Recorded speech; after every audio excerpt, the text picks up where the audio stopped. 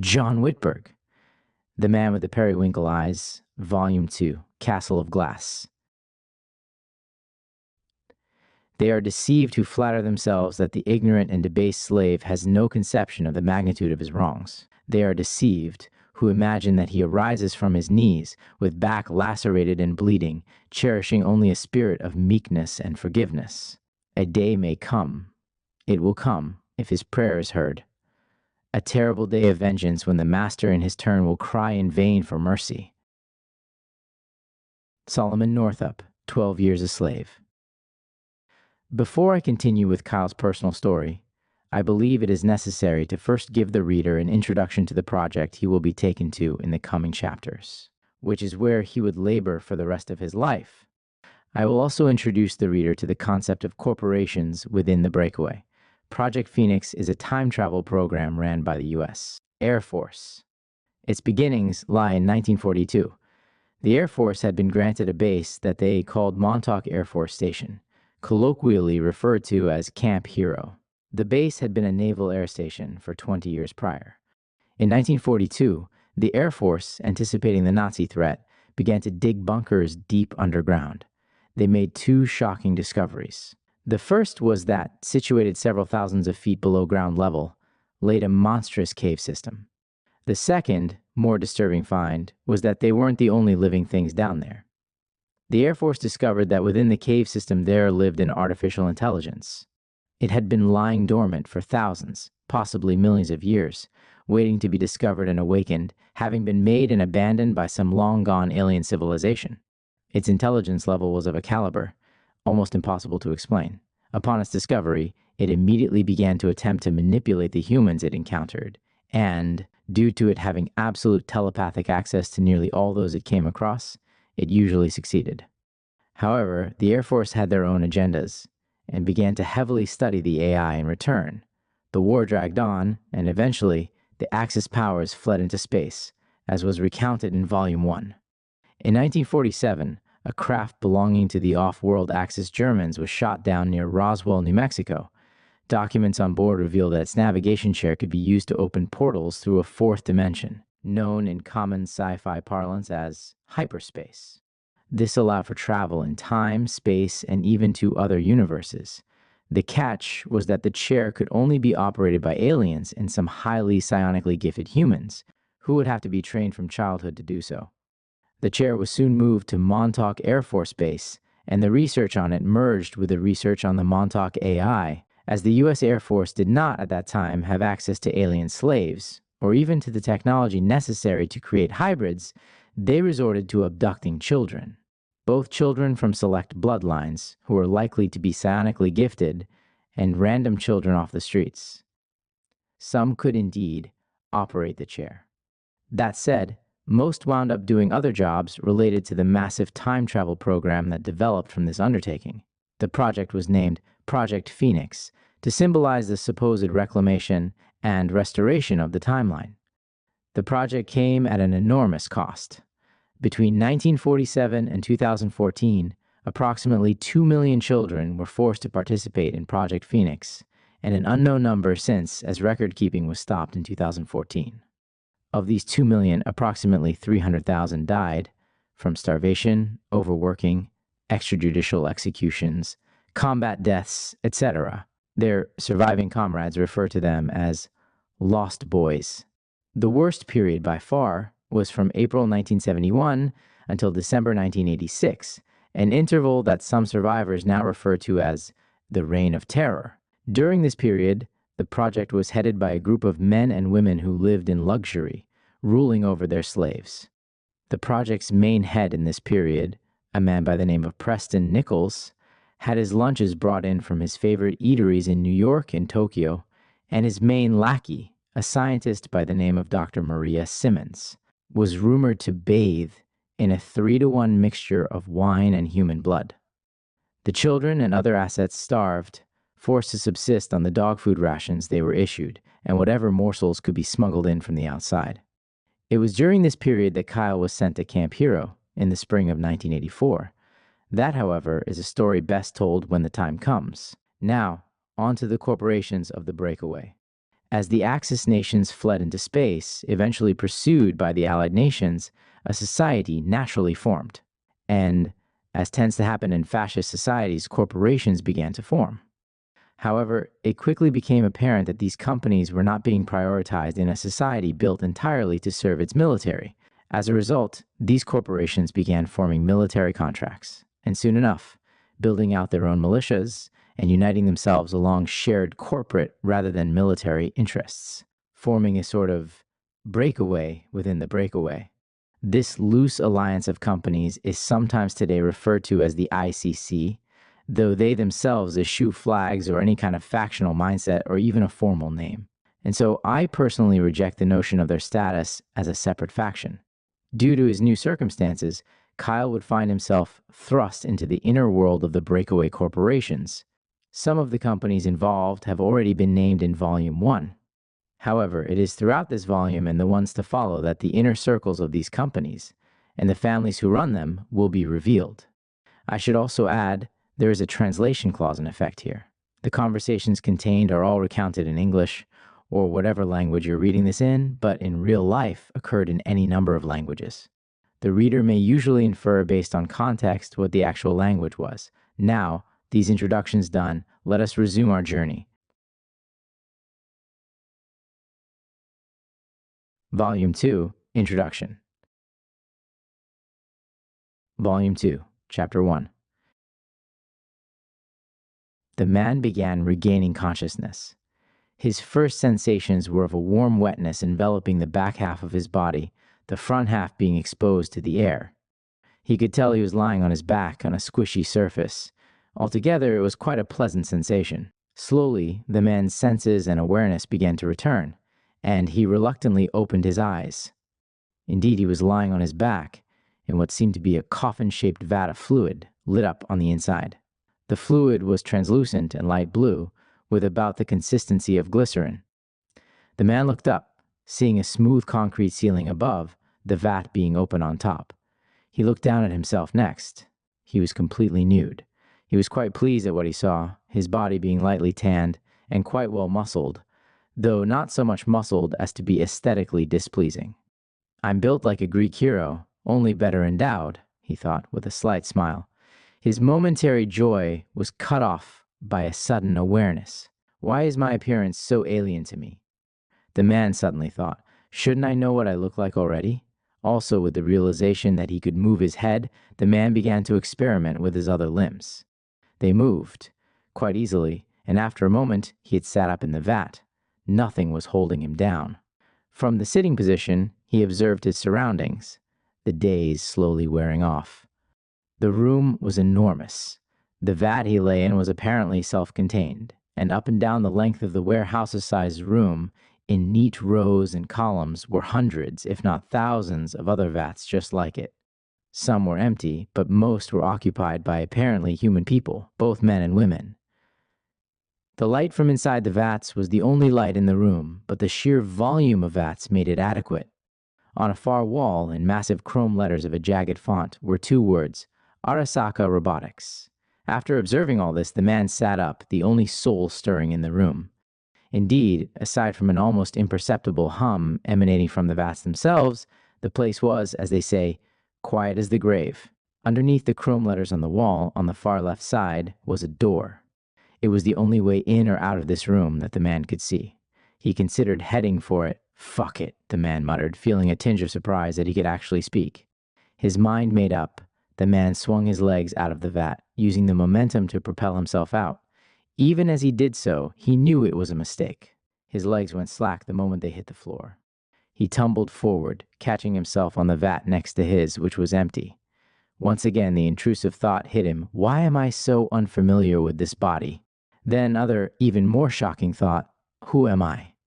He contemplated this latter question as he leaned against the vat, realizing he had no answer. However, still being somewhat dazed, he didn't feel distressed. The feeling in his legs soon returned, and the man got to his feet.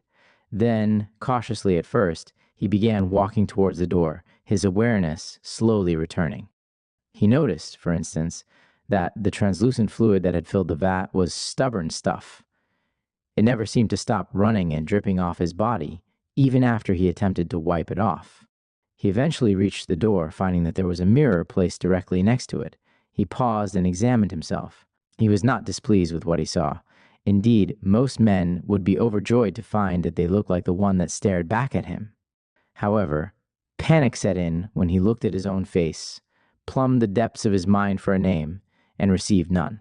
He received no recollections at all. His awareness had begun the moment he awoke in the vat. Now resolved to find answers, he tried the door.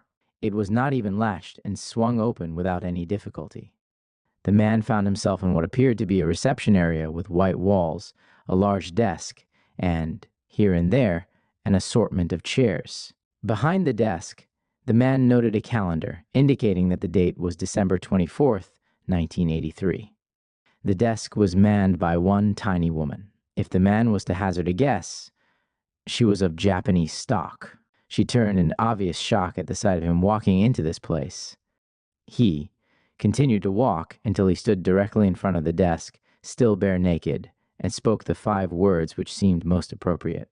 Who, what, when, where, why? The tiny woman stammered, no doubt somewhat terrified by this nude man who, it would turn out, should not have ever been in this room. The woman began to stammer out an answer, then simply said, "I'll go get help," then fled the room. The man did not have to wait long. Soon, 2 other men appeared. They were large and wielded guns and cattle prods. The man began to back away and protest. "What the fuck is this? I want answers. Where am I? Who am I?" "Just stay calm. Keep your eyes on me, sir," one of the guards said. As he spoke, one guard dodged around to the back of the confused man and administered the cattle prod. As it turned out, it was no ordinary cattle prod. It was incredibly potent, and the man collapsed forward, his physique rendered useless. In this vegetative state, the guards carried the man through a door to the side of the room, loaded him onto a stretcher, and wheeled him through a bewildering set of all-white hallways. He was dropped in a padded white room with a window by the door. It strongly resembled a room in a mental institution. The man somehow made this association in his mind and felt insulted, then confused. How do I know these things? He wondered.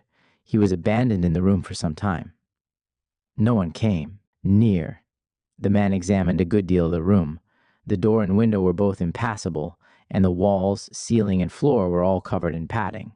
The only lighting was from the hallway outside the room, the window to which was set back several feet, so only the portion directly outside it was visible. As the window only began about halfway up the wall, even the floor of the hallway was not visible.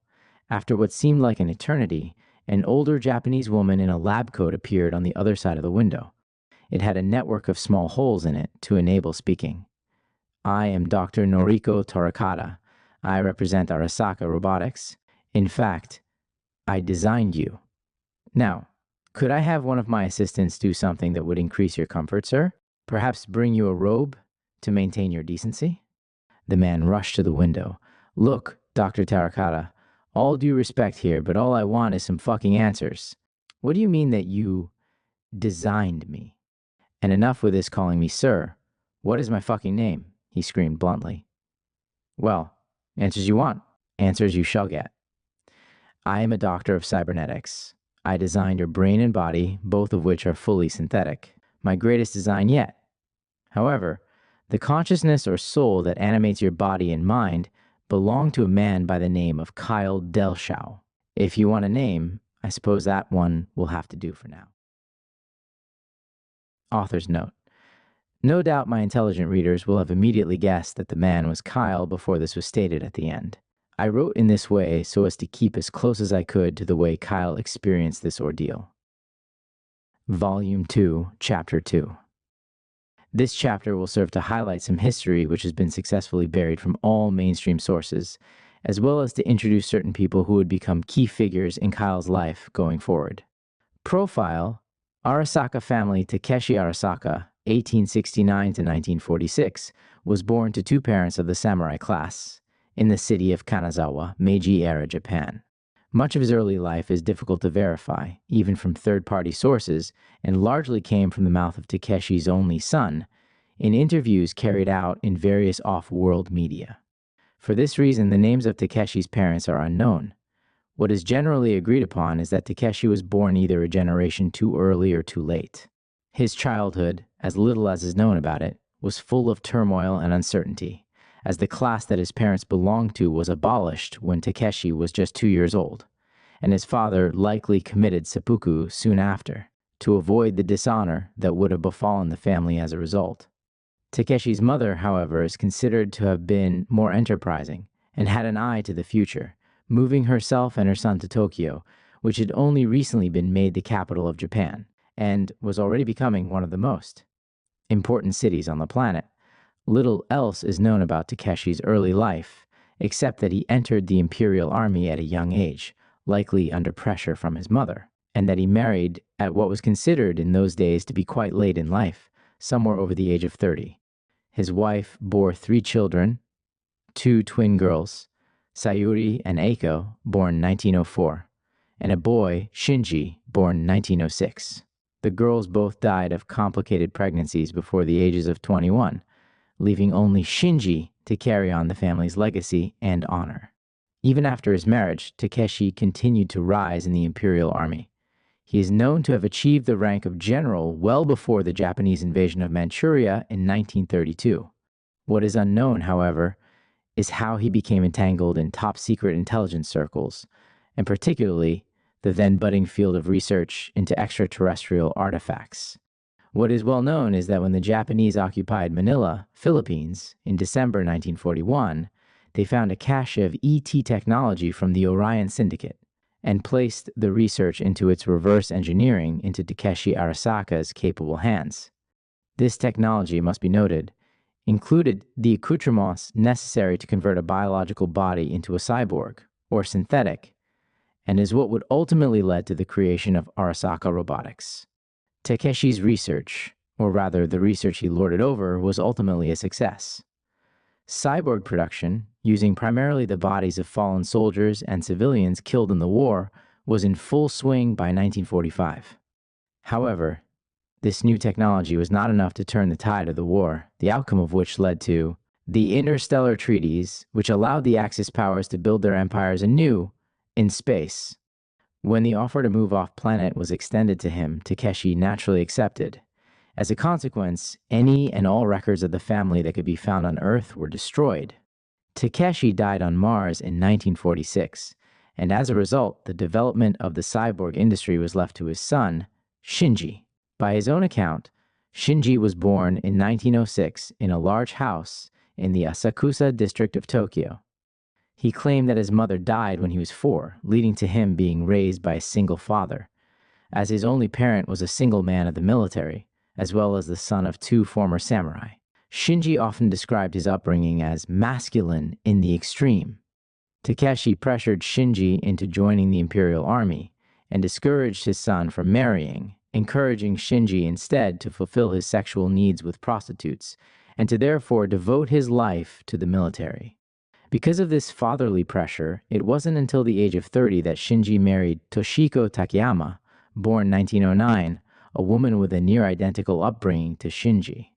Shinji and Toshiko moved off-planet in 1945. After his father's death, Shinji made the radical decision to privatize the cyborg industry he had inherited, naming the new company Arasaka Robotics. This company would go on to become perhaps the most profitable in the entire breakaway, with an income higher than that of any existing Earth nation, all of which is held in the hands of the Arasaka family. This bestowed them a level of wealth that's unimaginable to most of my readers, being able to buy entire planets if it pleased them. Ultimately, Shinji would produce, or rather choose to acknowledge, 12 children, 9 of them legitimate.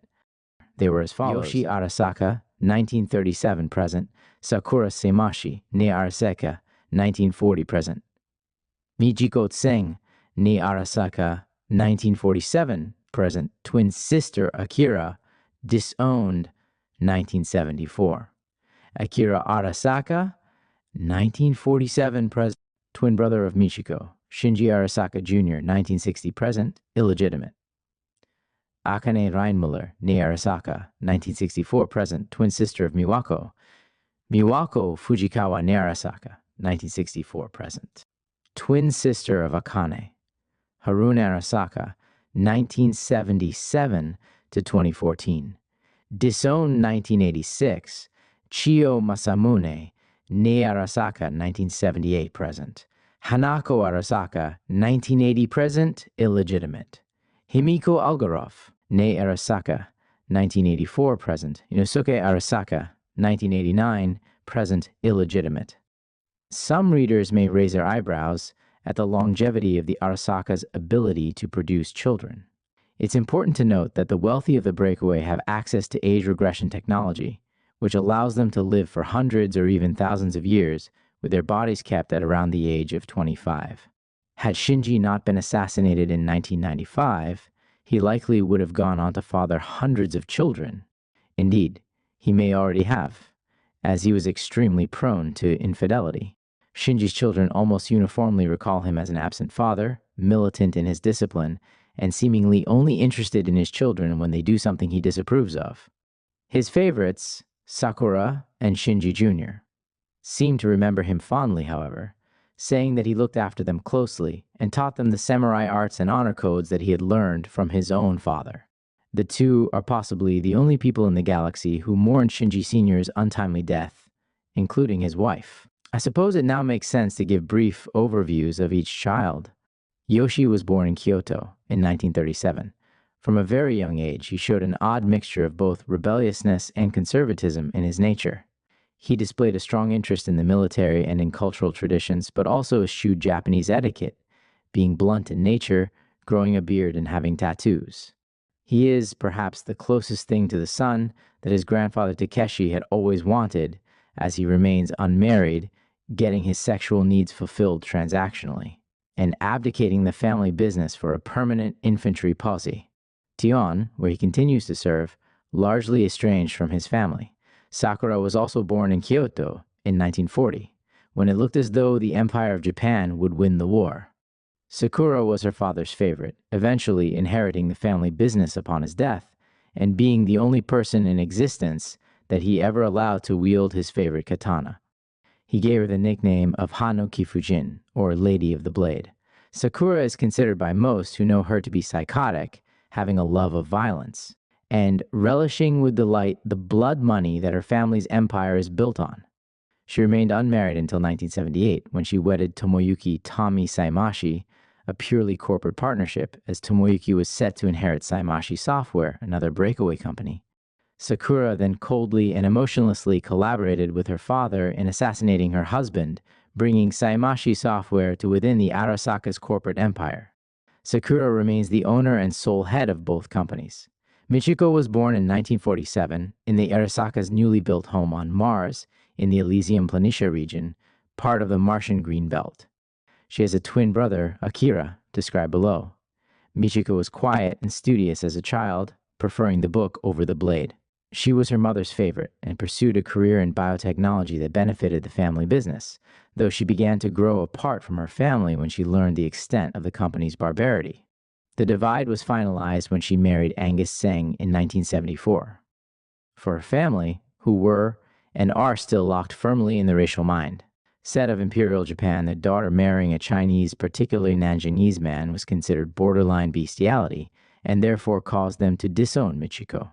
To this day, she is unable to attend family functions, even funerals, for fear of being murdered by her family for her dishonor.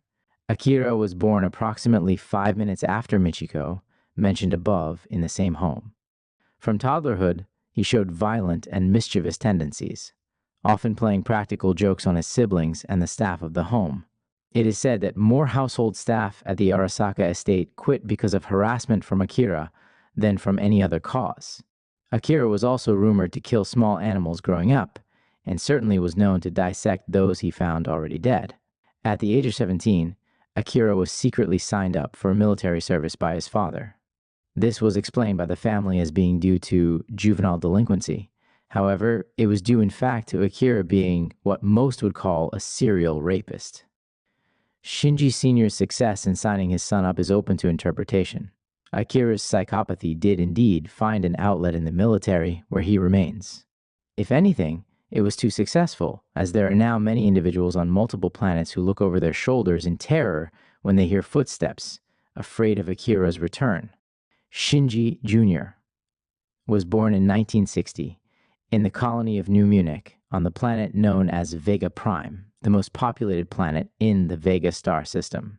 It was to here that the Arasaka family had moved in 1949. Shinji Jr. was an illegitimate child born of an illicit affair between Shinji Sr. and a geisha who worked for the family. When news of her pregnancy surfaced, the geisha was cast out into the colony, forcing her to become a prostitute, and subsequently died destitute when Shinji Jr. was only 3. Shinji Jr.'s earliest cognitive memories are of begging for food on the cyberpunk streets of New Munich.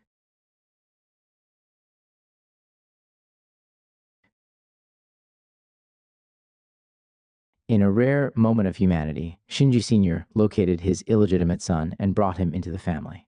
Shinji Jr. is one of the few to express fond memories of his father, even as the rest of the family treated him as an outsider, though he now admits and fights the barbarity of his family's business. However, he speaks fondly of his father training him in the samurai ninjutsu arts. He was given the nickname of Rai, meaning zero, indicating an assassin who moves through the night totally unnoticed, lacking even an identity, as they are just a shadow. Shinji Jr. remains unmarried and childless, choosing, again, a military life. Akane was born in 1964 at the family's estate on Vega Prime. She has a twin sister, Miwako, described below. In childhood, Akane was prone to flights of imagination and a greedy disposition, both of which were indulged by her mother, transforming Akane into the very definition of a spoiled brat. In her teenage years, it was discovered that she had a strong singing talent. Akane used her family's connections to launch a career singing at the most exclusive clubs and events in the colonies, usually performing classic enka and J-pop tunes. In 1989, she married Heinz Reinmuller, a highly ranked space Nazi, allowing her to break into the German interstellar musical market as well. She and Heinz have so far produced 3 boys and a girl, and Akane herself can still be seen performing at the most exclusive events on different planets. Her songs are rarely officially recorded, and the few records she has made are highly valuable collector's items, sadly unavailable anywhere on Terra. Miwako was born 8 minutes after her twin sister, Akane, described above. She embraced her upbringing, taking a strong interest in business. Like her sister Sakura, she entered into a marriage of corporate convenience, marrying Jiro Fujikawa, the inheritor of Fujikawa Enterprises, a major developer in the virtual reality industry of the various off-world colonies. Jiro, however, has been allowed to live, though his company is now nothing more than a puppet of Arasaka Robotics, who have total market control over Fujikawa Enterprises products. After Sakura, Miwako is likely the family member most connected and associated with her family's business, serving as a kind of executive diplomat on their behalf. Harun was born 1 month prematurely in 1977, while the family was on a secret visit to Kyoto on Earth. He was quiet and effeminate as a boy. For this reason, Shinji Sr. took Harun to an oracle when he was not quite yet 10 years old. The oracle revealed that Harun would be gay. This caused Shinji Sr. to be filled with such hatred for young Harun that he disowned and sent him to Camp Hero, where he would go on to be raised by Kyle. After sending him away, Shinji Sr. generally never acknowledged Harun, refusing to even say his name, instead referring to him in English to add further insult as that little fucking faggot. While all members of the Arasaka family will be present in this book to varying degrees, it is Harun who is by far the most essential to Kyle's story. Chio was born in 1978 at the family's estate. Growing up, she had a theatrical streak, often dressing up in wild and provocative costumes and performing plays at family events. She is, perhaps, the most innocuous member of the family, marrying a wealthy but non-politically important man by the name of Ren Masamune. They have so far produced 2 girls and a boy and live on the planet known as Typhon. Hanako was another illegitimate child. However, unlike Shinji Jr.'s mother, who was left destitute, Hanako's mother, a German woman, was already very wealthy, and as such, was largely unaffected by Shinji Sr. abandoning them. However, Hanako's mother, whose name is unknown, was killed in a terrorist attack by the Orion Syndicate when Hanako was 13, whereupon Shinji Sr. adopted her under pressure from his wife. Hanako is notable as being the only Arasaka daughter to never marry. instead choosing a life in the military, as her brother Yoshi, though Hanako chose an intelligence position where she remains. Himiko was born in 1984, the youngest girl, and was 11 when Shinji Sr. died.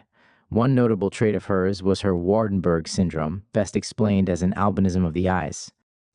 She was a sickly child and grew up unnaturally short, even with her family's unfettered access to regeneration tanks, gene therapy, and cybernetic enhancements. This difference caused Himiko to be a depressed girl, which her mother found embarrassing. Due to this, Himiko's mother married her off, age 19, to Alexei Algorov, the heir apparent to Algorov Dialectic, a notoriously brutal off-world mercenary company. Alexei did indeed inherit the company, putting it under de facto Arasaka control, due to Himiko having a far stronger and more business-minded personality than him. In Kyle's words about Alexei, he'll never be half the man she is. Inosuke was another illegitimate child, born on Mars in 1989. Very little is known about his biological mother, and he was adopted back into the family just 3 months before Shinji Sr.'s death in 1995, when Inosuke had not yet turned 6. Inosuke was a bookish child, small for his age until turning 13, which led to him being bullied in his youth. He learned martial arts as a consequence, becoming a rather violent man, though seemingly loosened up in recent years. After marrying a Martian-born Argentine girl of the Coronado family, a name to remember for later, and having a daughter. Author's note: this chapter has little to explain. I trust that the reader is not bored, as I must ask the reader to not forget this chapter.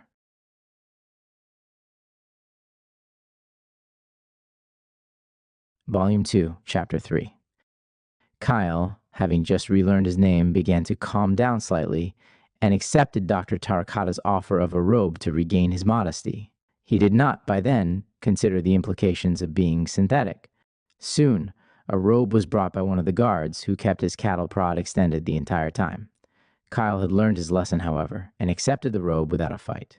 Once the guard left again, Kyle donned the robe, then reapproached Dr. Tarakata, asking a few more questions. It turned out that he was in an Arasaka robotics plant near the equator of Triton, the largest moon of Neptune, in the city of New Kyoto. Kyle's body and mind, Dr. Tarakata said, were purpose-built. He had been designed for infiltration, espionage, and combat, adapted to do these things at a level that a baseline human could not. While being synthetic, Kyle had also been made to pass as human. He was visually and tangibly completely the same. He would even have realistic looking and smelling sweat, and the blood in his veins, while it was indeed artificial, containing a system of nanites, was designed to have the color and consistency of human blood. His internal anatomy, however, was not human passing. Functions such as digestion and breathing were not part of his body, though he was able to eat and drink. However, the food and drinks would come out as they'd gone in. Yet he had been graciously provided with a full set of taste buds, and although he was infertile, he was otherwise sexually functional and able to have the same sensations as any man. Kyle's emotional components are difficult to explain. His soul emerged in virtually the same emotional state as when it had been removed from his human body, and he still felt the full range of emotions: fear, anger, joy, sadness, protectiveness, arousal, etc. However, this was almost certainly not Dr. Tarakata's intention. While some simulated emotions, such as righteous indignation and a sex drive, had indeed been programmed in to blend Kyle in and motivate him, having full human emotions would create conflict with the jobs he had been designed for. After explaining the basics to Kyle, Dr. Tarakata reached under the chair she sat in opposite Kyle and produced a black briefcase. From this she pulled 3 objects: a tape recorder, a pad of paper, and what appeared to be a sheet of glass, about 1 foot by 18 inches, perhaps 2 inches thick. Dr. Tarakata tapped the glass, and it lit up. Then words and images appeared on it. This glass device was what's commonly known as a glass pad, a piece of technology common in the breakaway, similar to the electronic tablets of Earth, only far more advanced and, of course, transparent. Kyle was surprised that, on Dr. Tarakata producing the glass pad, he instantly understood it. It was then that he realized that there must be a database of such things, downloaded into his new electronic brain. After booting up the glass pad, Dr. Tarakata spoke. "I'd like you to play a game with me, sir, or Mr. Delshell if you prefer."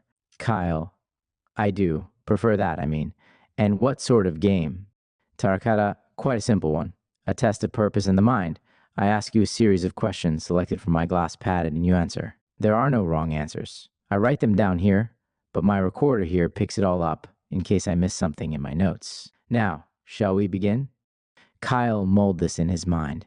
He didn't like it one bit, but then remembered where he was standing, a padded room with an impassable door, and a plate of unbreakable glass his only view to the outside world, guarded by thugs who carried weapons that turned his artificial muscles to jelly.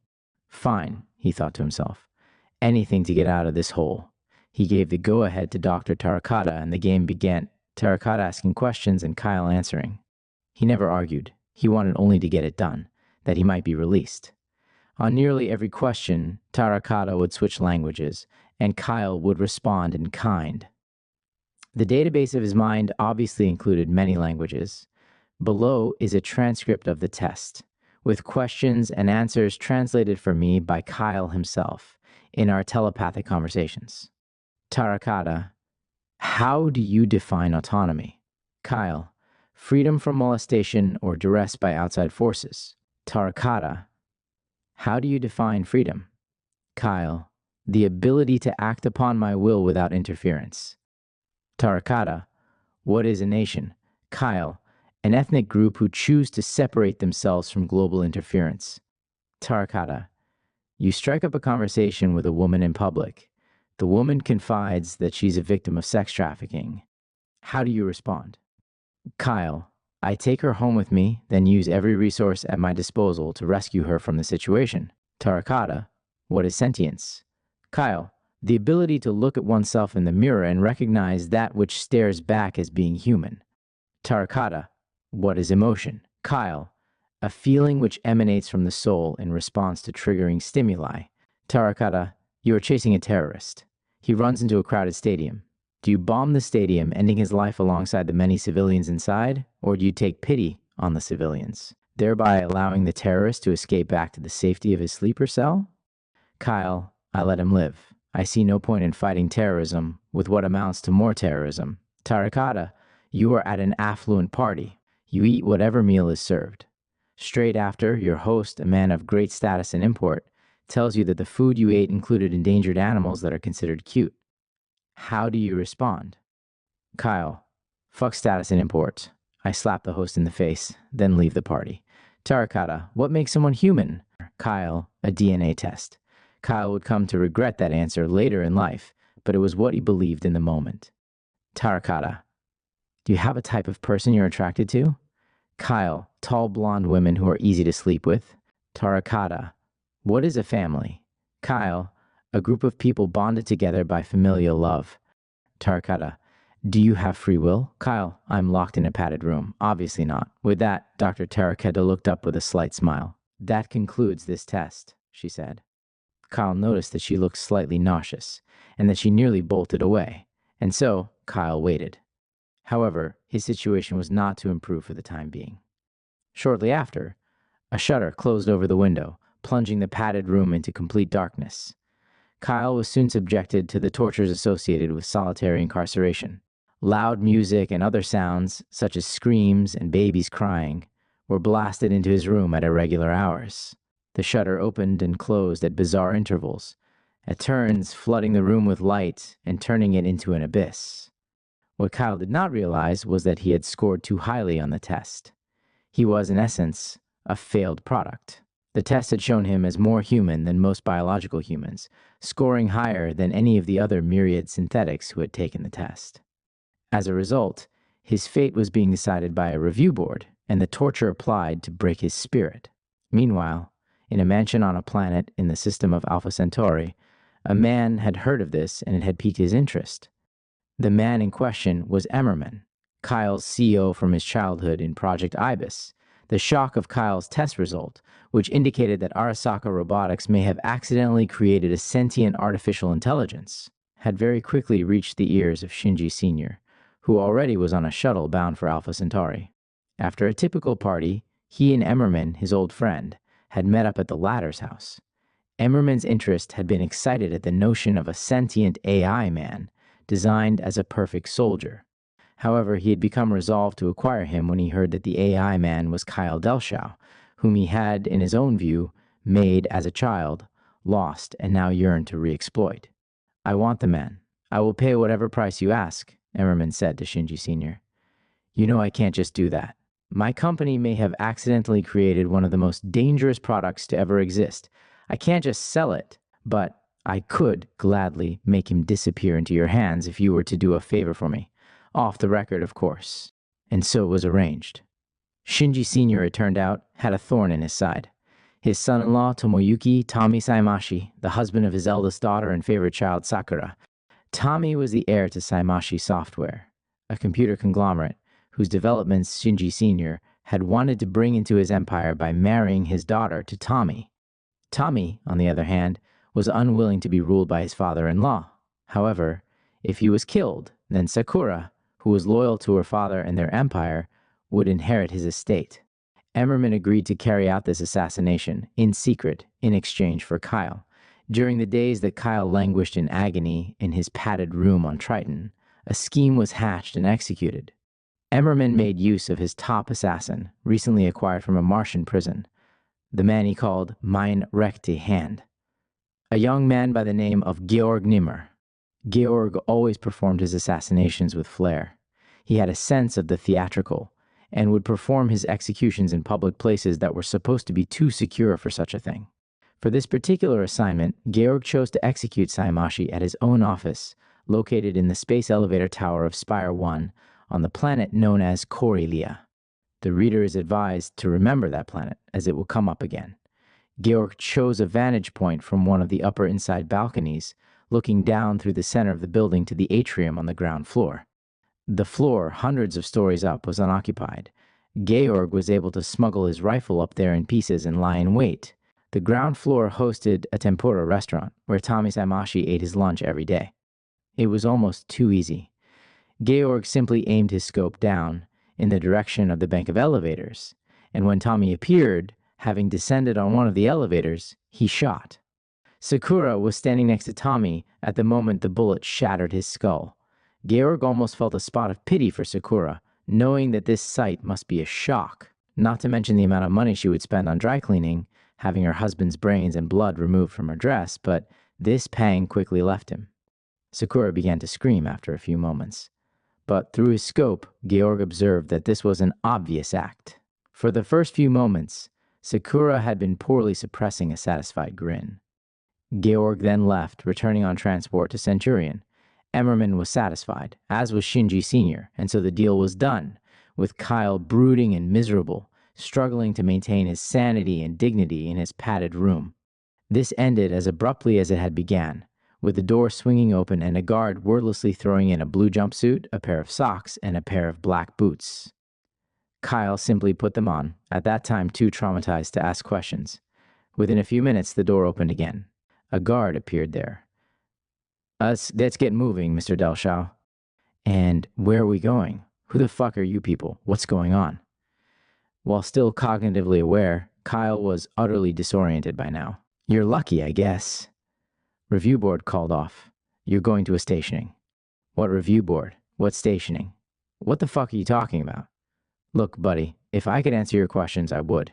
But I can't. And the shuttle is waiting. So move your ass." The guard led Kyle down several hallways to a shuttle bay. The only one there at the time was of a gray, boxy sort about the size of a shipping container. Kyle's attention was drawn to the outside of the shuttle bay. There was a massive door, open to the outside. He could see a seemingly endless expanse of ice, and, in the sky, the planet Neptune.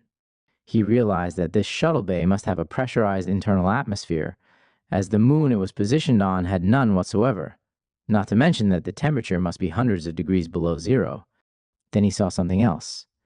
The guard who had escorted him had, at some point, without Kyle paying attention, put on a spacesuit helmet.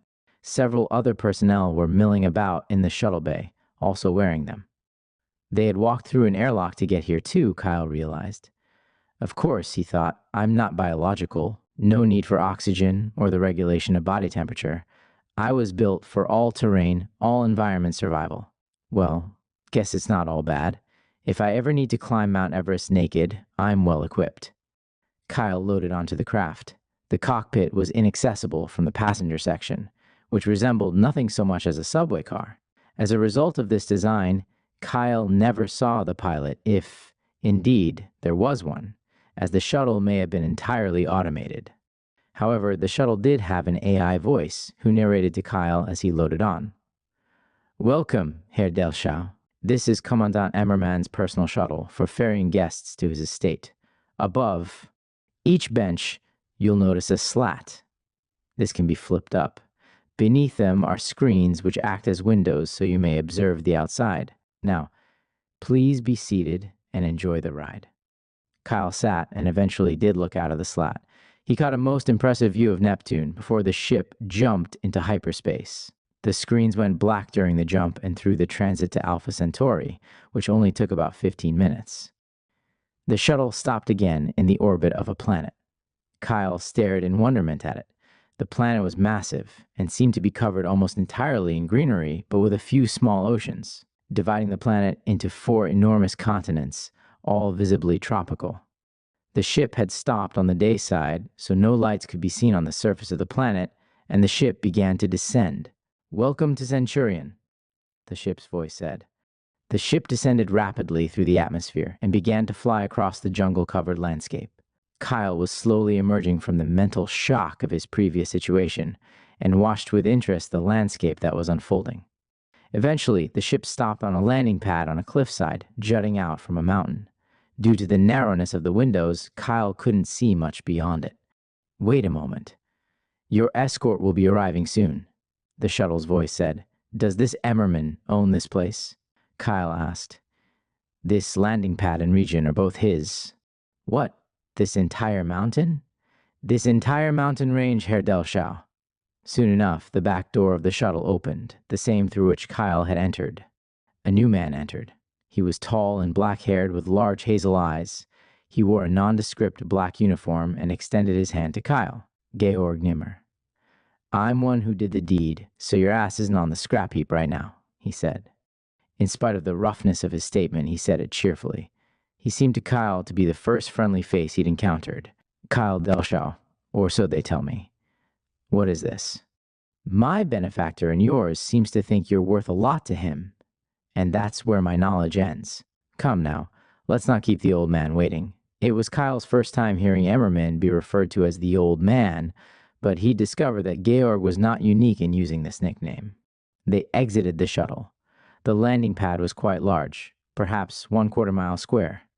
At the far end, on the edge of the monstrous outcropping that the landing pad was situated on, was a huge glass elevator that descended down the cliff into the valley below. It was to here that Georg and Kyle walked. From inside the elevator, Kyle finally observed the valley below as they descended.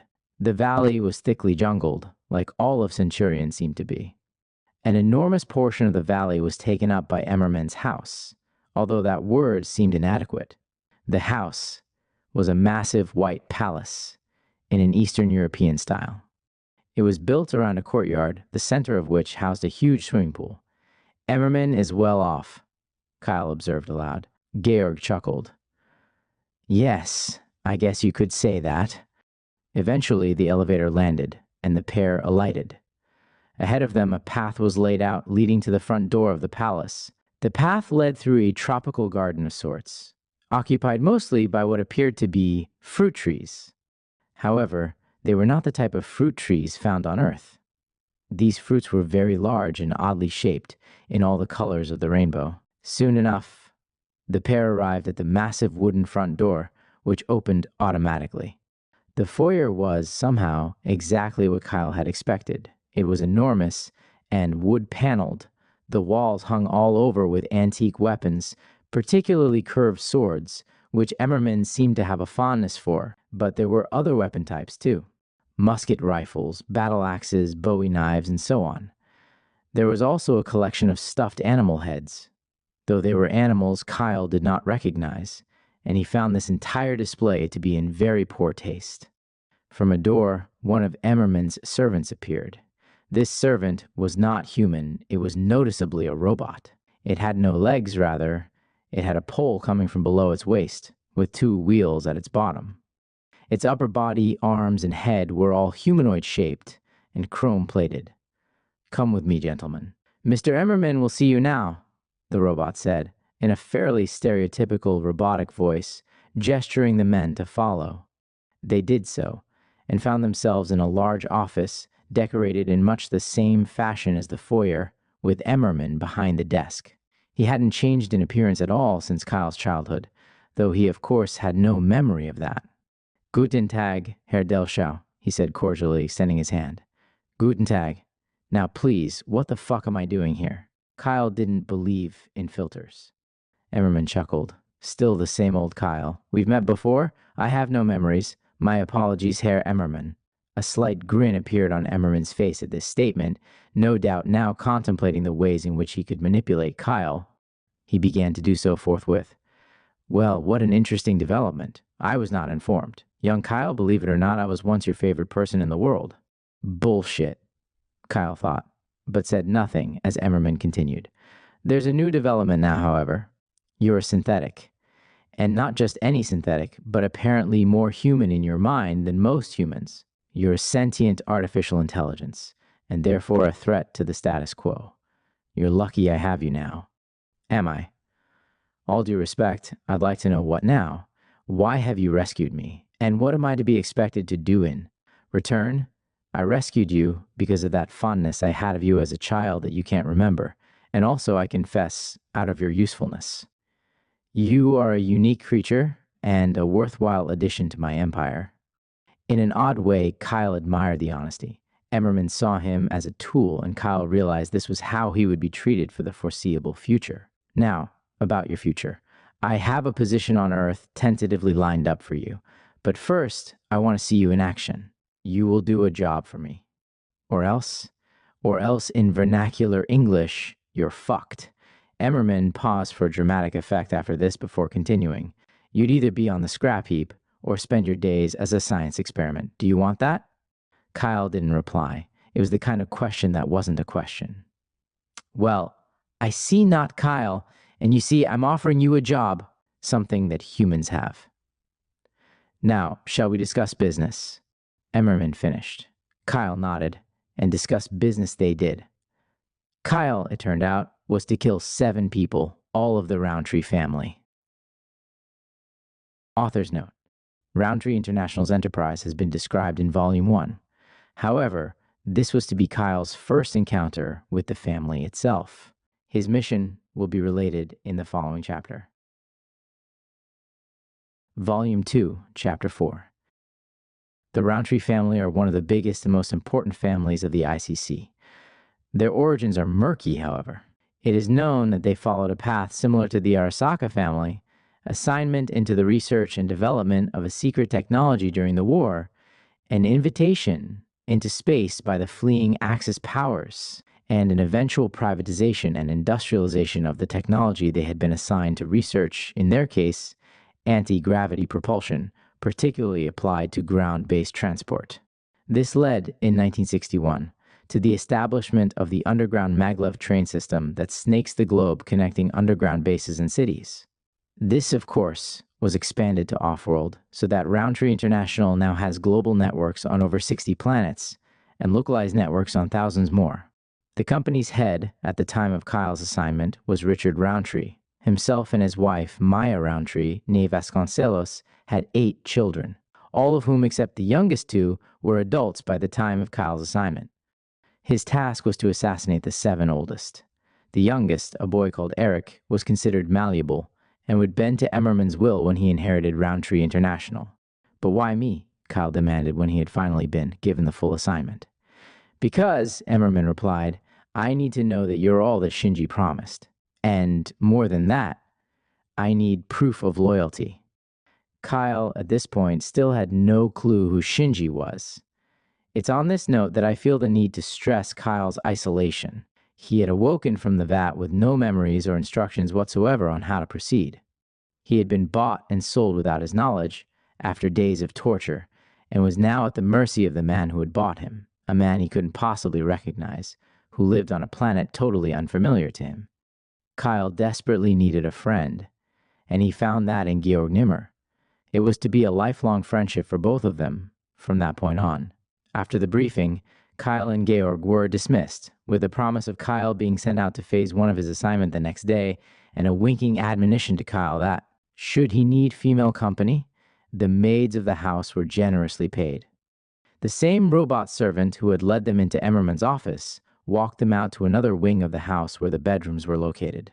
Kyle's room was massive and decorated in a Ming Dynasty theme.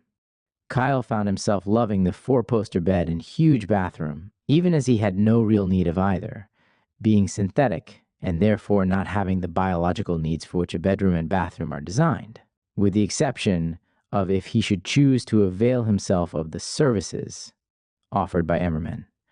Kyle's insatiable proclivity for the opposite sex had survived the transfer to a synthetic body virtually intact. Eventually, Georg entered Kyle's room to help him settle in.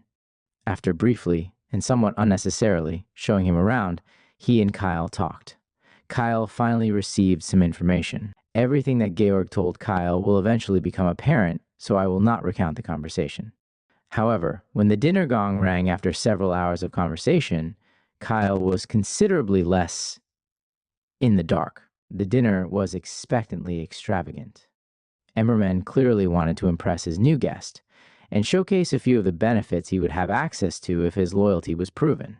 The dining room was in the style of a European banquet hall. The mahogany table must have been capable of seating over 100 people.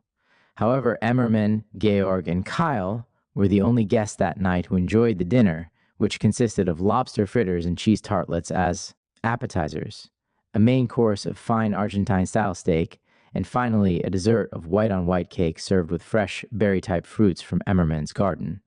The servers were all human, including one young red-headed woman in the uniform of a French maid. After the dinner, Kyle took Emmerman's suggestion, inviting her up to his room. No doubt used to this, and paid for it, the young woman, named Laura, accepted his invitation. And so Kyle was treated to the first pleasant night he had experienced since awakening from the vat. However, he also made a rather upsetting discovery. Before relating, it should be understood that I am including this information with Kyle's permission. Kyle discovered that night with Laura that, while his male anatomy looked and functioned the same, if not better, than that of a biologically created man, with the exception of his not being able to cause pregnancy, it was also prone to mechanical sounds.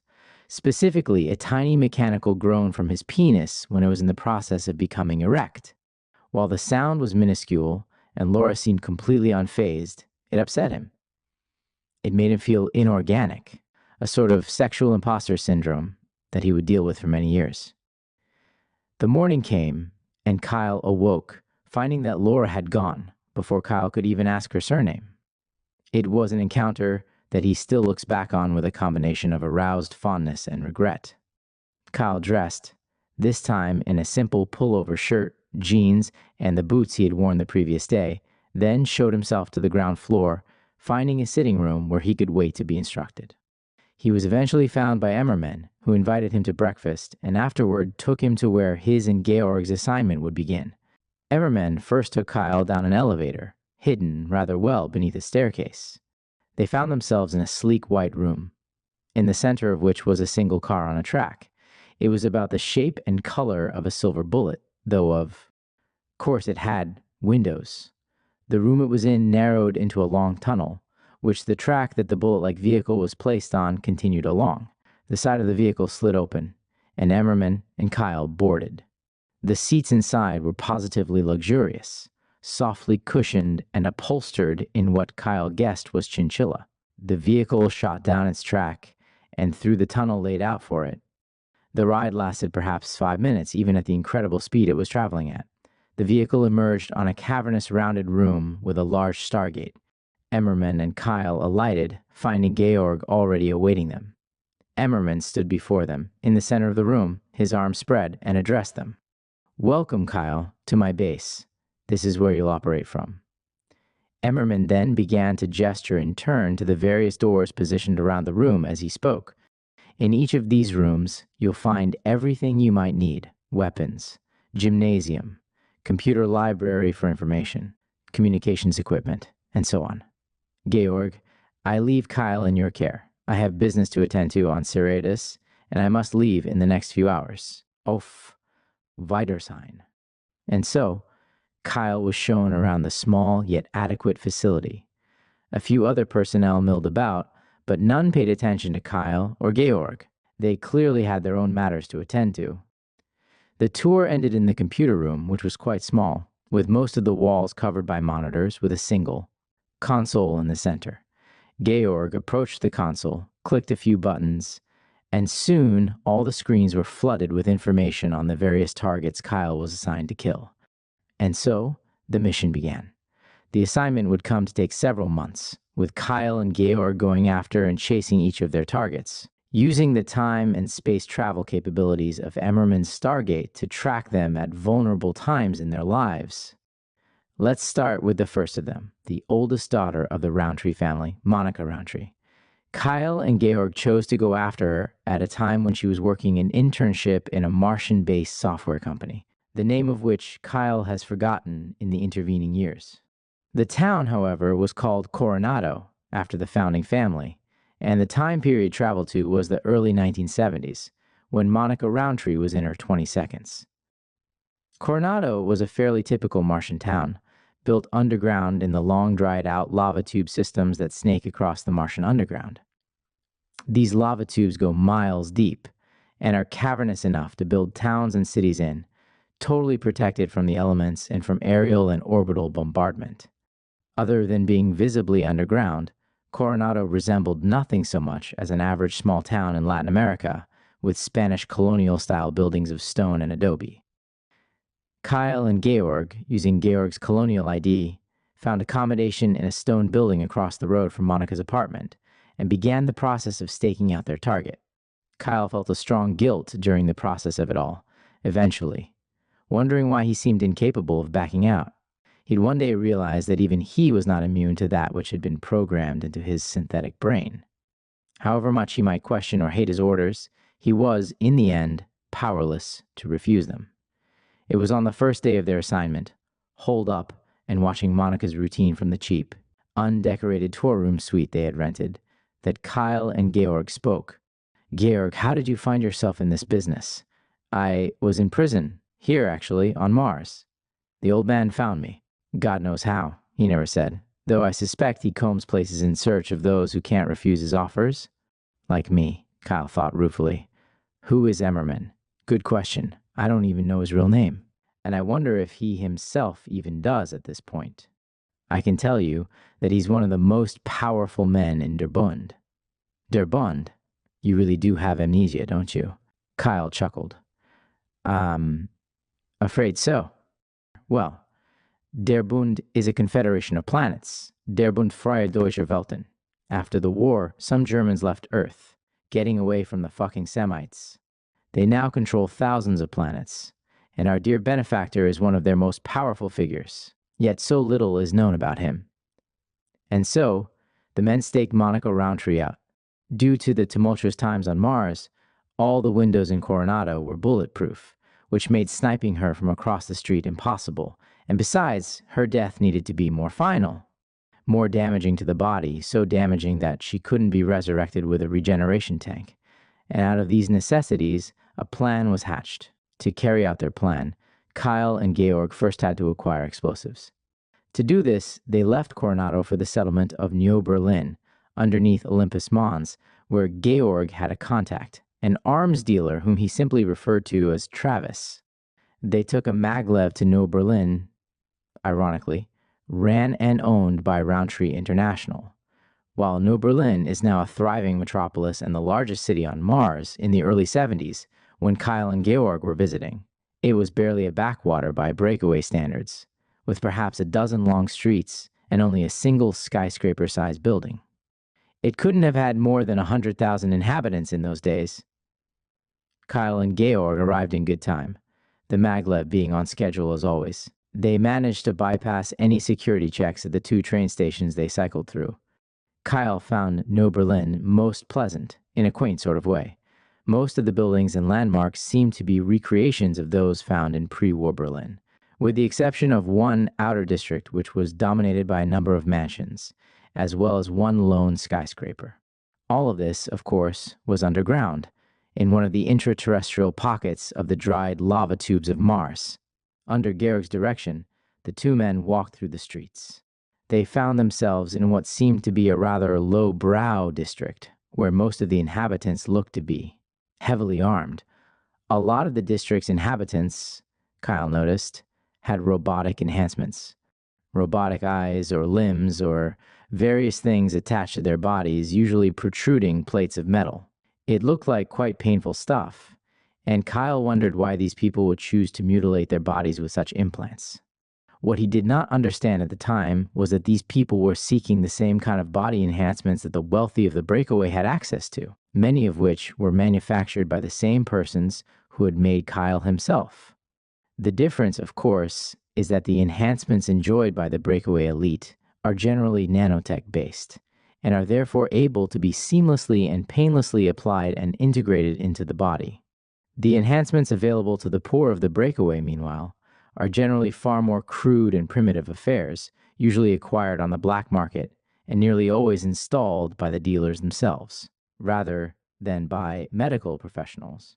Botched operations are rampant, yet the trade is still engaged in, due to the societal advantages provided by being enhanced. Eventually, Kyle and Georg stepped into a narrow street which appeared to be dedicated to commerce. It was lined with shops of all kinds spilling out onto the street, selling seemingly every item one could need. They approached one such shop, in front of which was standing a hulking blond man with a single robotic eye. "Travis, meet my new friend Kyle. He and I need to blow." "Some shit up," Georg said cordially to the robotic-eyed man. Travis gestured the men into the back of his shop. Far from the poverty that seemed apparent from the outside, the back room of the shop was sleek and all white, the walls lined on all sides with weapons of all kinds, neatly perched on small shelves or hanging from hooks. "Welcome to my real business," Travis said gloatingly. Kyle and Georg shopped, finding the arms they needed for their purposes, namely several plasma bombs. Georg paid with a card. The bombs cost a total of 30,000 Bundesmarks, the main currency at the breakaway. Their shopping complete, they then returned to Coronado to carry out their mission. In their tracking of Monica, Kyle and Georg had observed a time when she was isolated on a routine basis. Every Wednesday, she was meeting a young man, always well after lights out in the colony, when all private lights were remotely turned off and only street lights were lit, a power-saving measure due to the ongoing Mars war. During this night, created artificially since the city was underground, Monica would leave her apartment. She would slip away to a Japanese garden near the center of Coronado to meet a young man. They would inevitably end up on a bridge in the garden. It was almost too easy. Kyle and Georg simply placed one of their plasma bombs, which had a remote detonator, underneath the bridge, waited for Monica and her young man to meet there, then set off the remote detonator. An explanation may be necessary. Plasma bombs are incredibly devastating. Standing next to a plasma explosion is essentially the same as standing next to a tiny supernova.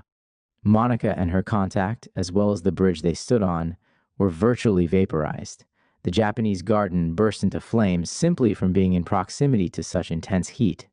Needless to say, there was no question of regenerating Monica Roundtree. She no longer existed as a physical person. The young man's name was never known to Kyle or Georg. He was simply collateral damage to Emmerman's assignment, and not worthy of consideration. As a matter of routine, Kyle and Georg returned to Emmerman's house for 2 weeks, the maximum time during which a recovered body could be regenerated. This was unnecessary in this case, for obvious reasons, but Emmerman didn't believe in exceptions to rules, least of all for those he was using for personal gain. The next 3 offspring of the Roundtree family, namely Dahlia, Joseph, and Franklin, who were triplets, were all killed together. In 1980, one of their friends, who lived on the largely oceanic planet of New Atlantis, acquired a yacht. This friend took the 3 Roundtrees, as well as an entire group of young people, out on the newly acquired yacht, with no security. Kyle and Georg, having this information and opportunity, simply planted another of their plasma bombs on this yacht. There were no survivors. While the names of the remaining persons who died are known, Kyle says he has blocked them out due to the trauma and guilt. While all of these people were indeed of ICC families, and no doubt of an extremely questionable character, the justness of them all dying in their 20 seconds is, at best, highly doubtful. The killing of the fifth Roundtree Rose was the most personal, and therefore the most emotionally difficult to recount. She was killed on a graduate school retreat about 100 miles from her family's Centurion estate in 1986. Kyle and Georg lured her away from her trekking group, using a device that could project voices into the head of the person it was aimed at. Once Rose had been successfully lured away and isolated, Kyle shot her in the head with a silenced plasma pistol. Then, Kyle and Georg simply buried her. In the heavy jungles of Centurion, locating a body is an impossible task. The next shock came when it was time to eliminate Samuel Roundtree, the second youngest and final victim on their list. Once again, he was to be targeted while on a school trip, this one in 1980, in a Chinese colony on Avalon 6, a habitable moon orbiting a brown dwarf in the Sagittarius constellation. The most appalling thing was that they were being asked to kill Samuel when he was 12 years old. Kyle and Georg were holed up in a cheap hotel room waiting to strike when Kyle finally voiced an objection. "Are we actually doing this? Are we actually killing a child?" Georg looked up. A long silence followed. Georg was clearly pondering Kyle's question. "No," Georg said. "We are not. How can we avoid it? I'm starting to realize something, Georg. I have programming. My mind is a computer, after all. Cannot disobey orders." Another long pause. "Then don't. I'm giving you new orders, Kyle, and those orders are to follow my lead. I'll take care of this. You're not to do anything. Are my orders understood?" "Yes, sir." "Now, how do we proceed? How else? The black market. There are those on planets like this who create and replace memories for people wanting experiences that they could not otherwise have. We will be taking the boy to one of these persons, giving him amnesia like that which you yourself have. And then what? Even with amnesia, the boy is still a Roundtree. This city has a wall around most of it, Kyle, open but serving as a border between this colony and the indigenous population of this planet. We take the amnesiac boy to them. He won't be discovered, most likely. He'll just be another Roundtree who disappeared without a trace. And if we're discovered to have disobeyed Emmerman's orders, what then? Then our asses are toast. But we aren't killing a 12-year-old boy." And so they proceeded. They made a trip that night to a few of the less reputable bars of the colony, dressed as obvious tourists, and made their wishes clear to those who inevitably approached them.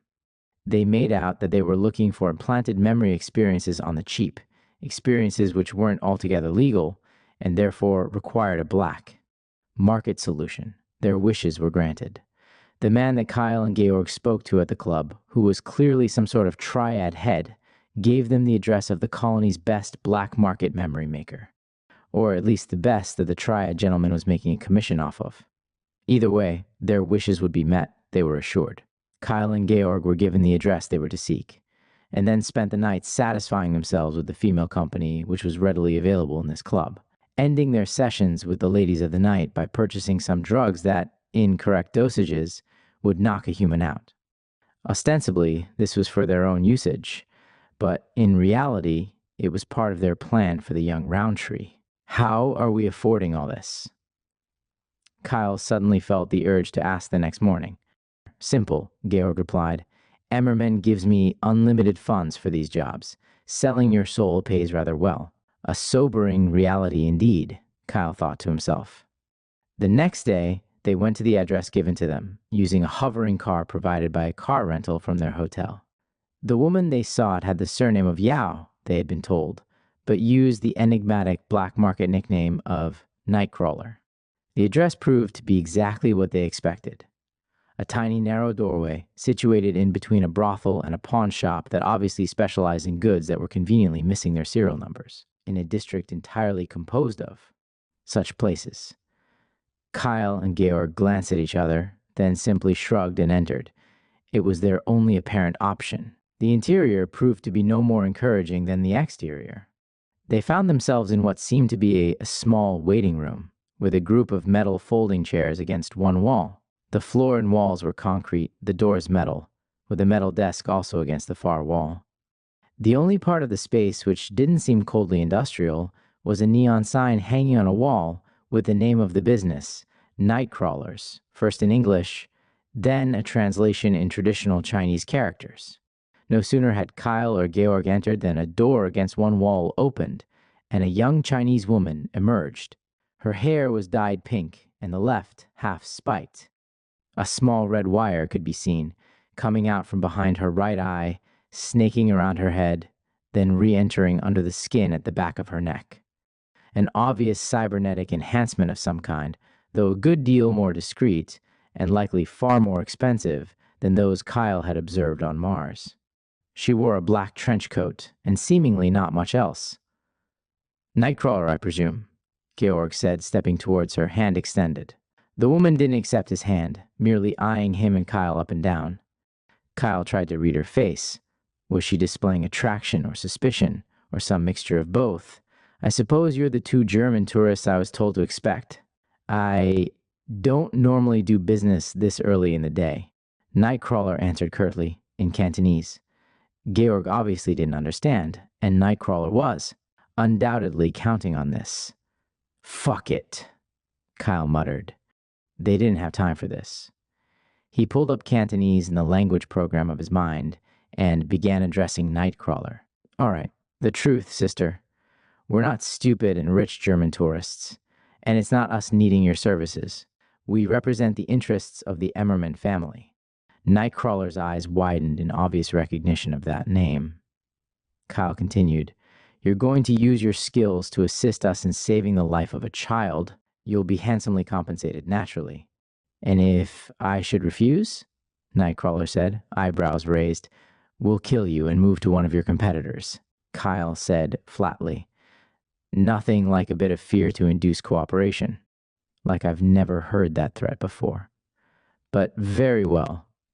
"This sounds agreeable enough of an arrangement," Nightcrawler replied. "Good," Kyle said. "And please speak either English or German for the sake of my friend. Where are your manners?" Kyle next explained what they wanted, which Nightcrawler objected to. "Gentlemen, I'm afraid you don't understand my field. I cannot remove memories as such. Not by themselves. I can only add to them," Nightcrawler explained. "Fine," Georg replied. "You do that. Add as many memories as you can. Replace everything. Drown out the boy's past. Just so long as he's forgotten, he's a Roundtree by the end. That's all. That matters." The plan was laid out, and the meeting ended with Kyle and Georg walking away with a small vial of the anesthetic drugs given to them by the hookers they had been with, which were a key aspect of both their plan and of Nightcrawler's business. With their scheme solidified, they returned to their hotel to carry it out the following day. On that day, the young Samuel Roundtree's school trip itinerary included a massive museum, the perfect place for Kyle and Georg to execute their plan. They loaded up a syringe with the anesthetic and set out. The museum was quite large and seemingly had no security. This was an ultra-wealthy district of the colony, and it seemed safety was implicitly expected rather than materially present. Kyle and Georg kept their distance from the group of children, again appearing as just a pair of German tourists. For a while, they simply wandered the museum, observing the fascinating exhibits. No expense had been spared, creating massive and grand holographic exhibits on the sciences and history of space exploration from a breakaway perspective. Kyle and Georg were strategic, looping through the museum in such a way that the tour group, and therefore Samuel, were always within reach, but never close enough that it would be obvious the two were tailing them. They waited for that moment that occurs in every tour group, but especially one composed entirely of pre-adolescent boys, the bathroom break. It was Kyle who carried out the next stage of the plan. He happened to walk into the bathroom the same moment as the boys and quickly located Samuel Roundtree at a urinal. He walked behind the boy and, as he did, administered the anesthetic. The syringe was a special one, designed for instant and painless administration of whatever was contained within it. By simply walking by at a leisurely pace, acting as though he was looking for an available urinal in the crowded bathroom, Kyle was able to deliver the stuff unnoticed. The boy merely reached up and swatted at his neck for a moment, perhaps feeling as though being bitten by a small bug, then resumed his business and left with the other boys, Kyle following casually. The operation felt extremely bizarre and perverse to him, drugging a child in a bathroom, but he estimated that it was his only choice. The anesthetic was useful in that it was slow to metabolize, but once it was, the effect was immediate. The recipient would go on as normal for 5 to 7 minutes, then suddenly be hit with overwhelming sleepiness, followed by unconsciousness within seconds. The young Roundtree and his uniformed classmates regrouped, and for a short time, their tour resumed. Soon, Samuel collapsed. A commotion followed from 2 teachers and the students panicking at the collapsed boy. Kyle and Georg glanced at each other. Now or never, Kyle said telepathically, and moved to the next stage of the plan. Let us through. We're doctors, Georg cried, he and Kyle rushing to the collapsed figure on the ground. An interlude followed, of Kyle and Georg performatively checking the unconscious Samuel's vitals before Kyle making an announcement. This boy is near death. My colleague and I will take him by our car to the nearest hospital, Georg said in a feigned panicked tone. And before anyone could object, or even absorb his words, Kyle had gathered the boy in his arms, and he and Georg then charged for the doors, loaded into their car, and shot off. They reached Nightcrawler's place of business quite quickly. It was by then early afternoon. To begin covering their tracks, they left their rented car in the street with the keys in the ignition. In a neighborhood like this, it'd be stolen very quickly, and therefore out of their hands. A few people on the streets shot inquisitive or even dirty looks at the sight of 2 grown men carrying an unconscious 12-year-old into Nightcrawler's place of business, but they were not stopped. In a way, Kyle felt disgusted that they were not. As before, Nightcrawler came to greet the man as soon as they entered the office, this time going to the front door of her office and sealing it. No disturbances allowed that day. She ushered them next into one of the rooms off the reception area, with a plaque on the door reading Operations in Chinese. The room triggered something in Kyle, though he did not know what or why. In the center was a dentist's chair, at the head of which was what appeared to be a virtual reality helmet with a mass of wires.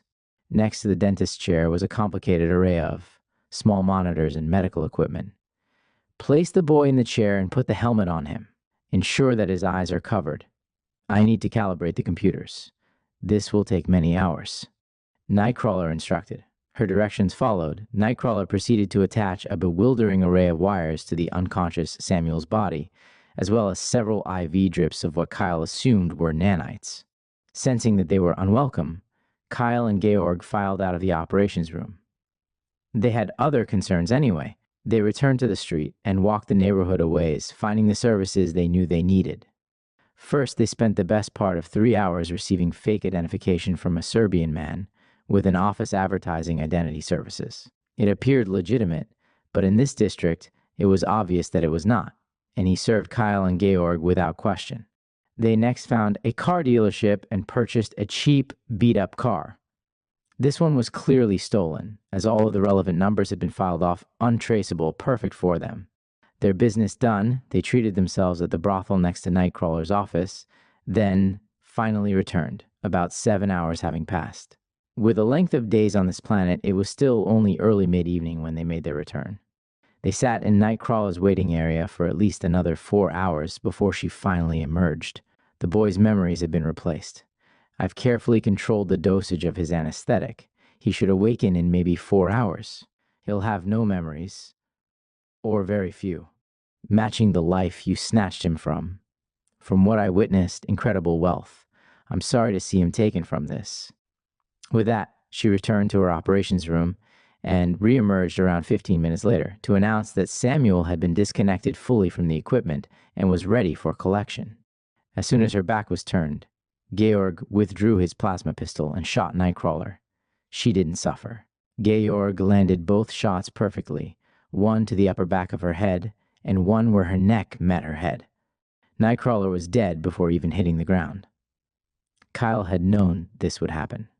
Nightcrawler had seen too much.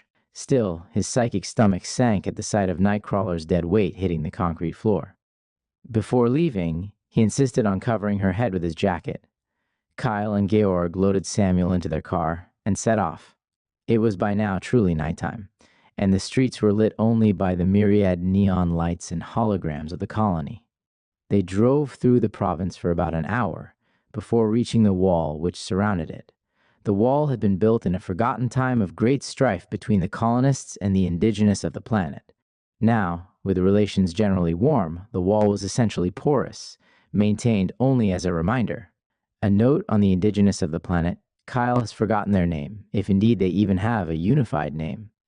However, they are largely human in appearance, save for their lavender skin and long, prehensile tails. They live at a largely Bronze Age level of development. However, they are quite advanced in medical technology. On their map, Kyle and Georg had located a tiny indigenous village perhaps 3 hours from the colony wall. They found it in their car with little difficulty.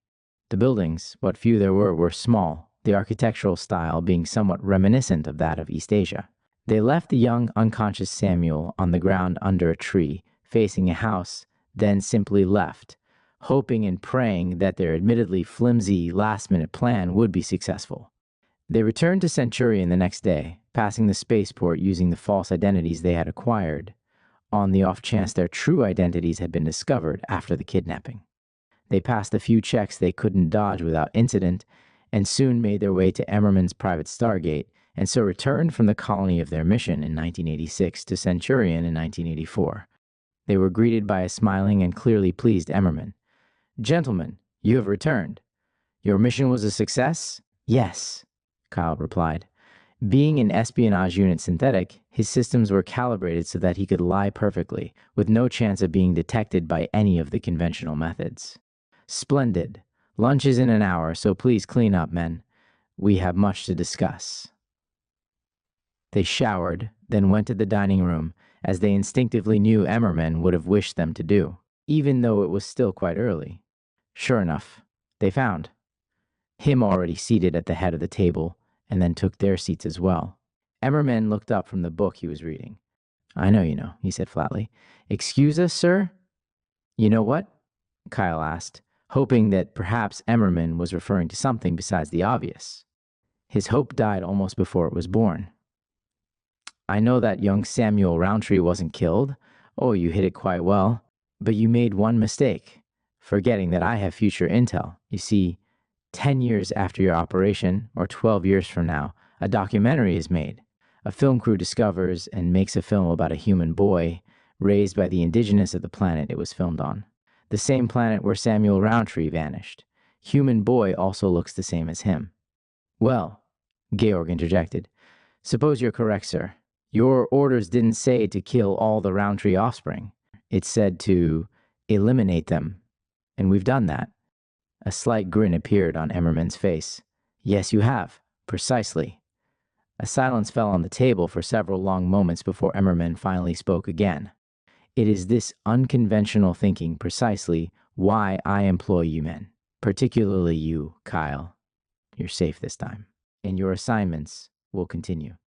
At that moment, the dining room door opened, and the waitstaff entered, bearing lunch.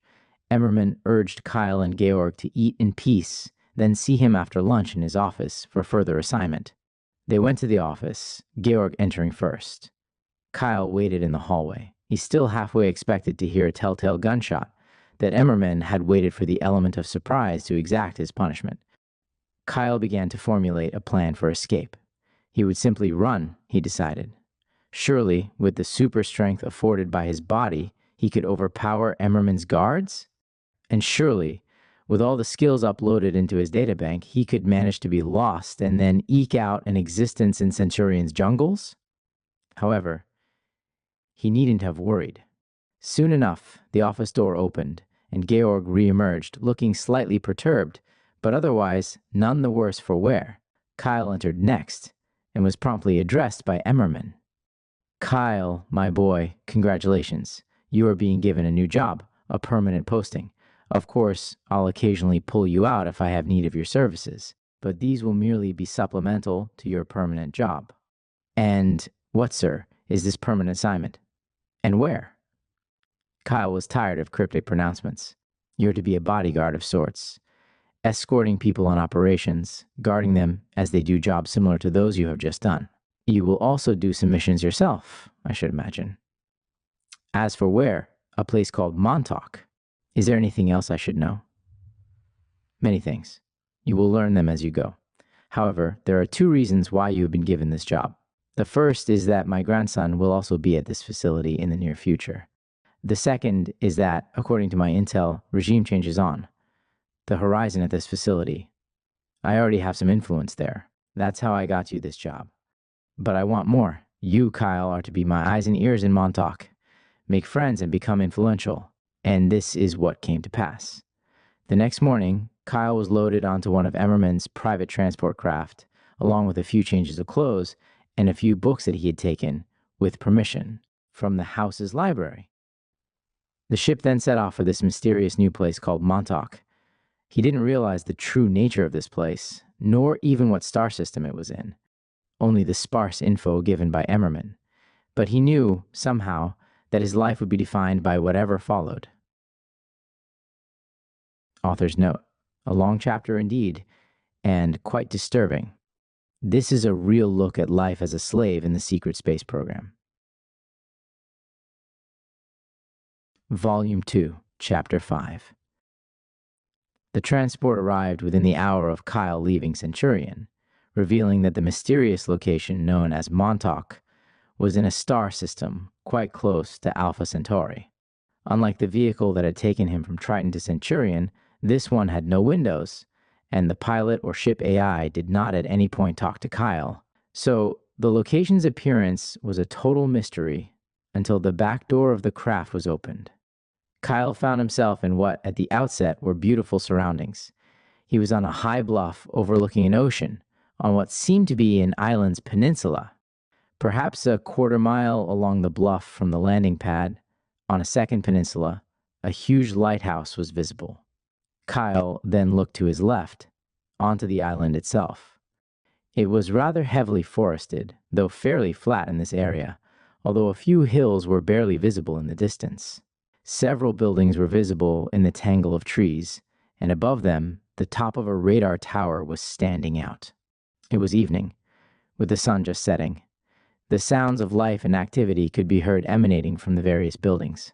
Altogether, a very pleasant scene. Yet Kyle somehow felt a sense of foreboding. No, more than that, a confused yet chilling feeling. Why was such a beautiful and peaceful-looking place a scene of such political unrest, if Emmerman's report was to be believed? Kyle stood waiting on the landing pad, holding the single large duffel bag he had left Centurion with. Quite soon, he saw someone approaching along the footpath coming towards the landing pad. A young girl Kyle judged to be perhaps 11 years old and dark-skinned. Kyle conjectured she was of North Indian stock. She wore American Air Force fatigues, and Kyle noticed, with a start, 2 medals on the left breast. Was she a child soldier? The girl reached Kyle and extended her hand to him. You must be Kyle Delshaw? I'm Sandra Saunders Roth. I'm escorting you to your new quarters. Follow me, please. Kyle accepted her outstretched hand, impressed in a way by the girl's seeming precociousness. I am he. They let girls your age work? What if I were to have ill intentions? The young Miss Saunders Roth rolled her eyes. Mr. Delshaw, you'll find that apparent age has no bearing in this place. I am a grown and married adult. Now, let us commence your tour. And with that, Sandra spun on her heel and began to half walk, half march along the footpath from which she had arrived, with Kyle in tow. The path took them through a decent part of the facility, at least that which was above ground. Sandra promised that there was far, far more beneath their feet, and implied that what was below ground was less pleasant than that on the surface. The path wandered quite sensibly, avoiding the forests, and instead showing mostly the many buildings that made up this base, which Sandra explained was known in proper parlance as Camp Hero, which is what I'll be referring to it as from here on out. Not only in the interests of propriety, but also in order to avoid the pop-culturalized term Montauk. Kyle and Sandra walked past a number of barracks and apartment buildings, as would be expected. However, many were made to house aliens, which surprised Kyle. This place seemed to have everything. An assortment of canteens, several stores, buildings guarded by barbed wire, which Sandra indicated were armories or scientific research facilities, and many other unlabeled buildings which Kyle didn't yet know the purpose of, as Sandra never elaborated on them. Eventually, The two reached a sort of roundabout in the path, at the center of which was what appeared to be a community garden. Beside the roundabout was an elongated light blue clapboard building with a massive chimney rising from the back of it. Kyle was drawn to this building, not by the construction itself, but by the scene it presented. The double doors were open, and a crowd inside was spilling out onto the roundabout, all listening with rapt attention to the voice inside, which Kyle saw belonged to a Chinese woman, singing in a strikingly angelic voice Elvis Presley's "Can't Help Falling in Love with You." "That's the concert hall. Samantha Lee singing tonight," Sandra said, noticing Kyle being pulled toward the building. "Special occasion?" Kyle asked. "It's Walpurgisnacht. You didn't know? I thought you were German." Kyle shrugged. "I suppose you could say my life has been short and isolated." Kyle and Sandra continued their tour until reaching a large gray concrete building covered largely in vines and with what resembled a garden growing on the roof. There was one massive metal door on the side facing the path, with the numbers 2 and 16 painted above it in black paint. Outside the door was a single barber's chair. One could clearly hear festivities coming from the inside, and through the open door, Kyle glimpsed what looked like large amounts of people and food. "This is the German single men's barracks," Sandra said. "Your new home, and here I am to leave you, Mr. Delschow. We'll likely meet again eventually." And with that, Kyle was left to his own devices. Deciding he didn't have much choice, he walked up to the imposing barracks, past the barber's chair, and through the open metal door into the concrete block itself. The inside was, as the sounds betrayed, housing a raucous celebration. German dance songs from the Jazz Age were blasting from a red Victrola record player, placed precariously on the edge of a table. Several such tables had been set up, laden with German food. The bunks, which obviously took up much of the space on normal days, had been pushed aside, so creating a dancing space on the concrete floor. Most of the partakers in the festivities were uniformed, in a mix of both SS and Air Force uniforms, making Kyle feel rather self-conscious in his jeans, t-shirt, and cheap sports jacket. "Hello? New arrival?" a voice at his left elbow said. Kyle turned to see an older man in an SS uniform smiling and holding a clipboard. Behind the men, so to the left of the entrance, was a small alcove of sorts, with a desk and chairs, and a crude plaque hanging from the ceiling with "Registration" printed on it, in German. "Is it that obvious?" Kyle asked sheepishly. "Well, yes," the man replied. "We need to get you registered. Then you can join in on the fun." The man cordially ushered Kyle into the alcove, one wall of which was dominated by a Nazi flag. His Nazi programming intact, and likely even reinforced by that sight in his electric brain, Kyle felt a strong pride and saluted before the Nazi flag before sitting to be registered. The registration was fairly succinct, taking no more than 15 minutes. First, Kyle's handprint was taken, using the usual ink method. Then, the man entered Kyle's relevant information into the computer sat on the desk. He took Kyle's name and assignment, and upon learning of his status as a synthetic, extracted all the information Kyle knew about his factory of origin. He next took from his desk a device which looked rather like an old Viewmaster, save for a wire coming out of it. The SS man plugged it into the computer, then instructed Kyle to look into the viewfinder. This device served the purpose of taking the signature of Kyle's eyes for retinal scanning. One rather disturbing incident of the registration was when the SS man produced a small flashlight and looked at the roof of Kyle's mouth, noting down Kyle's serial number, which was tattooed there. Kyle had previously been completely unaware of this number and immediately hated it. It felt so very inhuman. The relevant information entered. The man handed Kyle a wristband printed by the computer and instructed him to wear it. "You'll receive a proper pass tomorrow once you're more settled. Your assigned bunk is 318, which is 2 levels down. Your basic measurements were sent in ahead of time, so you'll find a uniform there, as well as a welcome gift from the men. Please get settled in and enjoy the festivities. Happy Walpurgisnacht, Herr Delschow." "Happy Walpurgisnacht, Herr—" "I apologize, I've missed your name," Kyle replied. "Schrader. Hauptmann Schrader, actually, not Herr." "Very well then, Hauptmann Schrader. Sieg Heil." Sieg Heil. Kyle decided to change clothes to blend in before joining the party. The concrete block that the barracks was made of, he discovered, actually had 3 levels below the ground level the party was on. The first 2 were comprised of more bunks, each bunk stacked 4 high. The bottom level was divided in 2, with one half consisting of numerous shower heads from the ceiling, with a single valve at one end to turn on the water, and the other half consisting entirely of toilets and sinks. The entire place was concrete all round, very bland, and there appeared to be no privacy anywhere, as even the toilets were open. However, every inch was spotlessly clean, and the men had made attempts at decorating their bunks in various ways, which lessened the potentially depressing drabness of the place. The lack of privacy did have a rather amusing outcome, however. Kyle reached the second subterranean level to find that a number of couples from the party upstairs had the same idea and were engaged in carnal activities openly on the bunks. Sensing this was normal, Kyle simply chuckled and moved on. However, he was stopped short when he discovered that the bunk rack which his assigned bunk was on had one of the amorous couple situated on the bottom bunk, making ascent impossible. He stood for a moment, then loudly cleared his throat. The woman, a tall blonde, looked up. "Either join in or move along," she said tersely. "Is the join-in offer a serious one?" Far be it for Kyle to pass up a sexual release. "If you wish, yes, just keep off of me," the olive-complexioned man of the couple said.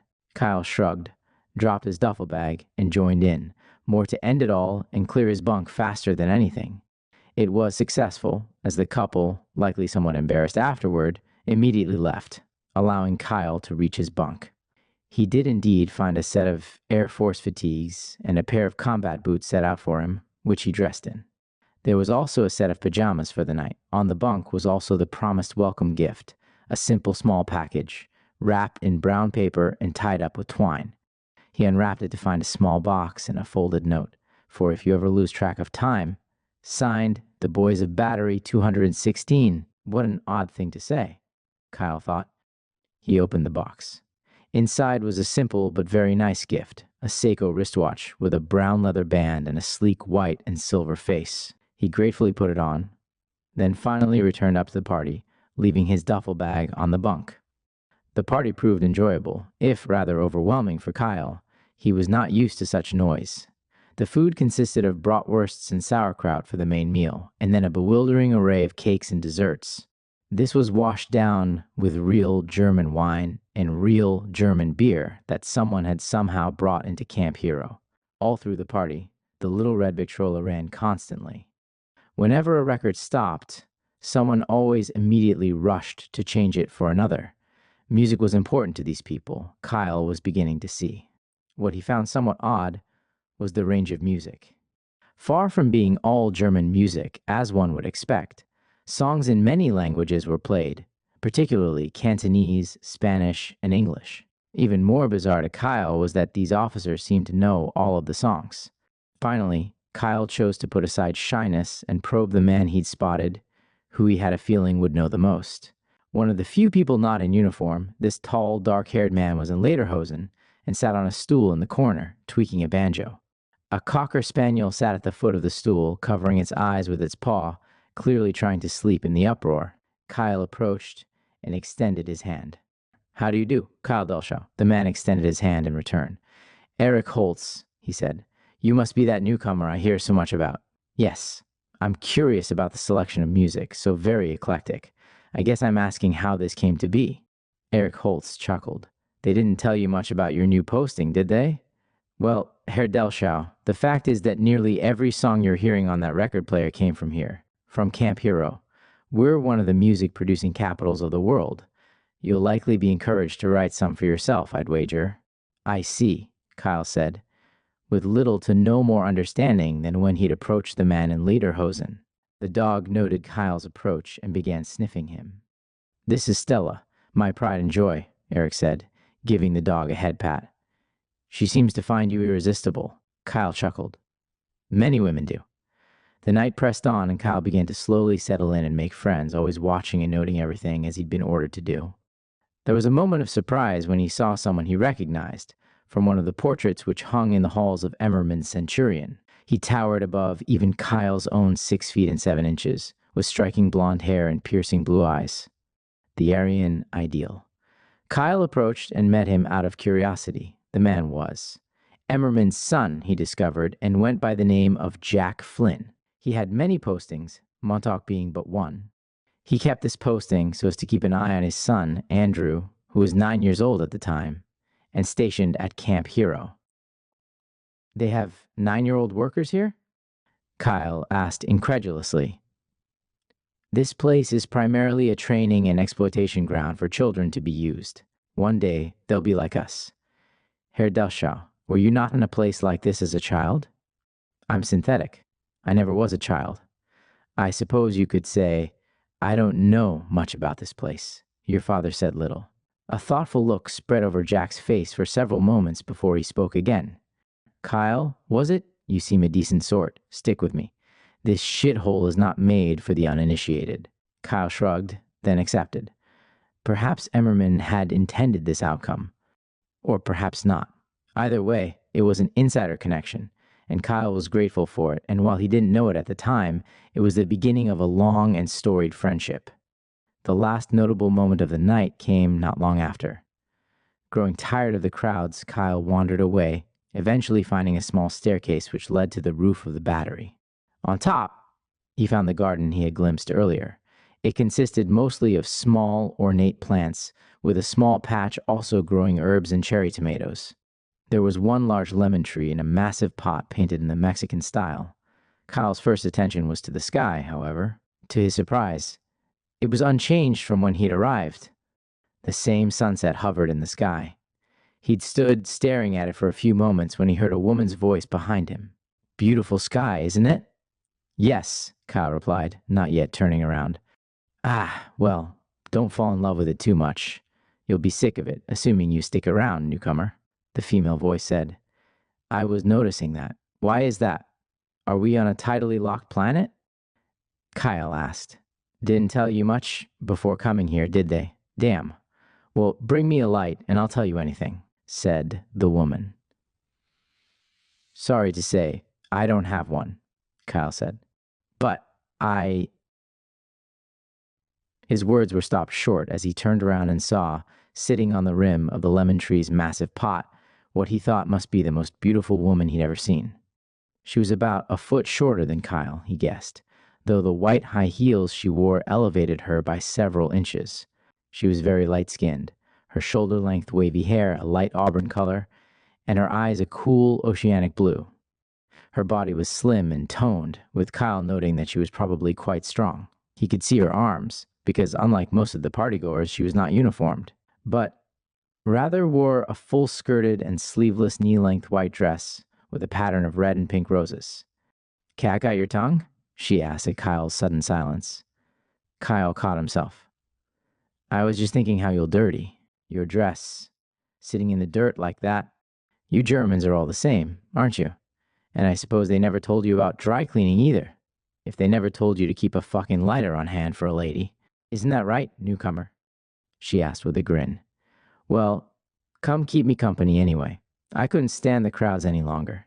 Kyle chuckled slightly, then with a shrug, sat next to the beautiful woman. Surprising even himself, he had no ulterior or sexual motives. This woman was intriguing entirely by herself. Well, let's start with names. I'm Herr Kyle Delschau, or so they tell me. What do they call you? They call me Norma Jean, or Nori, or New Jersey. Take your pick. My surname is Pierce. Kyle, I see. Now what is up with the sky? I could swear even the cloud formations haven't changed in the hours since I arrived. Norma Jean, well, newcomer, we're in a time bubble, on Earth. There's a barrier separating us from linear time. A time freezing zone, so to say. They can do what they will in here, in Camp Hero, and not affect the timeline, or so Nicholas says.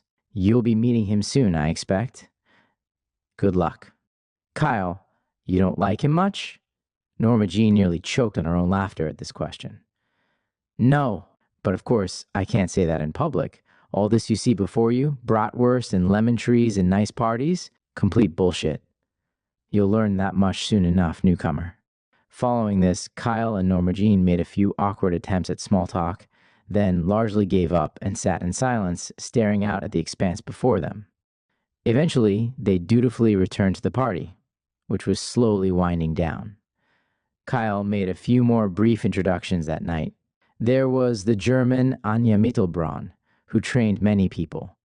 Anya's American husband, Brian Foster, who apparently was an expert on combat in space. Their daughter, Michaela, who Brian declared to be a great singer. There was Jacobo Coronado, a Martian Argentine stationed at Montauk to comb for assets for his family's business. There was Gregory Mulgrave, a soldier and, reportedly, quite the ladies' man, whom Kyle imagined would become either one of his closest friends or one of his closest rivals. All these and more would become key figures in Kyle's life. However, the introductions at this party were so brief that I will allow them to be further introduced more organically as the narrative goes on. The night ended as many had before, and many more would. The ladies all returned to their barracks, while the men went down to their bunks, stripped naked, and went to the showers, with instructions to leave their uniforms or fatigues in neat bundles at the feet of their bunks, to be gathered by the laundry staff and cleaned while they showered.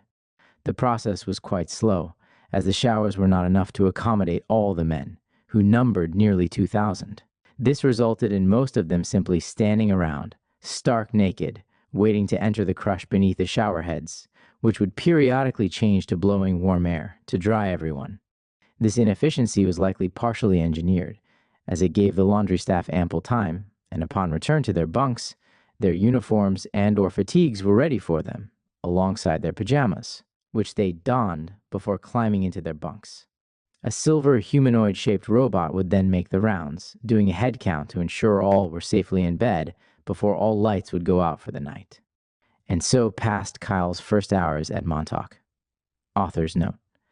An important chapter indeed, finally introducing, from Kyle's perspective, that which is the focal point of this entire undertaking. It also introduces a number of important figures in his life, who will be around in some capacity for a long time to come. Volume 2, Chapter 6. The following morning began approximately how the night before had ended. The barracks lights switched on all at once, as abruptly as they had gone off the night previously, and an alarm began blaring, once again voiced over by instructions to strip, shower, dress, and then to head to the registration desk in order to receive the assignment sheet for the day. They did so, naturally. Many of the men grumbled at their assignment. Kyle found the arrangement rather odd. Were jobs here truly so impermanent that they changed every day?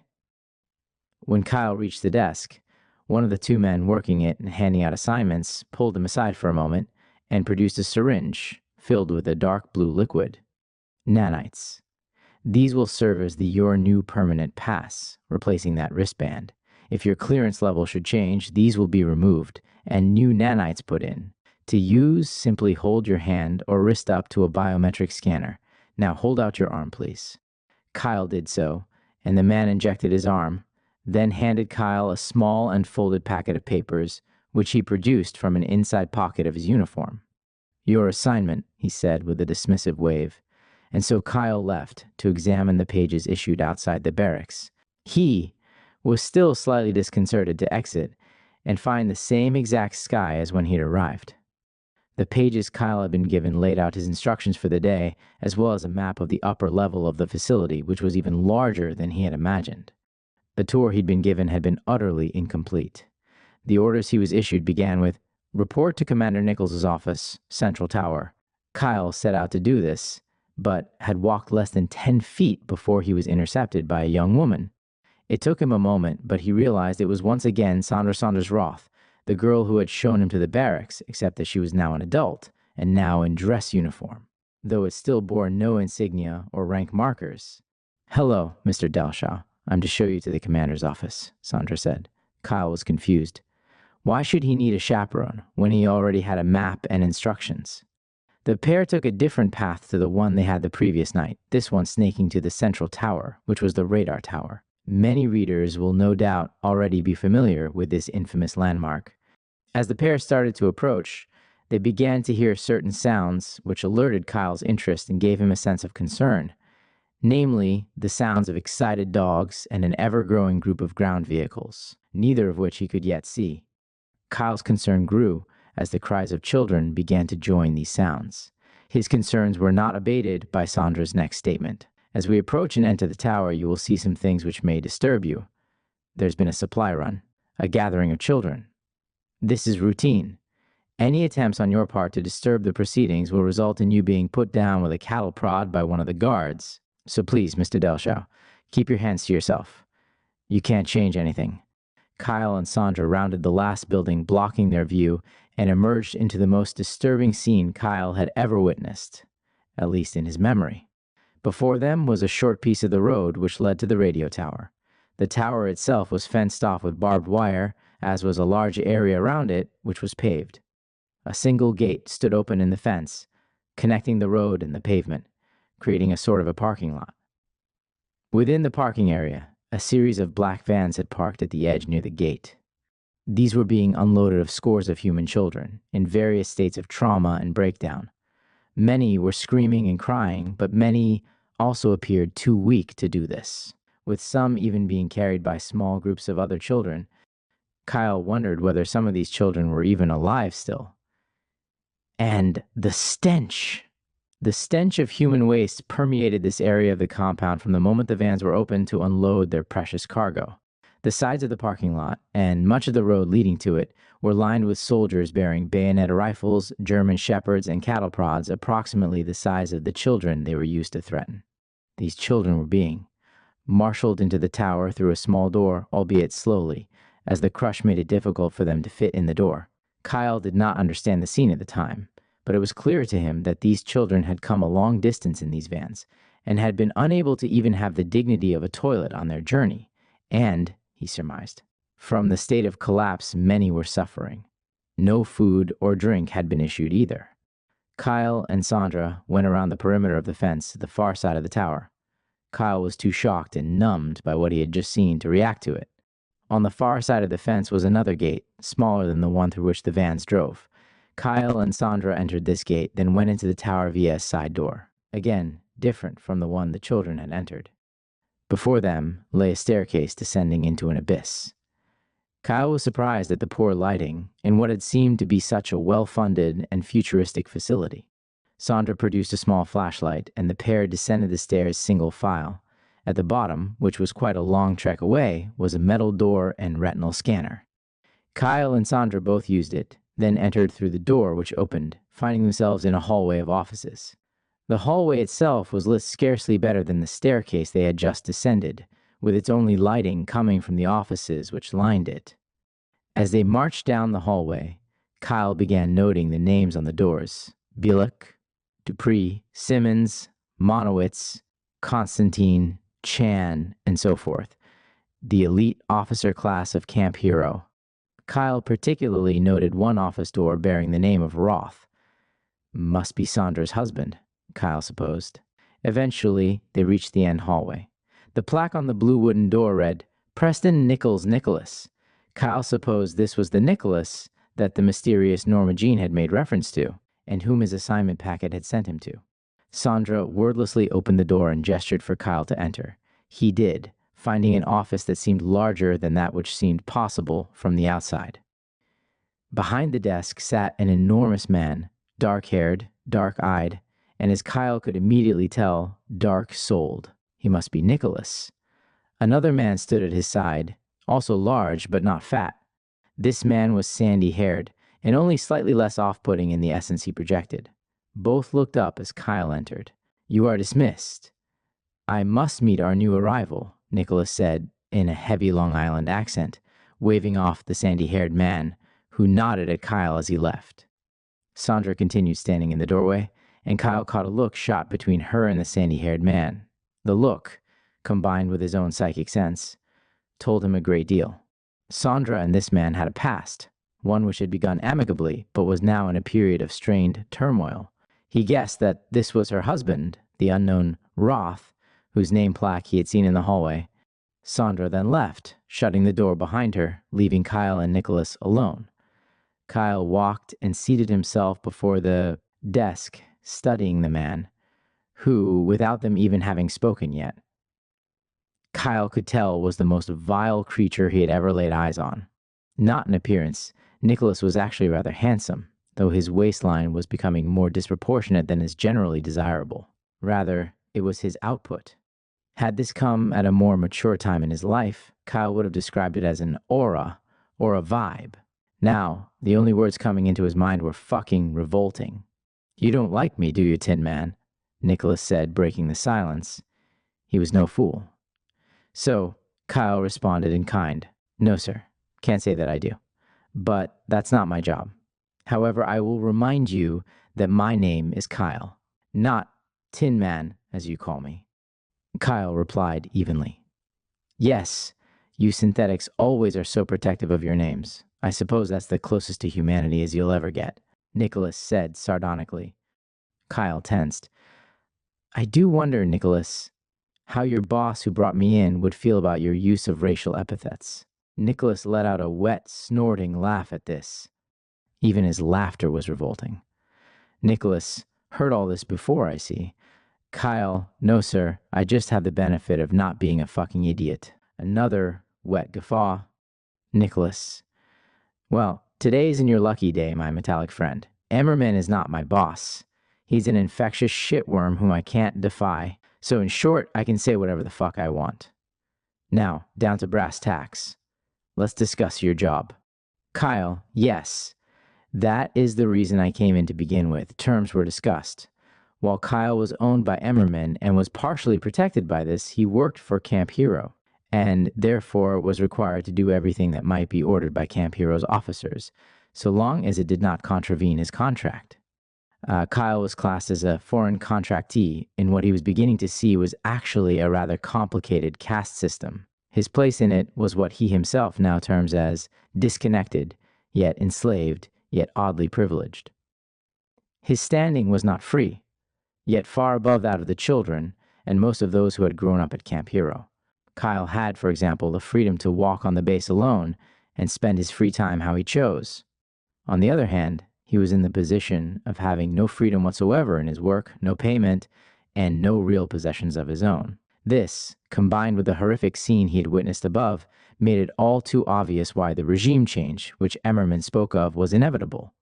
At the end of the talk, Nicholas gave Kyle another packet of papers, including a new set of maps, these of the sub-levels. "One last thing," Nicholas said as Kyle got up to leave.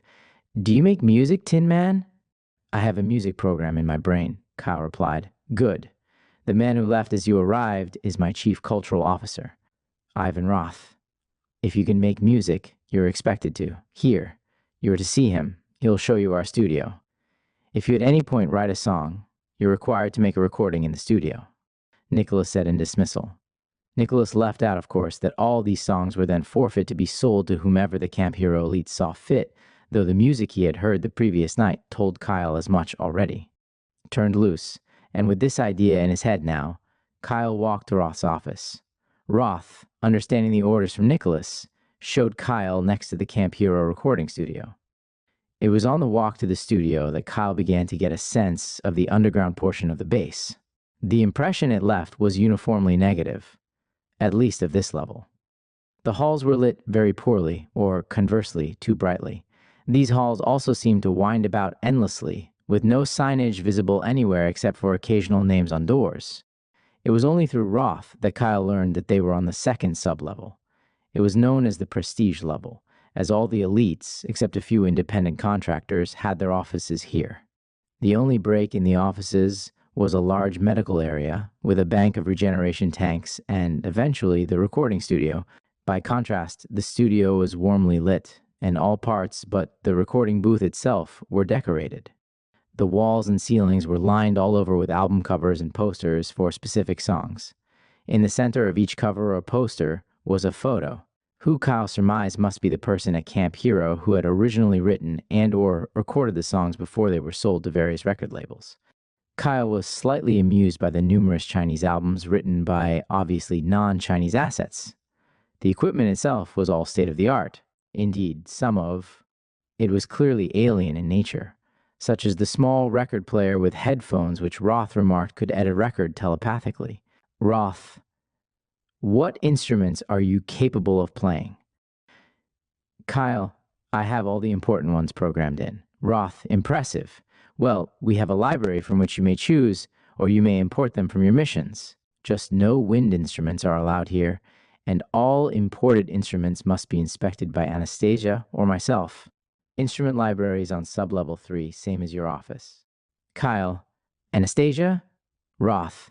Ah, yes.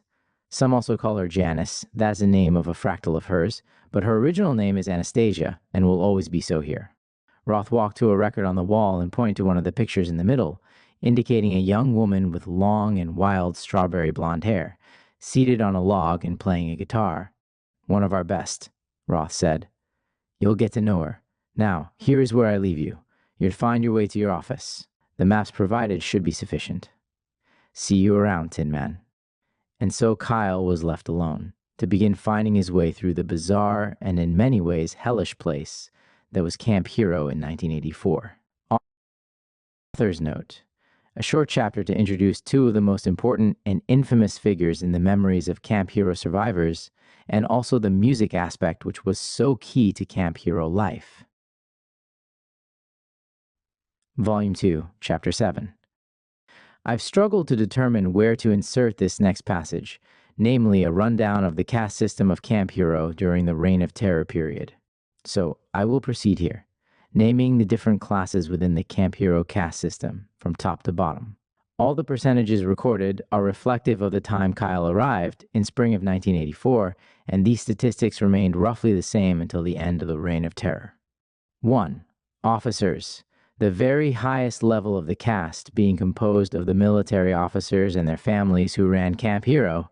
Typically, though not always, the family members would become high-level contractors for outside powers, bringing even more money into the family, and therefore Project Phoenix.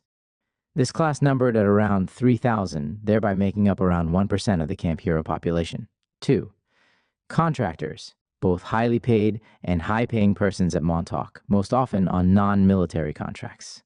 Typically representatives of breakaway corporations or various intelligence agencies or spacefaring mercenary organizations, both human and alien, with companies ran by the off-world axis particularly represented. Most contractors were at Camp Hero to shop for labor for their own companies and causes, or conversely, because they themselves had loaned their workers, or slaves to Project Phoenix and wanted to oversee them. There were a few exceptions to this trend, however, such as top scientists and a few highly specialized technicians. This class also constituted about 1% of the population and were fairly seamlessly integrated with the officer class, albeit more diverse. 3. Lower officers. Other military personnel of rank who most often were employed as department heads and mission directors, as well as instructors, and often the class most responsible for the trauma of Camp Hero's slaves. Lower officers constituted the smallest group, at around 0.5% of the population, or around 1,500 individuals. 4. Enlisteds, military personnel of lower or no specific rank, who were not enslaved, but were brought in and paid very low sums, usually for work as spies, soldiers, and technicians. These constituted one of the largest classes, being about 50,000 strong, or approximately 16% of Camp Hero's population in the Reign of Terror era. 5. Subcontractors, both foreign and domestic. Persons of non-military contracts brought in to perform tasks similar to enlisteds, though subcontractors' tasks were more diverse, as these also were sometimes given jobs related to the arts or training, as well as most lower-ranked security positions, and the majority of handler positions. The persons of this class usually fell under the ownership of those of the contractor class, listed above. Kyle himself counted among this class, which, at the date of his arrival, constituted about 20% of Camp Hero's population, or about 60,000 persons. 6. Creoles, non-enslaved persons at Camp Hero born of, one slave and one person of another class, with the person of the non-enslaved class nearly always being lower officers and up, as Creoles born of anything lower usually became slaves by default. Creoles were not paid well, nor given good jobs, and most were shipped out or bought out by other projects in childhood, although a very few did rise through the ranks. Most of the minority who were kept, however, occupied menial office tasks or oversaw the slaves who carried out unskilled labor. Creoles occupied a maximum of 5% of the population, or no more than 15,000 people. Below these were the 3 slave classes, who accounted for the remaining 55 to 60% of Camp Hero's population. Due to poor record keeping, as well as high amounts of overlap, I am unable to give a percentage for each one. 7. Born-in slaves at Camp Hero born of 2 other slaves. This class was considered the highest of the slave classes merely because of the fact that they very rarely remained at Camp Hero past the age of 10, nearly always being sold by then, as well as the fact that they had a fairly low turnover rate, as they were most often purpose-bred, and therefore kept alive just enough to fulfill their purposes. 8. Drones. Adult slaves compelled to perform any number of tasks, though usually used as slave soldiers and occasionally breeders to make new slaves, as well as performing virtually all the menial labor on base. Most drones had been at Camp Hero since childhood, and likely constituted the single largest demographic at Camp Hero. 9. Supplies. Slaves newly brought in who were below the age of majority, usually 10. As the name suggests, supplies were seen as disposable and had a very high turnover rate, particularly those who were put through the infamous Montauk chair, most of whom were never so much as recorded, as they died within moments of arrival. Over 90% of supplies, however, were set to work various jobs on base, whilst undergoing training as super soldiers and spies. The majority who survived for between 2 to 6 years went on to be sold elsewhere, but a significant amount was also kept on at Camp Hero to become drones. Some may have noticed that I have made no mention of species. This is deliberate because all but the highest officer class were made up of both humans of all races and various aliens, who all mixed and coexisted fairly cohesively within their own classes. Now, back to Kyle's narrative. Kyle consulted the instruction papers he'd received. Listed before finding his desk was reporting to the armory for his on-base standard weapons. Kyle found it on sub-level 3, after much consultation with the very poor maps he'd been issued. The armory proved quite impressive, although the part Kyle had access to was quite small, merely a waiting room, separated from the armory itself by a gate and waist-high desk. The floor was concrete, and the proper armory itself was enormous, a warehouse stretching as far as the eye could see, with shelves stacked with seemingly every kind of weapon imaginable. Kyle had stood staring at it in awe for several minutes, before his thoughts were interrupted by a voice from behind the desk. "You gonna gawk any longer? I might have to charge rent." The voice belonged to a man of average height with reddish-brown hair. He spoke with a brisk Long Island accent. He wore a navy blue jumpsuit, and even as he spoke, did not look up from the monitor on the desk. Kyle approached. "I'm here to pick up my weapons. I'm Kyle Delshaw. I assume I'm in your system? A newcomer, eh? Clearly, or you'd know these aren't weapon issuing hours. We closed 30 minutes ago. But since I'd hate for you to look like a fuckhead on your first day, I'll make an exception, Mr. Delshaw," the man said congenially. Kyle was issued his weapons, namely an Ithaca Model 37 shotgun, an M1911 Springfield pistol, and a K-bar combat knife. The pistol and knife fit into the holsters already present on Kyle's fatigues, and the shotgun had a strap which allowed him to sling it over his back. Since his job from Emmerman was, essentially, to make friends and study conditions, he struck up a conversation with this brash armory worker. The worker, it turned out, had a name, Daniel O'Brien, or Danny, as he insisted on being called. Danny said he'd been brought to Camp Hero as a child, and that as Kyle would settle in, he'd quickly become used to seeing Danny's face. However, beyond this, he seemed reticent to speak. Kyle would later discover that this was because Danny was, in fact, a slave, and while his and Kyle's early interaction was friendly, he couldn't have possibly trusted Kyle at this stage. After again heavily consulting the map and taking multiple wrong turns, Kyle made his way to his desk, in what seemed to be a wing of sorts, labeled Securities. It was a large office space, set up like an oversized typing pool. Kyle was relieved to find it to be sufficiently lit, which for some reason seemed to be a rare luxury in this peculiar place. Uninstructed as to what to do next, Kyle found his white metal desk lost in an ocean of ones just like it, marked as his only by the small gold nameplate placed neatly on the top. He seated himself in the uncomfortably small office chair he'd been provided, carefully setting his shotgun on the floor below the desk. Absent orders, Kyle decided to explore his immediate surroundings. Through looking around, Kyle began to get a sense of the subtle ethnic segregation of Camp Hero. The employees who used the desks in his vicinity all had Germanic and Northern European names. The office was quite vast, and he could see that the various ethnic groups represented in the security sector were each grouped separately, with their own sets of desks. With a shrug, Kyle turned his attention to the monitor on his desk.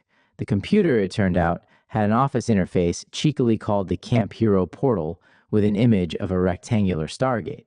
Kyle chuckled at this. The computer, in a robotic but youthful female voice, next instructed him to hold his wrist containing his access nanites up to the screen. He did so. The screen went entirely blue, and the robotic voice continued to speak.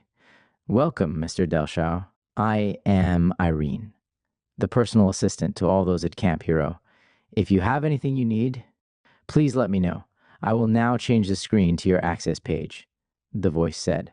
"She's useless," a voice issued from one of the desks adjacent to Kyle's. Kyle looked over at the tall brunette from which the voice had come. Her desk bore the name Frida Hofnitz.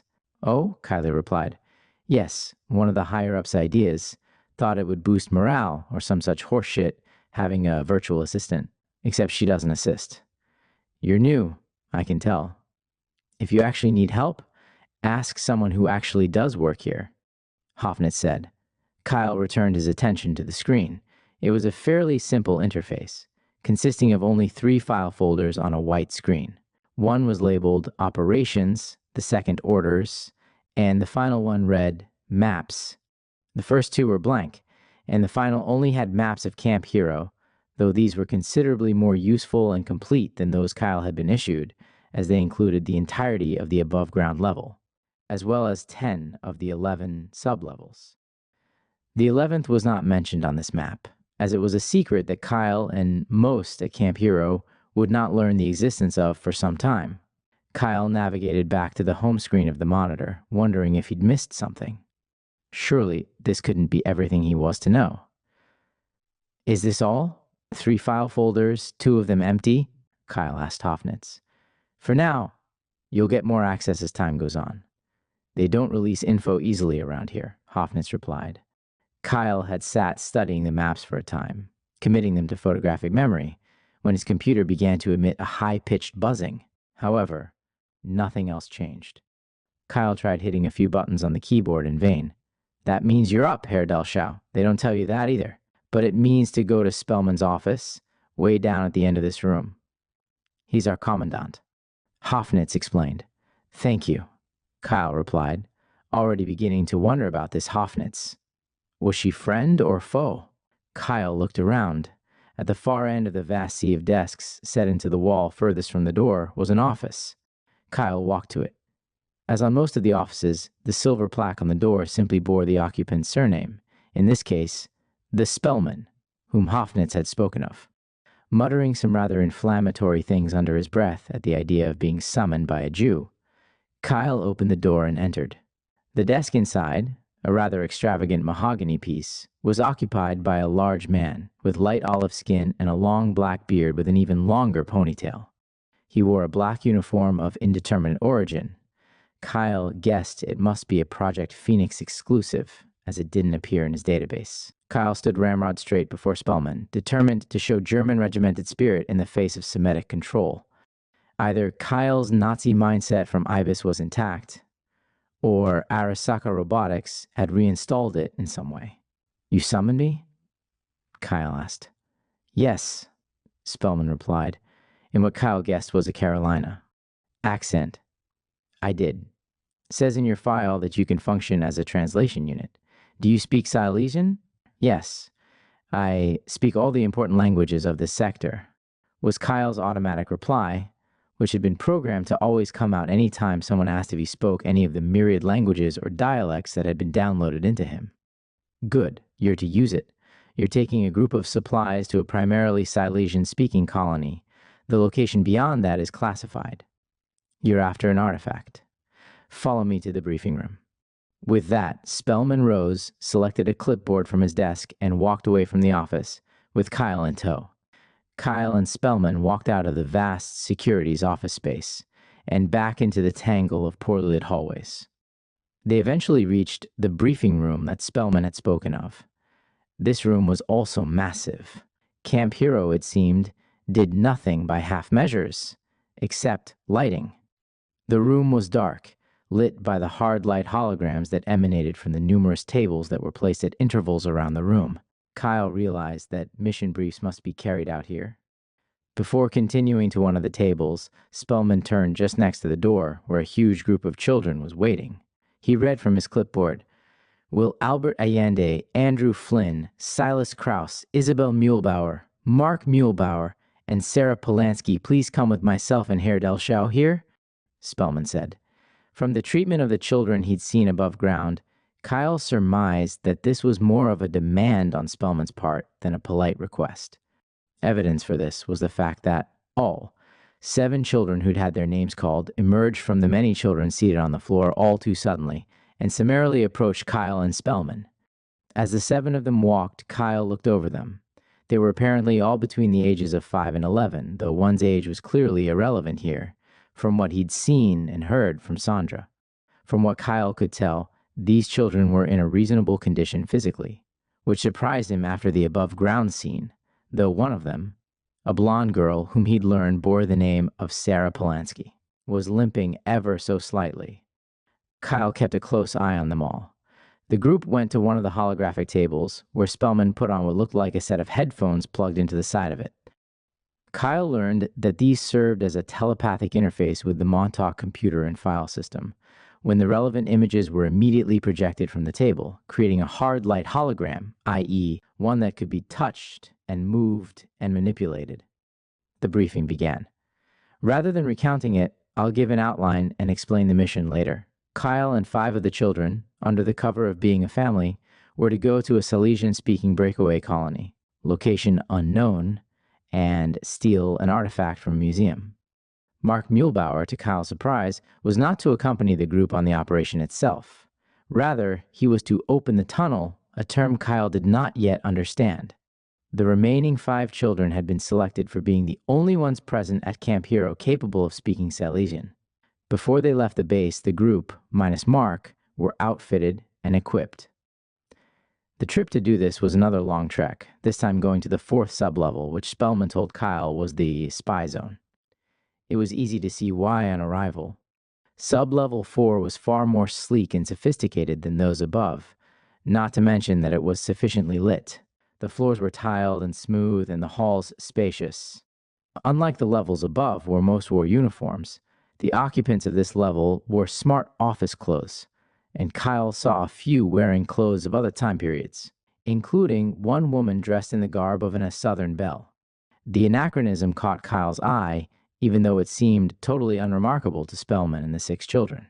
Kyle was still only slowly piecing together the true nature of the happenings at this bizarre place, namely that it was a vast time travel program. The group eventually reached a section of the level distinguished by a metal plaque that read, "Outfitters." They entered one of the section's warehouse-sized rooms, this one lined up and down, as far as the eye could see, with rack after rack after rack of clothing, from seemingly every time period imaginable. Many of the clothes Kyle couldn't imagine ever having been worn on Earth at any point. Perhaps they were for alien operatives, Kyle thought. He also began to register that Camp Hero was using basement universe tech. How else could they have achieved so many impossibly massive rooms? The group had stood on the edge of the monstrous ocean of clothing articles for several minutes before they were approached by a tall black woman clad in a smart black ladies business suit with a wrist-mounted computer on her left arm. She flipped open the computer as she approached the group. "People to outfit, Jared?" she asked, addressing Spellman in what Kyle's system registered as a Haitian accent. "Yes, 6, namely. Bound for an off-world colony, contemporary times," Spellman explained. As he spoke, the Haitian woman was typing all this information into a wrist computer. She next looked up and examined the group. "Haven't seen you before." "Handsome devil, aren't you?" Angelique said sarcastically as Kyle caught her gaze. "So they tell me," Kyle replied in Haitian Creole. Then, extending his hand, "I'm Kyle Delschow." "Angelique Toussaint," the Haitian replied. not taking Kyle's outstretched hand. You'll probably see me often, assuming you last. Don't get any ideas, however. My job is putting clothes on people, not taking mine off. I had no such ideas, Kyle replied. This was true. He hadn't. Yes, well, now that we're all getting along so well, can we please do what we came here to do? Spellman said, bristling. As a matter of formality, Angelique took the names of all the participants in the upcoming op, entering them into the risk computer, then noting down the nature and location of the op. At the end, she called one of her assistants, a short Germanic woman whose name Kyle has since forgotten, to lead the group through the massive warehouse and find clothes appropriate for each assets.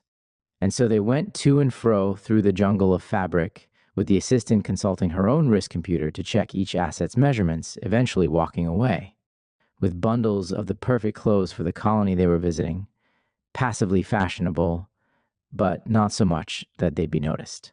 They were joined at the last minute by Hoffnitz, the woman who had a desk next to Kyle's. It was as they were leaving the warehouse of clothing that she walked up to Kyle and the 5 children.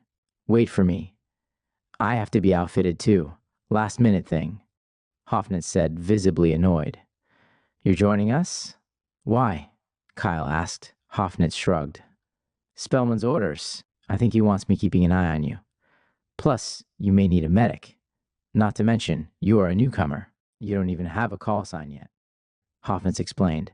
With that, Hoffnitz vanished into the fabric ocean, returning only minutes later with her bundles of clothing and the assurance that they'd receive luggage monetarily. Then, since Spellman had vanished, Hoffnitz took the role of escorting Kyle and the 5 children to their next destination, this time to yet another section of the so-called espionage sublevel, with the simple designation of outbound.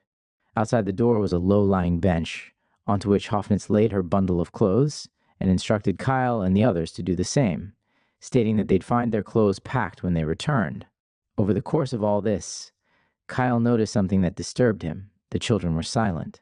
From the moment they'd been called out of the crowd, and all through the long marches and the outfitting, none of them said a word. Kyle was. No expert on children, having never truly been one, and having no memories of his ibis life. But he knew that this silence wasn't natural. The group then proceeded into the sector, finding another hall of doors. One day here, and Kyle was already growing very tired of the scenery. The 7 first entered a room reading documentation. It looked like a typical office suite, with cream walls and a carpeted floor. Hoffnitz approached the rather harried-looking young receptionist man behind the desk and spoke. We need our documents. Contemporary German colonial, Hoffnitz ordered. The young man nodded, then proceeded to take everyone's names before disappearing into the office, returning a few minutes later with a small packet, which Hoffnitz opened. Pulling out a set of 7 passports for the colonies, Kyle examined his. At first, he was confused. Had the bureaucratic machine of Camp Hero really churned out this document so fast? He understood it for Hoffnitz and the children. They'd been here for some time. But for himself, it seemed odd that this had been minted so quickly. But then, perhaps Emmerman had ordered it, or even sent it himself. Kyle was also both relieved and a little bit disconcerted to see his name on an official document like this. It was his first encounter, concretely, with the interstellar nation of der Bonfreie Deutschen Welten, or the Axis German civilization in space. Kyle's database had some very brief historical information on them, but he'd never had an official encounter until this moment.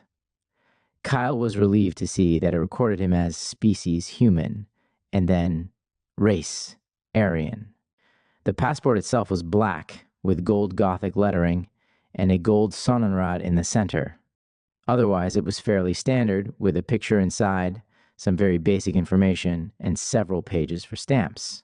The children's passports all had Germanic names, which have since been forgotten to history, while Kyle and Hoffnitz were able to keep their names. Kyle wondered how he'd maintain the cover that they were all his own children, given their differing surnames, then supposed, with a chuckle, that the "I've been with a lot of women" excuse would suffice.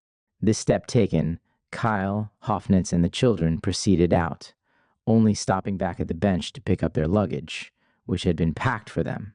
As Hoffnitz had promised at another illustration of the extremely well-oiled machine that was Camp Hero, The final step was a trip to the armory, where Kyle noted that Danny asked for the time period of the weapons, to which Hoffnitz again replied, contemporary colonial, then added concealed. Kyle and Hoffnitz were promptly issued with tiny, rather flat plasma pistols that were easily concealable in their clothes. The seven finally marched to an elevator and descended a good distance, all the way down to sub-level 10. They emerged from the elevator onto a catwalk, overlooking a massive concrete room. On the floor of this room, placed at odd intervals, were perhaps 10 portals. They were all of the ring variety, and only big enough for a few people to walk through, and the portals inside them were royal blue. The centerpiece of the room, however, was one massive portal. It was rectangular, unlike the round ones around it, and enormous, standing at least 40 feet tall by 30 feet wide. Situated on the floor near it was what looked roughly like a dentist's chair, laid back, with a large mirror situated on the floor near the foot of the chair, allowing the occupant to see the portal at their head. The headrest of the chair was covered by a helmet-like visor of white plastic. From the bottom of the chair, a tangle of wires came out, connecting the chair to the giant portal. Kyle recognized the chair's current occupant as young Mark Muehlbauer. Under the lead of Hoffnitz, the seven approached the giant portal frame. Hoffnitz tapped Mark on the leg, and wordlessly, the portal began booting up. The mammoth frame was first filled with a solid, deep blue light, which gradually began to become hollow, forming a tunnel of blue light with holes in its ceiling and walls.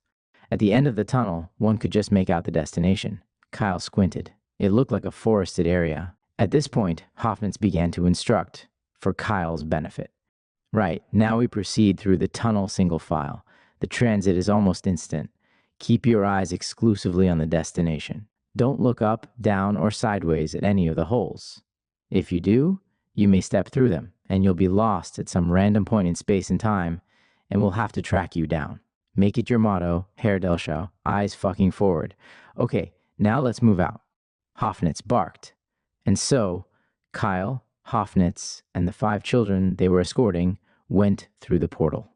Kyle followed Hoffnitz's instructions, exiting the tunnel in just a few strides. They stepped onto a forested area. Kyle looked behind him. The portal was still obvious, gaping open about a foot off the ground, though the frame didn't exist on this side. Rather than the tunnel seen from the other side, however, the portal room at Camp Hero looked immediate. If one stepped through from this side, one would instantly be back at Camp Hero, or so it looked. Once all 5 children went through the portal, the group proceeded forward, with Hoffnitz leading the way, as she seemed the only one who knew where to go. As they walked, Kyle began investigating the surroundings. They were in dense forests. The trees looked similar to cedars, at least in general shape. However, what was rather striking was that the foliage was a dark turquoise, and the bark was almost black. They saw no wildlife, save for some glimpses of large gray birds. Or were they small pterosaurs? Their heads were more lizard-like than bird-like. The sun was a red dwarf, Kyle guessed. The sky was a brilliant shade of crimson. He wasn't aware of any issues until he heard coughing, and turned to see one of the children, the oldest one, a girl of perhaps 11, doubled over and being assisted by 2 of the boys. Then it struck him that he didn't know who any of them were. He'd only heard their names, not learned which one was which. He began to do a process of elimination. The youngest boy was visibly of Latin stock, so he was most likely to be Albert Allende. He next examined the 2 boys assisting the ailing girl. One of them was tall and blonde, and appeared somewhat stronger than the rest. Andrew Flynn, he guessed, as the boy did look like the son of Jack Flynn, whom he'd met the night before. This meant that the other boy, brown-haired and also assisting the girl, must be Silas Krause. The identities of the 2 girls, however, were still unknown. But then, at the sight of them, Kyle felt something, or something he hadn't felt before. Love, perhaps? Certainly an urge to protect and help these children, and a newfound level of disgust at the treatment he'd witnessed so far. He got on one knee and spoke to the girl. "Are you struggling with the air?" Kyle asked. The girl nodded. "What's your name?" "Sarah," she said as she coughed. "Sarah Polanski. I'll be fine." She started to rise, then immediately collapsed again. "Sir, are you not struggling with the air? The rest of us all are." the blonde-haired boy said in a painfully beseeching tone. Andrew, is it? Kyle asked. The boy nodded. Kyle smiled. I know your dad. Call me Kyle. But to answer your question, I don't breathe. Hey, what's the holdup? We've got a schedule to keep. Hoffnitz cried, calling to them from much further up the trail. Kyle then remembered the reason Hoffnitz had been sent along in the first place. Hey, one of the girls needs a medic. She can't handle the air. Kyle called back. Little shit. Probably faking it. Look, we'll be in a pressurized vehicle soon enough. We've got to move. Hoffnitz shouted back impatiently. So much for Spellman sending her as a medic. Can the rest of you walk? Kyle asked, turning back to the children. We can. She can't. But we'll continue helping her, Andrew Flynn said. No need, Kyle said. Kyle picked up and began carrying Sarah, who was becoming visibly sick. He held her face close to his leather jacket and walked forward with the children. They eventually reached a narrow, poorly paved road splitting the forest. On it was a rather odd, boxy, and massive vehicle, roughly resembling a large Humvee, though it was sleek and black, and had handy steps up into the cab and passenger seats. Right, I'm driving. I know this colony, Hoffnitz decided, already climbing into the driver's seat. Kyle entered the back of the vehicle with the children. He discovered that the passenger seating was more like a limousine, made up of benches rather than seats, constructed so that the center of the vehicle was left open. Kyle laid the sick Sarah on one of the benches, then seated himself on one. He was realizing something. For one, these children had no advocates, and for another, they would, he sensed, be the center of the regime change that was on the horizon. Kyle was determined to become their friend. This was partly out of self-interest, of course. However, it was the beginning of a lifelong trend of compassion for and defense of children. As the car began to drive, Kyle thought of making conversation. He examined his database for a way to start. Unfortunately, while Kyle's brain had been installed with virtually every language in the history of the solar system, there was no corresponding program to tell him how to use them. He was expected to be instinctual. While this had worked fine so far, he'd not yet had to attempt to relate to and be conversational with children. So, what are all your goals and ambitions in life? Kyle asked the children. It seemed a reasonable place to start. A slight chuckle went up among them. To not be a slut, little Albert Allende began, before being slapped upside the head by Isabel. They then proceeded to give less controversial aspirations. Albert wanted to be a fighter pilot on his favorite planet. Isabel said she wished to be a midwife in the surrogate labs, a concept Kyle was then unfamiliar with. Silas, speaking for the first time, said he wished to be a Martian gunrunner, which the others chuckled at. Andrew stated that his position was guaranteed, and that he was, upon eventually leaving Camp Hero, to become a soldier on Mars, defending it from American incursion. Then finally, Sarah Polanski, who'd seemingly regained a tiny bit of strength due to being in the pressurized vehicle, said she wished to be a touring colonial singer, with a band and her own tour ship. All except Andrew, likely due to his slightly more privileged position than the others, being of the Creole class, seemed to have a somewhat resigned air about them that they'd never actually achieved these goals, an attitude which confused Kyle at the time, as he was still so uninitiated into Camp Hero culture and the high turnover rate of its children. The vehicle drove on for nearly an hour before reaching a checkpoint. Only then did Kyle look up. He saw that the checkpoint was on the edge of land, and beyond it was water. The road they were on continued on a narrow bridge out to an island. The island had a large city on it, and beach houses around the shore. Kyle expected this to be their ultimate destination. As they pulled up to the checkpoint, Hoffnitz turned in her seat and spoke to all those present.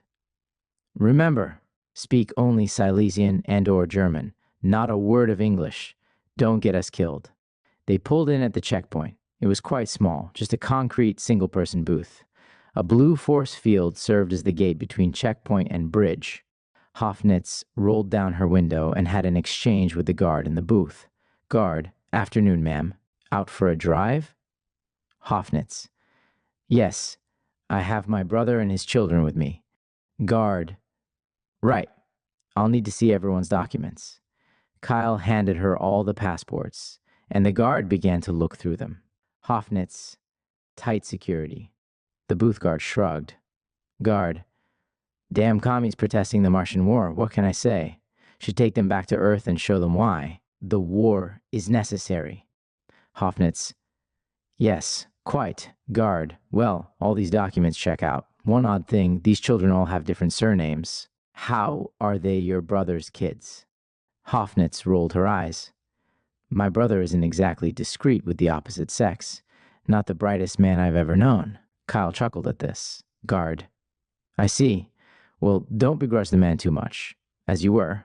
With this, the guard handed the passports back, then hit a button which switched off the force field, and the group drove. On. The colony proved fairly nondescript, made of high-rise buildings and with a vaguely cyberpunk aesthetic. Hoffnitz pulled up to a 2-story wooden house on the opposite side of the island from where they had entered, on the beach near some woods. Hoffnitz explained that this was a safe house. They unloaded into the house, which had an old-fashioned European layout and cream walls, after showing Silas, Albert, Isabel, and Andrew up to their rooms.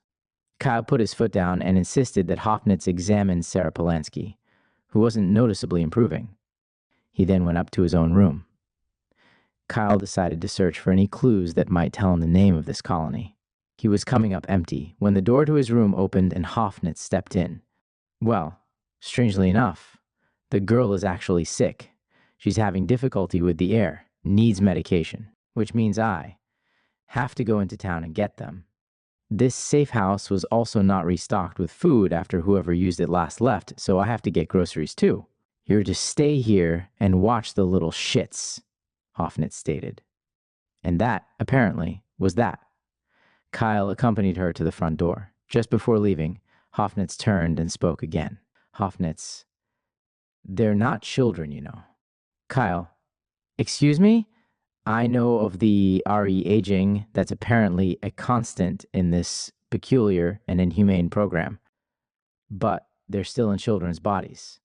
Hoffnitz. Yes. You see, this is the manipulation they do, Herr Delschau. They want pity and favors just because they're in a lower position than some. Don't let them get to you. See you later. With that, Hoffnitz left. Kyle occupied himself around the house, getting the children settled, then trying again to find anything colony-specific which might tell him where they were. He found none, but he did find an old Monopoly set, and he and the others played it until Hoffnitz returned. Hoffnitz returned a good 3 hours after leaving, mumbling something about having to go to multiple stores. She administered whatever medication she'd acquired to Sarah, who seemed to perk up somewhat. The 7 then settled into a dinner of sausage sandwiches and a store-bought sponge cake, before finally settling into their beds. Kyle was awoken in the middle of the night by a nudging on his right shoulder. He immediately sat up and switched on the lamp by his bedside. He was expecting, in his mindset, to find Hoffnitz seeking an assignation. Instead, he found Albert and Andrew standing in their pajamas. Hello, boys. You need something? Then, a terrible thought occurred to him. Boys, if you're here to offer yourselves, I'm not that type of guard. Is that common? If so, please point out who's doing it, and Kyle began. No, Andrew cut in. Please keep your voice down. We're here to provide information for you. Information? Kyle asked. Yes. We know you're here spying on the program.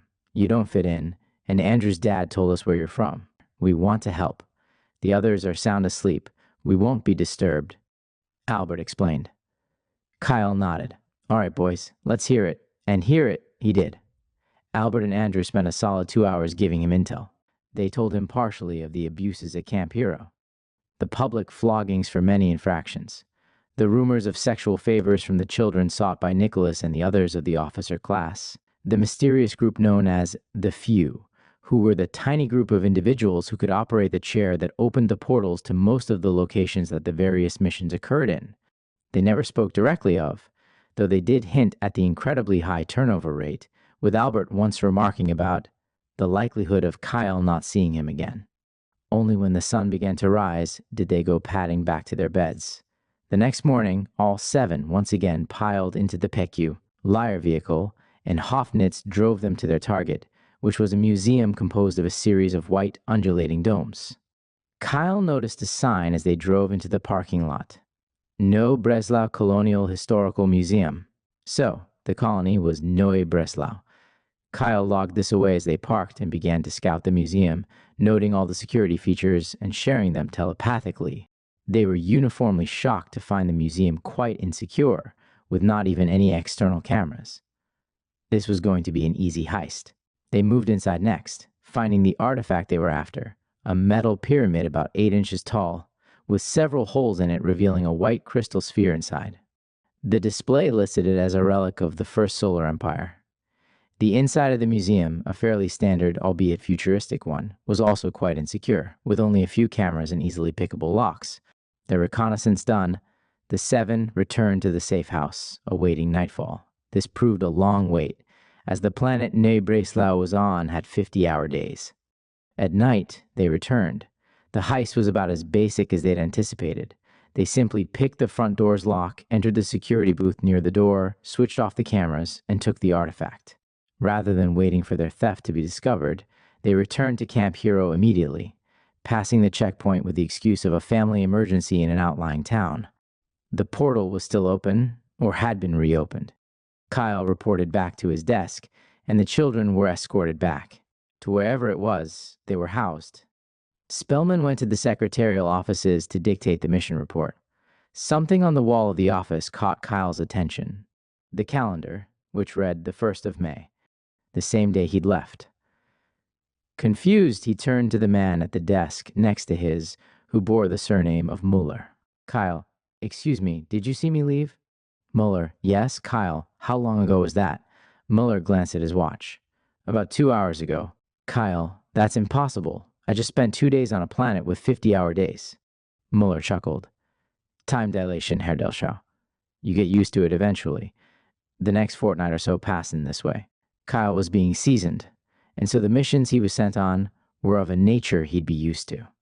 Always off-planet, always in contemporary time, and always quite brief.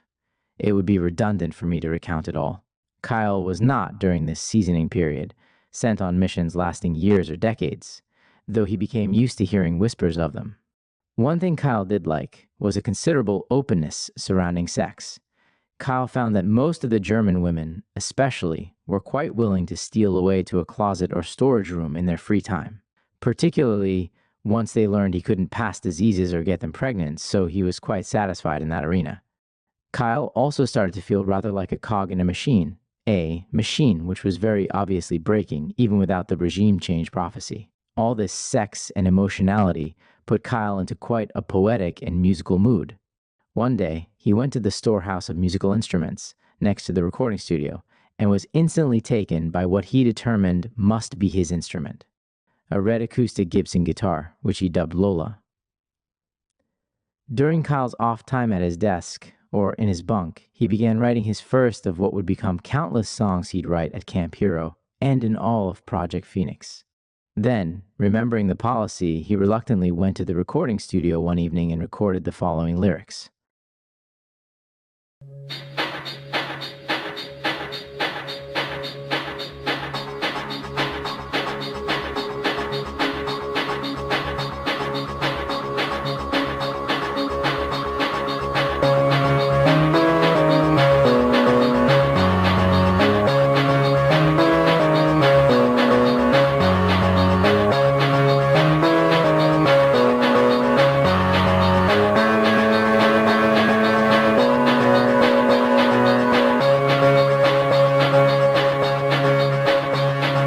Take me down to the riverbed.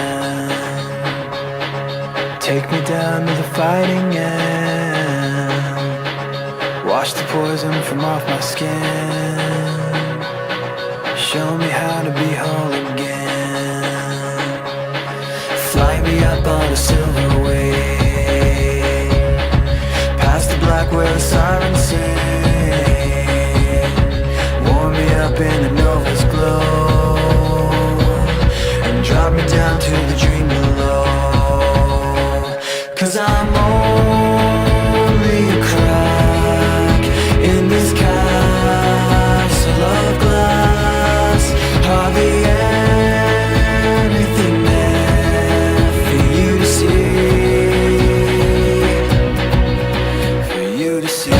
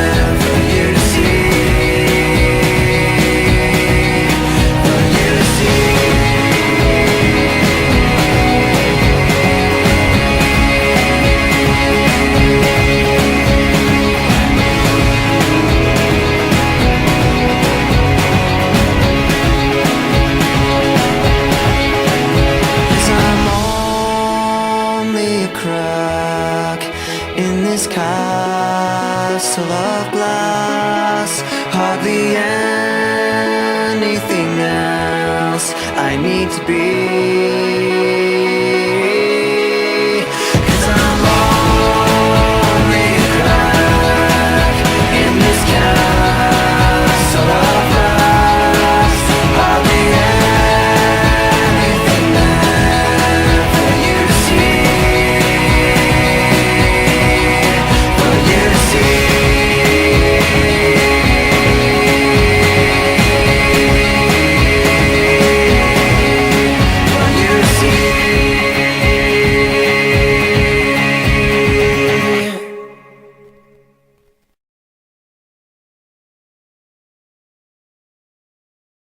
Author's note: a long and important chapter which will be worth retaining going forward.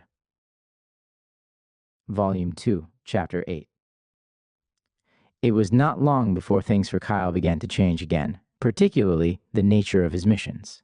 It began about 2 weeks after his arrival on Walpurgisnacht 1984, when he received a notice on his computer that he was expected in Nicholas's office. He begrudgingly answered, walking the long distance to the administrative offices. Kyle entered without knocking, just to be rude. Kyle had decided that just because he couldn't disobey orders, he didn't have to be polite about following them. "Tin Man, about time you showed up," Nicholas exclaimed. "I could hardly have come any faster," Kyle replied evenly. "Indeed? Well, could have fooled me. In any event, Emmerman is continuing his bid to become master of the fucking universe. He wants you on a certain mission. I'm allowing it on one condition, the fact that you'll have a vested interest," Nicholas said. "And why should that be?" Kyle asked. "Because if this mission is unsuccessful, you don't exist," Nicholas said dismissively. And on that cryptic note, Nicholas handed Kyle a glass pad, much like the one Dr. Terracotta had used. He didn't say fuck off, but he might as well have. So Kyle left. Upon returning to his desk, Kyle examined the glass pad, discovering that it switched on with a single look. Just seconds later, an image came over the screen. A young and handsome Japanese man with a rather impatient look on his face. This changed to a look of outright annoyance when he saw Kyle. "You don't look like Ms. Mittelbraun, and you're definitely not in a private spot," the Japanese man said with a sigh. "Is this Nicky Boy's fault?" Kyle chuckled. "I believe so. Well, get the other mission members, gather them up and into a briefing room, then have MM's Mittelbraun reconnect." "Fucking unbelievable," said the Japanese man. "Sir, I don't know the identities of the other mission members," Kyle said. "When I disconnect, check the tablet. It's locked biometrically according to placement on the mission team. Most of it will be locked from you since you're not Ms. Mittelbraun, but it should still show a members list. Over and out," the Japanese man said decisively. "He sounded pissed," a man at a desk near to Kyle's observed. "Very helpful. Thank you so much," Kyle replied sarcastically, standing to find somewhere private. He instinctively knew it was to be kept secret. Kyle eventually managed to find an unoccupied and out-of-the-way maintenance closet, and once again began attempting to work the glass pad, only for it to instantly start working once it was flipped, which caused him momentary embarrassment. Then annoyance at the fact that the device was identical, both front and back, and had no indicators of which way it wished to be held. The screen had several applications which contained mission-related information: participants, locations, plans of operations, contacts, and so on. Most of it was redacted for Kyle. The glass pad was apparently able to detect who was reading it. However, Kyle was able to see that the OP would involve time in both Manila and Okinawa, and that it was likely to last for years. So, Kyle realized, it's true. They do send people on missions of multiple years' length. And now I guess I ought to be getting my systems used to such an idea. Though, if he was being honest with himself, Kyle was looking forward to a long break from this world of slaves and secrecy. As the disgruntled Japanese gen had said, the participants file opened. They were as follows: Anya Mittelbraun, Team Leader Jack Flynn, Infantry Yoshiro Surabaya, Cultural Relations Norma Jean Pierce, Cryptography; Brian Foster, Technicals Kyle Delshow, Defenses and Translations Andrew Flynn, Trainee, Defenses. So Kyle realized young Andrew was his trainee now. He didn't mind. He had a growing fondness for the boy, by now having escorted him on several missions. And Kyle also looked forward to getting to know better these people he'd met on his first night, particularly Jack, as Kyle had fallen through on his promise that he'd stick with Jack. And so, he got up to track down the other team members, in the order in which they were listed. Kyle checked his computer. By now, he'd been given a real-time directory of Camp Hero employees, at least those of rank and import, and those of significance to his mission. Kyle found the various team members committing their locations to photographic memory. Anya, the directory said, was to be found teaching a class above ground on Stanford's Green. The name for a training ground made up of a fenced-in park-like area of lawn and trees, about 3 square miles or 4.8 kilometers in size, littered all throughout with exercise equipment and gun ranges. Kyle trekked there, using the entrance set for him. An important note, this was not the same entrance described earlier. Kyle, under strict orders, used an entrance near the Montauk Point Lighthouse, in the woods. There, one found what appeared to be an innocuous metal shack, though it had one of the locks common to Camp Hero, which was opened by scanning the nanites in the wrists of assets. Inside the shack, one found a trapdoor with a ladder. A descent of this ladder would find one in a small room with a cage elevator, also locked behind a nanite scan, from which one could access the levels 1 through 10. Most of the rest of the people in the securities division also used this entrance, though Kyle suspected it had been assigned to him, at least partly, in order to prevent him from seeing any more supply runs. This entrance was also a very long trek from the German single men's barracks in Battery 216 where he resided. Even though Kyle, as a synthetic, had unlimited stamina, he was still often heard to bitch and moan about the distance, and many who knew him in those days still recall him doing this. Kyle found his way to Stanford's Green in short order, though he had to take the long way to avoid the White House, the local name for the white cottage near the radar tower. This house was lived in by a man with the surname of Bielik, and Kyle, for reasons unknown to him at the time, was ordered to avoid this man and all things associated with him. Kyle would not understand the reasoning behind this for many years. However, he didn't object. Bielik was of the higher officer class, which Kyle was finding to be a uniformly loathsome group of people. Kyle reached Stanford's Green, and then, after asking a few of the individuals training there, found Anya. She wore full SS regalia and was standing in a clearing, training a group of perhaps 30 children, all girls of about 11 years old in street clothes. Slave girls, Kyle thought to himself, with a slight shiver. Anya herself stood in the center, next to a stone block about the size of a refrigerator. The girls were positioned away from her, watching and listening as Anya gave the class. After listening a moment, Kyle realized it was a telekinesis class. Anya was attempting, with no success, to get the girls to pool their psionic energy and lift the block. "Can I do that?"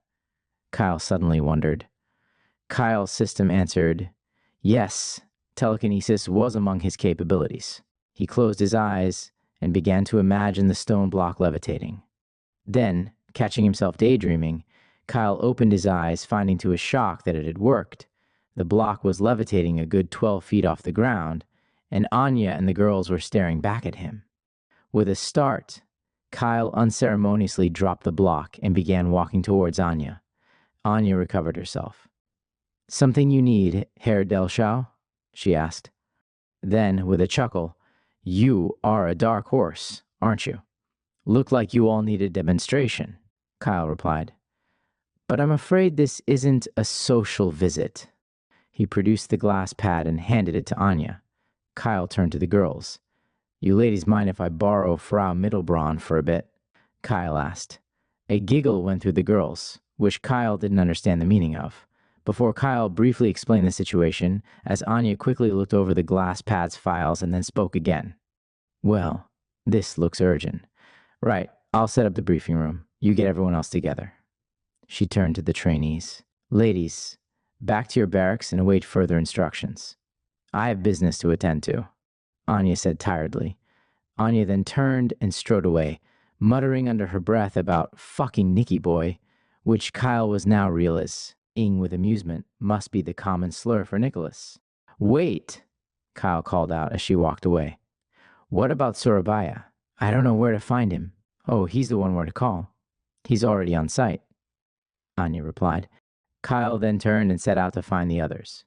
At one of the gun ranges on Stanford's Green, Jack Flynn expressed surprise at seeing Kyle again, almost seeming puzzled that Kyle was still alive and hadn't sought him out. Norma Jean Pierce he found in her office on the 6th sublevel. This was the academic district where time travel was studied via texts of history, combing for changes, as well as sending their workers on operations to study changes to history firsthand. Kyle had not visited this level before, though he'd heard that positions here were heavily sought after by the slaves, as treatment of assets was comparatively humane. Norma Jean grumbled about leaving her desk, but understood the urgency. Kyle located Brian Foster in the armory with a girl he hadn't seen before, attempting to repair a large railgun.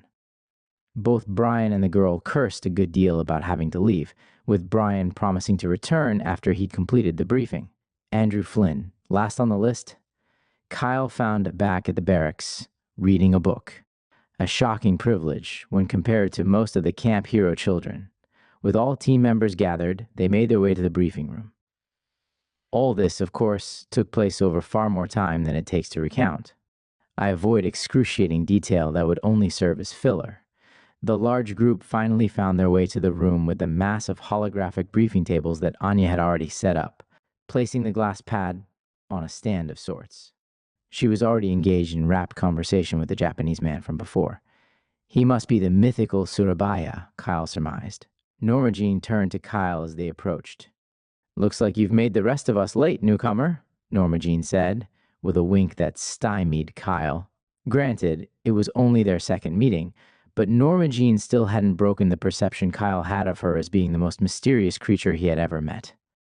Kyle wondered whether this made Norma Jean more or less attractive to him, and she likely knew it.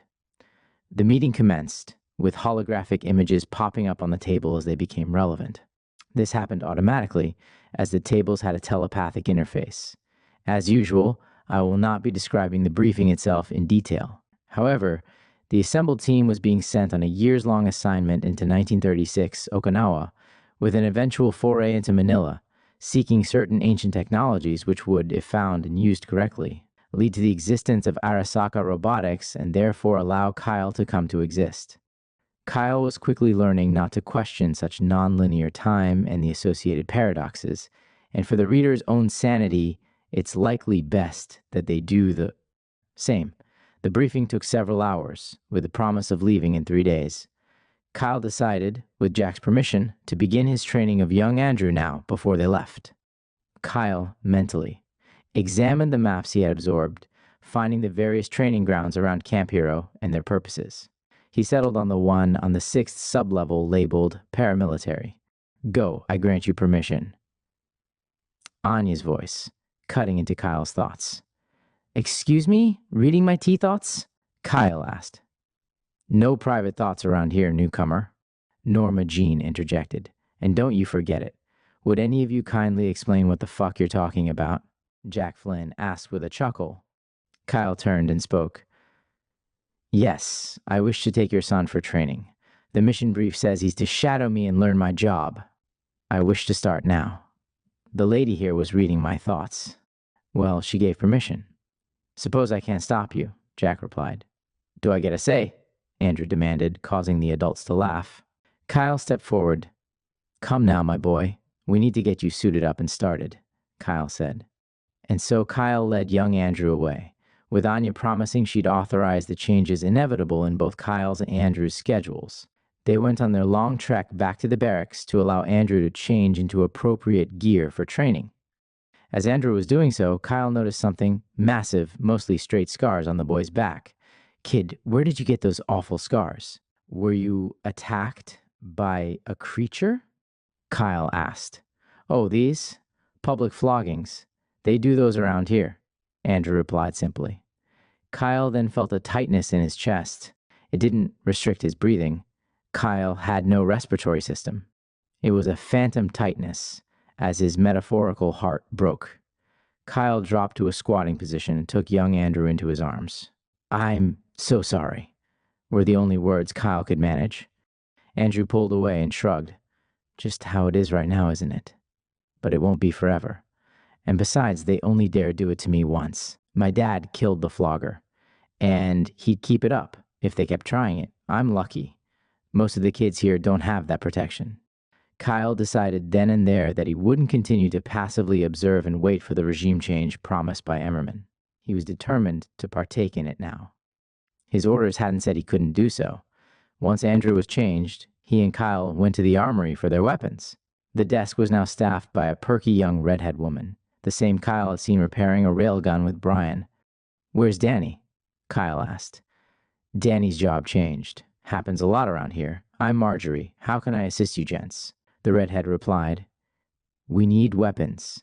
Axis issue, 1936 to 1945, Kyle replied. "I think I can help you there." Marjorie returned a few minutes later carrying a duffel bag with the requisite weapons as well as a veritable packet of papers for Kyle to fill out, checking them out of the armory. They then processed on their way to the 6th sub-level and to the training ground labeled paramilitary. On their journey, they ran into the missing Danny, who was now clad in office clothes. "Moved you along, have they?" Kyle asked. "Yeah, they have me in analytics now. They'll send me off again once they realize I don't know shit about it. Here's hoping they transfer me out of Camp Hero entirely this time," Danny explained. "So," Kyle said, "if you were to, say, fail to show up to your job entirely, that incensed them more? Increased likelihood of you being sent off?" "I bet it fucking would," Danny answered. "What are you implying?" "I'm training the boy today," Kyle stated, gesturing at Andrew. "I need a third person. Come along." "I can see you want this transfer." Danny chuckled. "Good job, Kyle. You're learning." "Learning what?" Kyle asked. "To game the system. Only way to live in this fucking hole. And you're leading and adapting to it too," Danny said. With a grin, he added, "Pretty quickly too, by the standards of most of the crowds who come through here." Kyle smiled. "Racial epithets aside, thank you. Now, let's get on with this. The day is still young." Privately, Kyle had no thoughts at the time of gaming any systems, only of helping his friend. However, Danny's words registered, and Kyle assimilated them, adding them to his brain and database of things to emulate and observe. They soon arrived at the intended level and training area. It proved to be all that Kyle could have needed, and more, being quite vast, containing not only many shooting galleries, but also a number of warehouse-sized rooms complete with artificial recreations of various environments with adjustable gravity, and even a huge swimming pool in which one could train in underwater combat. It was in this environment that Kyle and Andrew spent the next 3 days, leaving only to return to their barracks. They ate their meals at the canteen for those who worked in the training area. They'd always catch Danny in the hallways and bring him along, which they were never stopped from doing. Either the machine of work at Camp Hero didn't care, or someone knew this was happening and allowed it. Kyle looks back on those 3 days very fondly. He became close with both Danny and Andrew. In Andrew, he discovered a shared taste in guns. In Danny, he discovered a shared taste in women. Kyle trained Andrew in as many aspects of the art of bodyguarding as he could, teaching him how to scan rooms, how to guard another without excessively endangering himself, how to spot a threat, etc. They particularly trained in the warehouse-sized room made to look like a shantytown, as well as the underwater combat training pool, as these seemed the most appropriate to Okinawa and whatever they might meet there. Danny was used as the test dummy of a person to guard. One notable incident did occur on the second day. It was as the trio was in one of the lanes of a shooting gallery.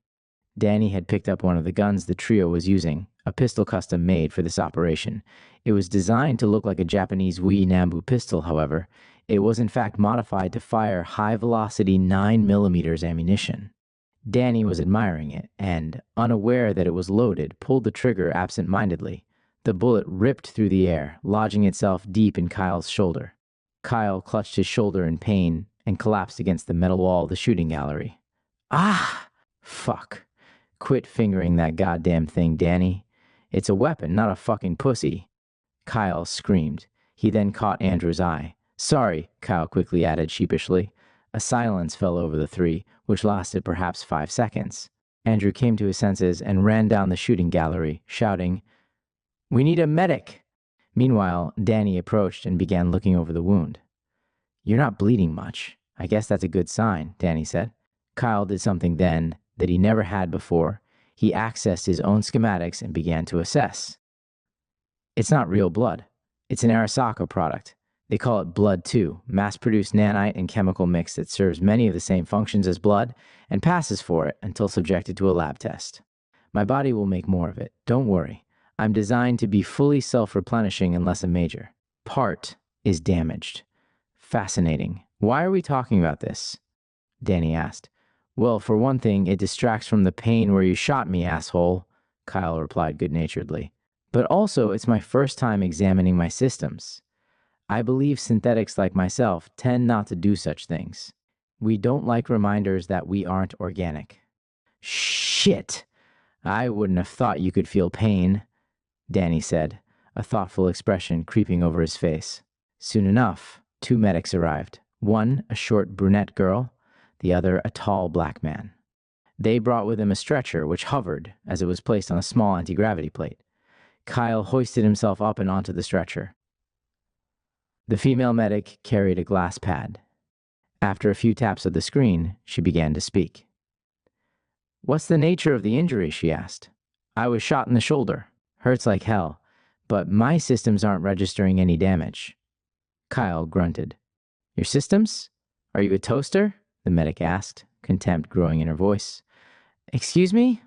What did you just fucking call me? Kyle demanded, raising himself from the hovering stretcher. The black male medic, perhaps more correctly called an orderly, pulled a cattle prod from the underside of the stretcher. Watch your mouth, Tin Man. You don't want me using this. Lay your metal ass back down and I won't. The orderly threatened. Kyle couldn't forget the terrible sensations brought by the cattle prods at the Arasaka plant. He wasn't eager to endure that again. Begrudgingly, he obeyed and laid back on the stretcher. Kyle tried not to notice that neither Danny nor Andrew spoke up for or defended him. The orderlies took their sweet time in bringing the stretcher above ground, exiting through the radar tower which Kyle had entered the underground of on his first day. By taking this route, Kyle got a particularly good look at the area where the supply runs were dropped off. The elevator opened in a hallway, at the end of which was a massive concrete room. The floors of this room were wet. Kyle noted a white fire hose on one wall. The floor slanted ever so slightly towards a large drain in the middle. On a far wall was a set of benches. Above these, in blue paint on a huge whitewashed board, was a notice. Leave all clothes here. New clothes will be issued momentarily. Failure to leave any and all articles of clothing will result in punishment, no exceptions. A series of much smaller, mostly metal signs bore this same notice in languages Kyle registered as German, French, Spanish, traditional Chinese characters, Vietnamese, and, to Kyle's considerable surprise, even a script that his software registered as indigenous human Martian in its origin. The stretcher left the building through a narrow staircase, out a door which Kyle recognized upon exiting as the door through which he'd seen the children of the supply run being funneled. He was able to put the scene together then. These children, brought from all over an obviously deplorable condi, Xians, were sent down these stairs into the huge concrete room and stripped, then hosed down, then reclothed, presumably in the striped pajamas which Kyle had known some he'd worked with to wear. A thought struck him then. Where were they housed? In what conditions? Up till that point, Kyle hadn't seen any place. All the barracks he walked past to and from work seemed to house mostly adults. Not the many children he'd seen being unloaded from the supply run, nor the ones he'd escorted on various ops. It seemed no one spoke of this, which Kyle realized made it imperative for him to find out. Danny and Andrew left Kyle at the radar tower door, and the orderlies continued on, still bearing him on the hovering stretcher. Danny and Andrew left Kyle at the door, deciding to wait for him. Kyle noticed a strong sense of trepidation on Danny's part regarding, he assumed, Kyle's destination. Within the fenced-off parking area outside the tower, where the black vans carrying the supply run had parked, was what appeared to be some sort of golf cart pulled tram, which again hovered. The stretcher with Kyle was loaded onto the back of it, and it took off. The hovering vehicle drove fairly quickly through the Camp Hero compound, too quickly for Kyle to observe very much. Not helped by the angle he was laid at and the pain he was in, he did see a pair of large-nosed gray aliens walking on the side of the road, however. He'd heard of aliens on base, but hadn't seen any until that point. The tram drove a rather long distance west and north, eventually stopping into a slightly hilly area which looked largely residential, beyond which was what looked like an open field meeting the sea.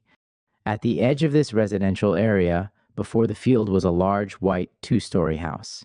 It was nestled in between a pair of white cylindrical towers, about 30 feet in height, topped by geodesic hemispheres, which had been painted a pale orange color. From the house came a pair of women, one tall, blonde, and big-boned, the other one slight and of mixed race. Both wore white lab coats and carried glass pads. Only the blonde was identified, as her lab coat said Dr. Simmons on the left breast in pale blue embroidery. Kyle felt overwhelming evil from this woman, a feeling rivaled only by Nicholas. "What do we have here?" Dr. Simmons asked. "We've got a toaster, GSW to the left shoulder, claims no systemic damage but is saying it's in pain," the black male orderly responded. Kyle simply remained lying on the stretcher, not responding to the slurs, or to being referred to as an it. As an ibis, he was learning not to fight back unless it was necessary to remain alive. "Right. Can you stand, sir?" Dr. Simmons asked, addressing Kyle and extending a hand. Kyle stood without accepting her hand. With the sensations he was getting from this woman, Kyle had no desire to be touched by her. "Follow us, we'll fix you up," the petite woman said. Then, turning to Dr. Simmons, "I've recorded everything. Thank you for doing your job, Corinne," Dr. Simmons replied flatly. Kyle and the two women walked into the house, which from what little he saw was very grandly and expensively furnished, made to look like a French chateau on the inside. Just to the left of the front door was a staircase descending underground. The two medical personnel began descending these stairs. They went quite a distance below ground, emerging in a set of sleek white hallways with large rooms, obviously of scientific purposes. Kyle registered this as the Sciences Wing on the Camp Hero maps. The trio entered a rather odd, circular room. The walls were occupied, at intervals, by a series of hydraulic arms. At the end of each one, there was some piece of medical equipment: scalpels, syringes, forceps, and so on. In the center of the room was a metal box on a circular base, from which another hydraulic arm extended, at the end of which was a massive metal hoop. The room and all equipment were sleek, with a shiny white floor, and all the robotics were plated with chrome. Corinne sat at a desk beside the door, with a monitor on it. After clicking her keyboard a few times, she looked up at Kyle. "Right, I need your company of origin and your serial number," Corinne stated. "Arasaka Robotics." "Ab," Kyle replied. He'd memorized it after discovering it on his first night at Camp Hero. "Thank you. Database shows you as a top-of-the-line model. Expensive," Corinne commented. "Thank you for your commentary, Corinne," Dr. Simmons injected sharply. "Please go calibrate the tank. I'll do the real work." Obviously used to the abuse, Corinne stood and left the room wordlessly. Dr. Simmons sat at the computer and instructed Kyle to strip nude and step into the large metal hoop, in the style of the Vitruvian Man. "Don't get any ideas," Kyle muttered as he slipped off his underwear. And he meant it. "I don't fuck toasters, so no problem," Dr. Simmons replied. Kyle followed the instructions. What preceded was a high-speed robotic surgery, with Dr. Simmons controlling from the computer near the door. The box to which the hoop was attached rotated, bringing Kyle around the room to each appropriate piece of surgical equipment. Of course, Dr. Simmons offered no anesthetic, though it wouldn't have worked in any case, since Kyle had no metabolism of any kind. So the procedure was excruciatingly painful, particularly one point at which the scalpel failed to cut into the artificial musculature, which, in addition to being much tougher than human muscles, had a mesh of thread of a material tougher than steel, yet almost too thin to see with the naked eye, as well as a weaving of the same threads through the muscles themselves. As a result, the metal scalpel had to be swapped for a plasma-bladed scalpel, which was even more painful. It was overall a rather traumatic ordeal and rather humiliating for Kyle, being spun around a room on a robot arm, naked, bleeding, and screaming in pain, in front of this woman who disgusted him. The surgery was over in perhaps 5 minutes, at which point Dr. Simmons coldly led Kyle out, still naked and bleeding and his wounds left gaping, to another room in the sciences department. By this point, Kyle was simply trying not to cry from the pain, determined to maintain his dignity. The room Kyle was conducted to was also sleek and white. However, here the ceiling was at least 25 feet off the ground, and this room, huge and rectangular, was lined with a veritable colonnade of massive cylindrical tanks. These tanks all stood at about 15 feet tall by about 12 feet wide, the bottom 3 feet of which was metal, with a touchscreen terminal jutting out from the front. A stepladder had been placed alongside each tank to allow access to the top. Above each one, attached to the ceiling, was a hydraulic arm, at the end of which was a human-sized and shaped metal frame. Kyle counted 35 tanks. 3 were empty altogether. 5 were filled with a blue translucent fluid, but unoccupied. Perhaps 5 more were filled with a green translucent fluid, and occupied by people in what Kyle assumed was stasis. And all the rest were filled with a white, completely translucent fluid. It was to one of these white fluid-filled tanks that Kyle was led, with Corinne already at the base, assuring both him and Dr. Simmons that the tank was correctly calibrated. And so, up the stepladder and into the metal frame Kyle went, before finally being lowered into the tank. The time in the tank was a pleasant interlude. The white liquid, a nanite and chemical mix of unknown makeup, gave a euphoric, partially unconscious feeling to anyone immersed in it, even those without a metabolism. The feeling set in more or less instantly, and Kyle drifted into a state of blissfully floating through images in his mind, like a pleasant fever dream, while the tank, one of the regeneration types, fixed his shoulder. The process took nearly an hour. To Kyle's disappointment, the euphoria left as soon as the hydraulic arm lifted him out of the tank, though all the pain in his shoulder was gone. The white fluid, which had about the consistency of beaten eggs, ran off the body like water off a duck, leaving Kyle dry. This felt familiar to Kyle, but all actual memories of his childhood were still nowhere to be found, so he simply shrugged it off. On the stepladder at the top was a new set of fatigues and boots. Dr. Simmons and Corinne stood at the bottom. Suddenly rather horrified at being nude in front of these 2 women who disgusted him, Kyle quickly dressed and was escorted back above ground, then simply turned loose to walk back to work. His natural response was to walk to one of the houses nearby and demand a ride. However, he decided against it. He would walk back and gather intel on the way. It would be years before Kyle understood that this type of semi-passive response was, in fact, not a decision, but hard-coded into his programming, and even the thought of resistance would have been considered an aberration, were it to become known to the programmers at Arasaka Robotics. The walk proved fairly fruitful, in spite of Kyle's objections. Simmons's house was several miles south of Camp Hero proper, though still well within the pocket universe of the time bubble, and as a result, fully built out. Quite unlike the version of North, Long Island, which is visible from outside the time bubble. Kyle noticed something as he walked. The buildings above ground were more or less universally unlabeled, and all were behind at least one layer of barbed wire and gates. Most of them were apparently occupied, as they all had vehicles in front. However, the extent to which they were occupied was difficult to determine, as none had any windows. For amusement, Kyle tried to scan the nanites in his wrist on several of the gates, but was denied access each time. The vehicles seen were all either military jeeps or luxury personal cars, and all had been retrofitted with an anti-gravity engine. None of the streets had signs. His walk was interrupted by one of the hovering jeeps pulling up alongside him. The driver, a rather large man with jet black hair and full Air Force regalia, rolled down the passenger side window. "Hey, where you headed, soldier? Need a ride?" the jeep's driver asked. Kyle shrugged. "Sure, if you have the space. I'm headed to the east entrance, near the lighthouse." "Hop in," the driver said. Kyle did, climbing into the front seat. He was surprised to see that the back seat, which was invisible from the outside due to window tinting, was already occupied. The occupant was a single reptilian humanoid. He was covered in silky, smooth black scales, which glittered iridescent when hit by the light. He must have stood at about Kyle's height, and was mostly humanoid in shape, save for his scales and his long prehensile tail, the end of which was spiked, and took up the seat next to him. Even more surprising was when the reptilian extended his hand to Kyle and spoke. "How do you do?" "They call me Ezekiel," the reptilian said. The reptilian spoke in an obviously non-human accent, which Kyle couldn't find anywhere in his database. His English was clear and perfectly understandable, however. Kyle Delshaw, Kyle replied, then added cheerfully, I've never seen a lizard that could talk before. The dark-haired man chuckled.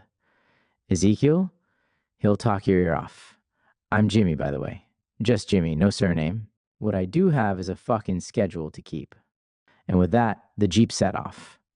Kyle was returned in good time to his entrance, at which point he returned to the training ground, finding Danny and Andrew waiting. Danny seemed relieved that Kyle wasn't shaken. Wasn't visibly shaken, at any rate, though mentally he remained so, in spite of his rather exceptional capability to compartmentalize. The remainder of the 3 days before the OP passed without incident, and Kyle deemed Andrew as ready as he'd ever be for this operation, and so it commenced. The first step, as usual, was document and weapon gathering, then a trip through the portal. They wound up in the countryside outside of Berlin in 1937, finding Surabaya waiting. Greetings! Due to the restrictiveness of these times and places you're visiting, we decided it was best if your emigration from Germany was real.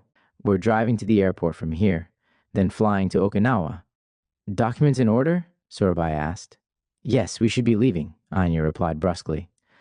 Kyle was detecting a friction between Anya and Surabaya, and it wasn't sexual in nature.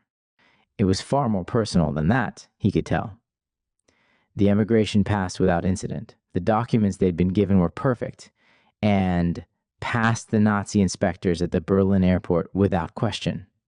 They loaded onto the private plane waiting for them, a large for the time period silver model. Surabaya and, to Kyle's surprise, Jack loaded into the front seats and took to the skies. The plane, while it ran like a dream, was not sufficiently insulated. The occupants began to feel the effects of the cold and started digging into their luggage to find warmer clothing. The luggage had been provided in the vehicles which took them to the airport, and so the contents were unfamiliar. In his suitcase, Kyle found an item of clothing that would soon become something of a signature for him, a brown leather flight jacket with a wool lining. On the left sleeve was a pair of patches, one with the Third Reich German flag, the other the Japanese Rising Sun flag. Kyle put it on with delight. He'd go on to frequently wear it, or one identical to it, for many years too. Come. The flight from Berlin to an airstrip outside of Naha, Okinawa took approximately 40 hours, including 3 brief stopovers for refueling. The Japanese authorities at the airstrip gave only a passing glance at these new foreigners, then had a pair of beige vehicles drive them into Naha, which was only a few miles away. They were then simply abandoned, their luggage thrown from the vehicles. Surabaya, all business as always, pulled his glass pad from his suitcase. The glass pads apparently utilized some form of quantum computing that enabled them to be used in any time period. Kyle raised an eyebrow at Surabaya's choice of using it out in the open. Is that a good idea? Using that technology in front of the locals like this? Kyle asked, slightly alarmed. Surabaya chuckled. You, the gigantic blue-eyed European man in 1930s Okinawa, are trying to tell me what might look strange. And anyway, it's necessary. I need to find the cabin where to live in. And you couldn't have memorized that shit before now? Brian Foster muttered under his breath. After several minutes, Surabaya managed to pull up the map on the glass pad. It was apparently quite difficult to read, as soon enough Anya, Jack, and Brian were all crowding around attempting to read it. I'm bored and hungry, Norma Jean announced. There's money in our luggage. I've pocketed mine.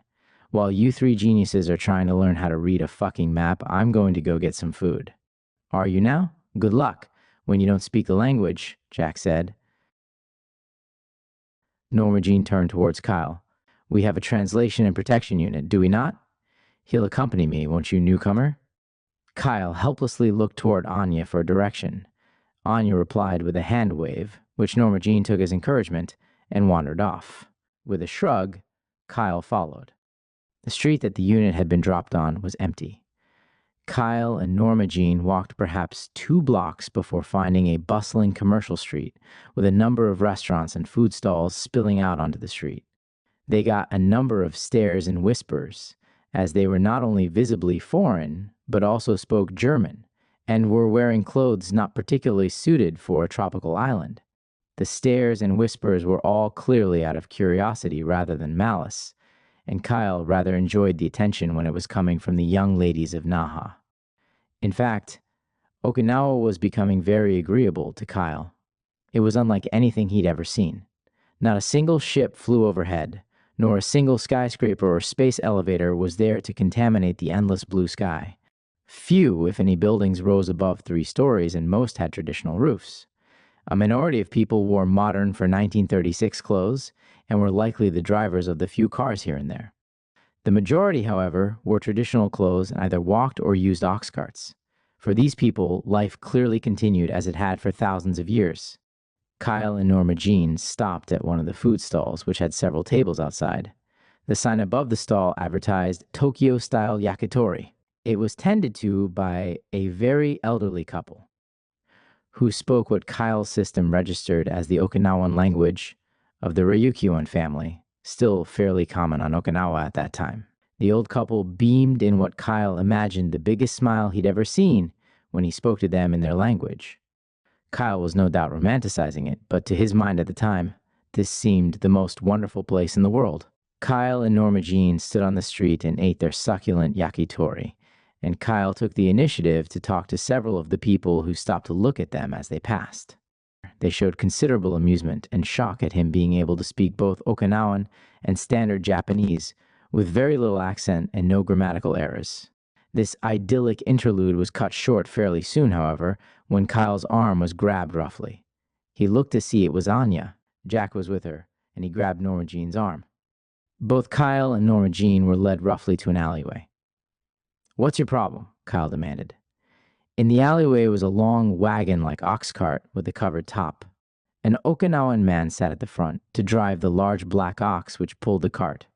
Surabaya, Brian, and Andrew were in the cart already, waiting with the luggage. Anya didn't answer Kyle's question, merely harshly directing him and Norma Jean to get in the fucking cart, which they did. It was only as the cart was leaving that Anya addressed them. "Are you two fucking stupid? We have a kid here, and he has more sense than you two." Anya fairly spat. "Yes, I do," Andrew piped up.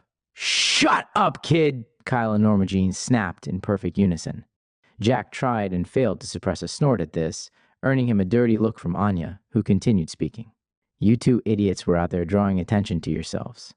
A blonde and a redhead becoming local celebrities in 1930s Okinawa. Kyle, I can nearly excuse. You haven't been at this long. But you, New Jersey, you ought to know better." Norma Jean continued angrily. "What's the problem here? Why are you attacking her?" Kyle demanded. He truly didn't see. Surabaya piped in. "What if someone had decided to take your picture? What if we couldn't find them afterward? That's evidence. Evidence of your presences in Japan at a time you're not supposed to exist. From now on, you keep a low profile. Only go into town at night, and only go to the less reputable areas where photographs are unlikely. You shouldn't have to be told this, either of you." The rest of the ride passed mostly in silence, save for the hustle and bustle of Naha, replaced eventually by the sounds of the countryside. Kyle spent the journey with his eyes on the scenery, contemplating that which he'd been told, and resenting the degree to which he needed to control himself. Norma Jean stared at her shoes, no doubt angry at herself for not accounting for the situation. Harsh as Anya's words had been, she was right. Norma Jean should have known better. She'd been doing this for an untold amount of time, and so should Kyle have. There were no excuses. In spite of the awkwardness, the drive, which took about 3 hours, was beautiful. The hustle and bustle charm of Naha was replaced by the breathtaking tropical scenery of rural Okinawa, with jungles and hills and frequent glimpses of the turquoise sea. The roads, most of which were unpaved, ended on a secluded cove containing a massive wooden cabin with a traditional Japanese roof. The driver of the cart was paid handsomely, and the unit was, for the first time, left truly alone. The cabin was huge and expansive. It consisted of a pair of large dormitory-style rooms, as well as an armory, a map room, 3 bathrooms, a common area with a large radio, as well as a massive, fully stocked kitchen. All that the unit could need for a place to live for several years. On each of their assigned bunks, everyone found a folder, which finally laid out their objectives. They were to conduct, essentially, an underwater archaeological dig in an alien site destined to be destroyed in World War II a few miles north and west of Okinawa in the East China Sea. The cabin, they were assured, contained everything they might need as far as storage in the massive crawl space underneath, which apparently ran the full length and breadth of the house. The unit had also been gifted a boat, a white and blue speedboat, tied to the small dock on the beach outside the cabin. It had no name, and so a debate went up among the group as to one. In the end, Surabaya won out. The boat would be called the Kaguya Maru, after the princess who, in Japanese folklore, had come from the moon to Japan, leaving behind multiple legendary artifacts. The following morning, Jack and Kyle hauled the boat ashore with their superhuman strength, and Jack painted her new name on with some black paint found in the massive crawl space. The Kaguya Maru was then christened with a bottle breaking, and the unit began their work in earnest. The crawl space and attic of the house indeed contained all that was needed for their dig. It was obvious that this had all been planned and prepped in advance for years. Just how massive was these people's network? Kyle wondered. 2 days post-arrival, the unit gathered their tools, put on their diving suits, piled into the Kaguya Maru, and set out toward the coordinates given in the files, with Anya driving the boat. As they drove, Surabaya showed interest in Kyle for the first time since they'd met. "What do they call you, Mr. Delshaw?" Surabaya asked. "Well, they call me Kyle, or Mr. Delshaw, as you just did," Kyle said. "He means your call sign," Andrew interjected. "Don't have one. At least they haven't said if I do," Kyle answered. "Well, my father's people all have call signs from Greek mythology," Jack said. "You look like a Daedalus to me." "I have no reason to object," Kyle answered with a chuckle. "So long as it's not Telos." He'd had enough of being called robotic names. Soon enough, the boat pulled up at the exact coordinates. The anchor was dropped, and Kyle, Jack, Andrew, Anya, Norma Jean, and Surabaya all put on the helmets of their suits, Gath, aired their equipment into waterproof duffel bags, and dropped into the water, with Andrew tethered to both Kyle and Jack at both of their firm insistences. The water was crystal clear, blue, and deep. The bottom in this area was easily over 200 feet below the surface, between a pair of underwater mesas, creating what was really a small ravine. Anya telepathically instructed the crew to keep their eyes open. The exact entrance to the site was unknown, but it was known it could be easily missed. It's not remembered any longer who first saw the entrance, other than that it was, indeed, very subtle. It looked like an entrance to any of the other many caves and alcoves in the walls of two mesas. The only hint was that no fish were swimming out of it, and those attempting to swim into it were bounced back by an unseen force of some sort, a force field. The crew approached and began to step slowly through the force field one by one, with Kyle, Jack, and Andrew entering last. The force field was also apparently projecting a holographic image, as on the other side, there was no cave as there appeared to be from the outside, but in fact, they found themselves in a large hallway that had obviously been carved by a tunnel boring machine of some kind, ending in a staircase which led to an as yet unseen level below. The walls were lined with reliefs, depicting various scenes, most of them showing human-like figures engaged in various activities, particularly spaceflight, as well as with some obviously non-human figures in street scenes. All of the reliefs were unpainted, aside from one central figure, and evidently female. Character in a red flowing robe with long black hair. Above the door that the unit had just entered was a seal, the only actual script in the room, bearing a passing resemblance to Chinese oracle bone scripts. "I don't recognize it." "Can anyone read it?" Norma Jean asked. Kyle opened his mouth to speak, as the language was definitely in his database, but Jack spoke before he could. "It's a Middle Regalian script. Here lies the final domicile of Kanchi, the exiled former queen. Ladies and gents, I think we've found our dig," Jack exclaimed excitedly.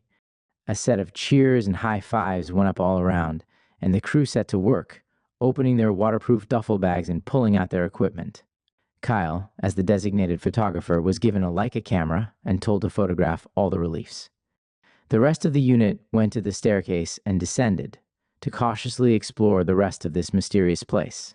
Lighting was not a concern, as the space was lit using some kind of photonic technology, casting light from no visible physical source, giving the final domicile of Kanchi an unnerving, ethereal glow. The staircase, it turned out, wound a good distance further below ground, at least 100 feet. At the bottom, they found a labyrinth of further carved tunnels, although these had rooms also carved off of them, some of which stood open, and some of which had stone doors with no visible way to open them. At first, only photographs were taken. Then, after several days of back and forth trips photographing and mapping only, the rooms which were open, they began to excavate and examine further. The rooms were filled with objects of importance.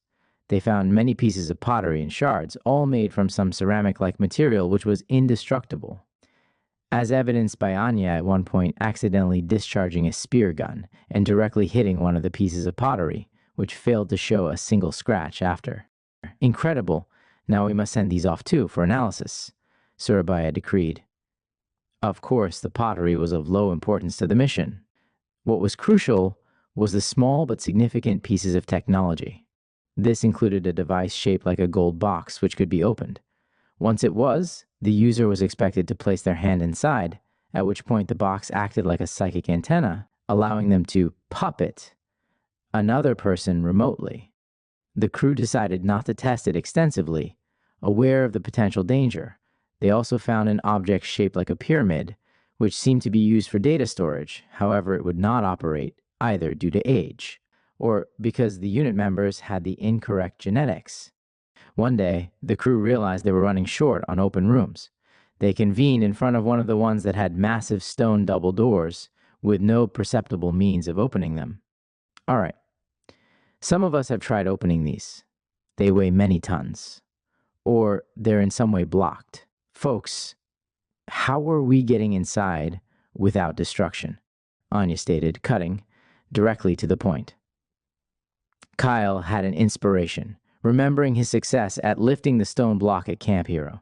Kyle closed his eyes, shutting out all sound, and envisioned with all his might the doors parting. It worked, and the team was able to move in. Inside this particular sealed room, they found what seemed to be the central tomb chamber. No reliefs adorned the gray walls. At the wall furthest from the door was a now decaying throne, which looked suitable in size for a Terran child, as did the stone coffin at the center of the room, which bore another inscription on its side that simply read, Kanchi. This was clearly her final resting place.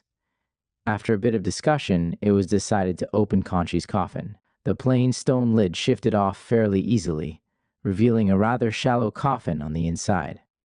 The several feet below it was made of pure stone. As expected, they found a skeleton of a Regalian female, about 4 feet 6 inches 1.37 meters in height, otherwise resembling a typical human female, although her skull showed signs of likely having had rather pronounced facial features, which could be considered Asiatic, typical of Regalians. In the coffin, they also found a number of cybernetic objects which had clearly once been implants in Kanchi's body. These were all painstakingly bagged separately for Brian and Surabaya to analyze before sending off. The eyes of the team members truly lit up, however, when they saw a scroll tucked at Kanchi's feet. It seemed that scrolls were especially valuable in these circumstances. Even more remarkable was the material the scroll was printed on. It looked and had the consistency of paper, however it was noticeably heavier and showed no signs of decay whatsoever. Without waiting for permission, Andrew began unrolling it. "What does it say?" Norma Jean asked. Kyle began looking at the scroll as it unrolled. Middle Regalian again. "It's a biography of Kanchi." "Pack it up," Anya said. "Kyle, I'll need you to transcribe it at the cabin, and I'll need your transcription all written up on paper to send away." They found further scrolls in the next, previously closed-off room. A huge wealth of them, in fact, and even more in the rooms after, along with many other artifacts. Randomly, Kyle unrolled another scroll. A frown must have spread over his face as he began reading it, as Andrew, perceptive as ever, asked Kyle what was wrong. "It's encoded somehow, some kind of cipher," Kyle answered. "Norma Jean, you're the codebreaker here." Norma Jean laughed. "To do that, newcomer, I need to know the language it'll decode into." The Matrix language is what they're calling it these days. Looks like you're teaching me Regalian. Kyle shrugged. It seemed from his perspective that it'd be easy to teach a language, although he'd soon learn that this view was rather flawed, as Kyle himself would never need to learn one. Some may have noticed an allusion to these artifacts being sent off. I will now describe this process. It was fairly simple. A number of miles further along the coast was another small dock, easily reached by the Kaguya Maru. Just beyond it was another small cabin. None of the unit members ever saw a soul in this other cabin. It served as a dead drop. It was occupied only by a small table, which had a pad of paper on it that never ran out. On the table, the crew, whichever member was doing the dead drop run, would place the artifacts, writing a succinct catalog of the objects on the pad of paper. They would also leave all photographs and all negatives, though they developed a habit of making double prints and keeping a set for themselves. They'd also write orders for any supplies they might need that couldn't be easily acquired in Naha, such as ammunition and tapes for their tape recorders. They'd then leave and return to the dead drop in 48 hours and find everything they needed, usually along with a nominal sum of money. Who exactly arranged and was doing all this on the other end, we're unlikely to ever know. The nights at the cabin passed very pleasantly, so that they are now remembered very fondly by those who were there. As Camp Hero survivors tend to do, their minds quickly turned towards music and carnal amusements.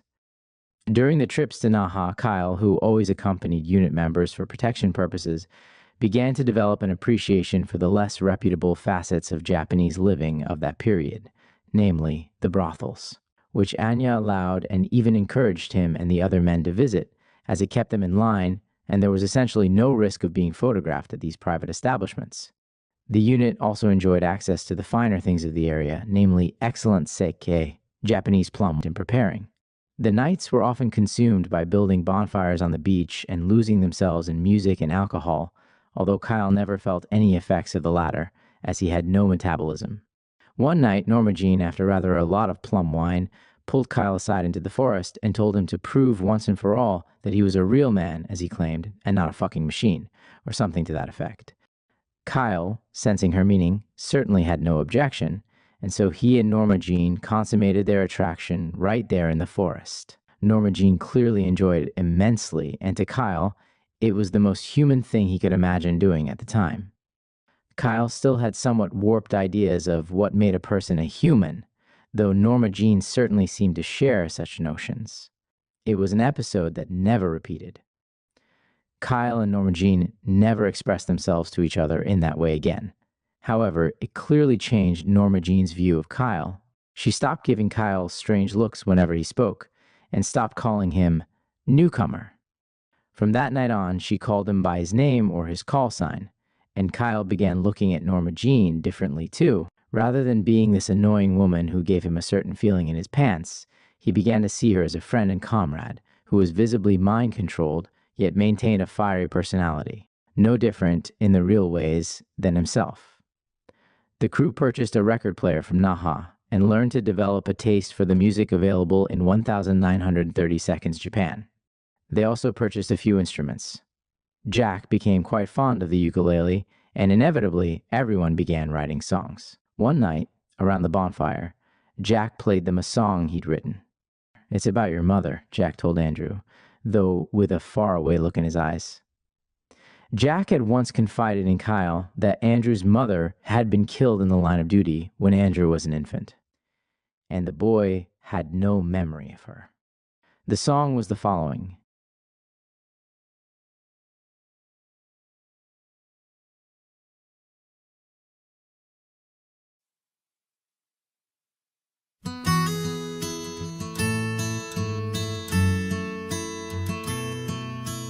In my mind, I'm gone to Carolina.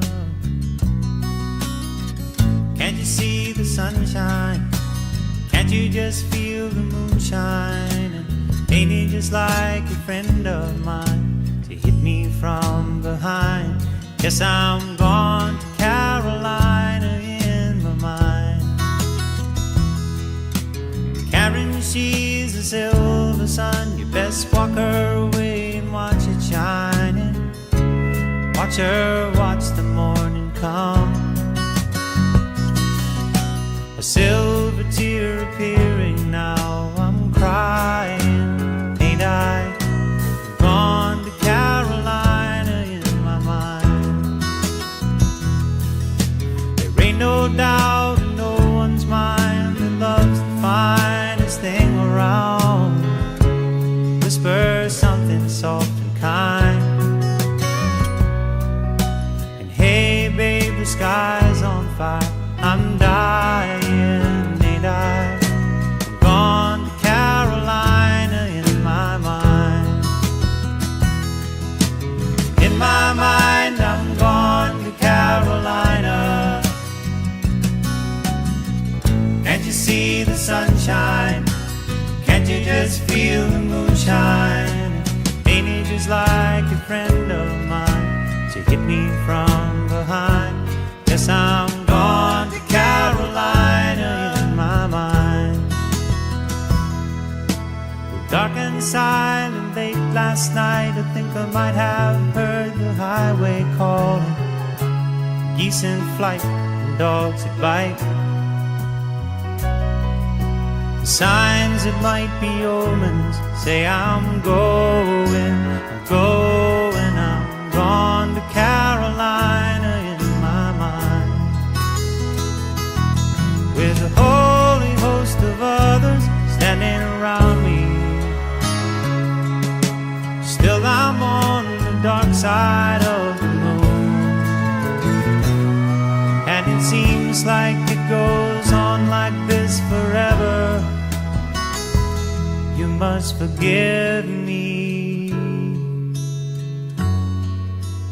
if I'm up and gone to Carolina in my mind. In my mind, I'm gone to Carolina. Can't you see the sunshine? Can't you just feel the moonshine? Ain't it just like a friend of mine to hit me from behind? Yes, I'm gone to Carolina in my mind. Gone to Carolina in my mind. And I'm gone to Carolina in my mind. Gone to Carolina in my mind. Gone, I'm gone. Say nice things about me, 'cause I'm gone, solid gone. Got to carry on without me. I'm gone.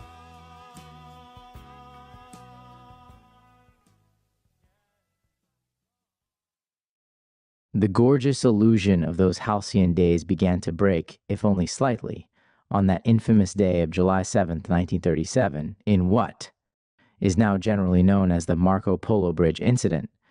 The unit was listening to the radio all through the night on all 3 days of the incident. What they of course knew, but none of the residents of Naha and the rest of Okinawa could have, was that World War II had begun, and that in just 8 years the Battle of Okinawa would occur right on their doorstep, and approximately a third of the locals they saw on every trip to town would be killed. Piece by piece, day by day, war began to show its ugly face. The usual Japanese flags around Naha began to be replaced by the wartime rising sun. Each day, the music on the radio became increasingly nationalistic, and propaganda reports increasingly common. Military parades also became commonplace, especially from 1939 on. Food prices began to rise. The unit found it necessary to carry their Nazi identification on every trip into town. At one point, there was a threat of their cabin being inspected. However, Tsurabaya put in a call on the glass pad to Arasaka HQ, who pulled their seemingly endless strings, and the inspection was canceled. Japanese warships began to appear on the horizon, coming and going from Naha, and the brothels Kyle frequented became filled with soldiers on shore leave. As time progressed, the translated scrolls began to tell more and more about the life of Kanshi, at least the flattering parts of her life. The non-encrypted scrolls were mostly biographical and painted Kanshi as a philanthropist of the highest order, who had been unjustly dethroned from Rigel, though no actual explanation was given for her dethroning and exile. If the biographical scrolls were to be believed, then Kanchi had gone on to live the life of a saint, traveling the galaxy and doing philanthropic deeds on needy planets. Though how she got the resources to do this was also never explained. Eventually, she'd apparently settled in what is now Okinawa, shortly before her downloading, as the documents called it, which at the time the unit assumed to be a somewhat odd euphemism for death. What was more useful and revealing were the encrypted scrolls. Norma Jean, under Kyle's tutelage, was becoming proficient in the Regalian language and making her way through the decryption process. The encryption was, it turned out, a fairly intuitive substitution cipher, which also used some sort of anagram system. The decrypted scrolls discussed the creation of artificial intelligence and the cyberneticization of an organic body. They also contained full-color illustrations of the process. One scroll was simply a transcribed debate between a Regalian and an unknown other alien on the ethics of cybernetics. It was common for Anya and/or Tsurabaya to go deep into the forest with their glass pads to communicate with both Camp Hero and Arasaka HQ, receiving directions and giving updates. The other unit members accepted it as par for the course. One day, one of these updates served to cause great stress. Anya approached the crew that evening. "We're falling behind schedule. The invasion of Manila is in a couple of weeks, and we're supposed to find this facility. Get your asses in gear." A lot had indeed changed. Time was marching on, along its never-ending track. World War II was in full swing by then, in November of 1941, and it was about to escalate even further with the Pearl Harbor attack. It was only 2 days after the decree by Anya that their big break came, via Norma Jean's code-breaking skills. She came rushing into the common area that evening, her arms full of a scroll and a bunch of papers and pens. "We've missed it all along. We fucking missed it, but I got it," Norma Jean was exclaiming. "Slow down." "What did you get?" Brian asked with a chuckle. "Lay your stuff out on the table." Norma Jean did so, laying out her papers excitedly on the large round coffee table at the center of the common room. She showed, through the latest scroll she had decrypted, something unnoticed until that point about Kanchi's burial chamber. Namely, that the stone block upon which her coffin was placed did not, in fact, rise from the floor.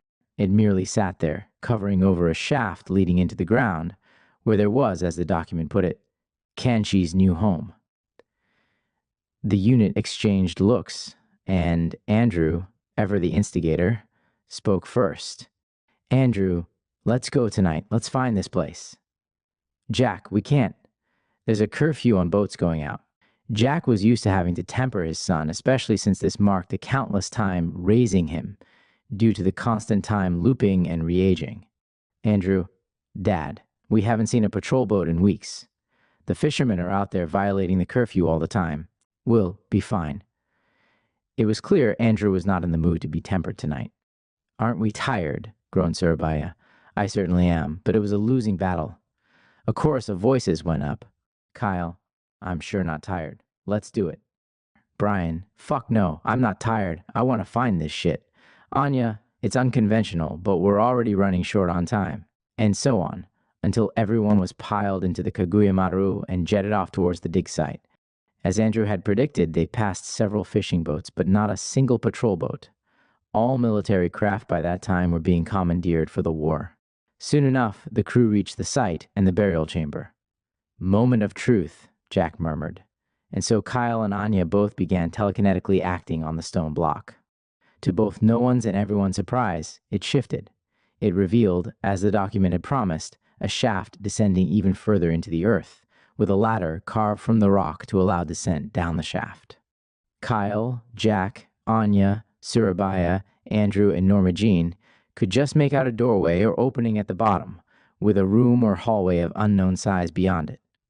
"I'll go first. I have to. It's my job," Kyle said dutifully, trying to hide his overwhelming curiosity. "That it is," Anya agreed, handing him a pair of duffel bags containing the bits of equipment the crew had thrown together on their rush out of the cabin. Kyle slung the bags over his back and then, despite several team members looking nervous, began to descend. Although it didn't inspire confidence, the rock-hewn ladder was quite grippable, seeming to have been coated in something invisible, which gave it this quality, making Kyle's descent a breeze. At the bottom of the shaft, he drew his pistol, switched off the safety, and entered through the carved doorway in the side of the shaft, opposite the ladder, stepping into the unknown room beyond. It's safe to say that whatever Kyle was expecting to find, it certainly wasn't that which he found.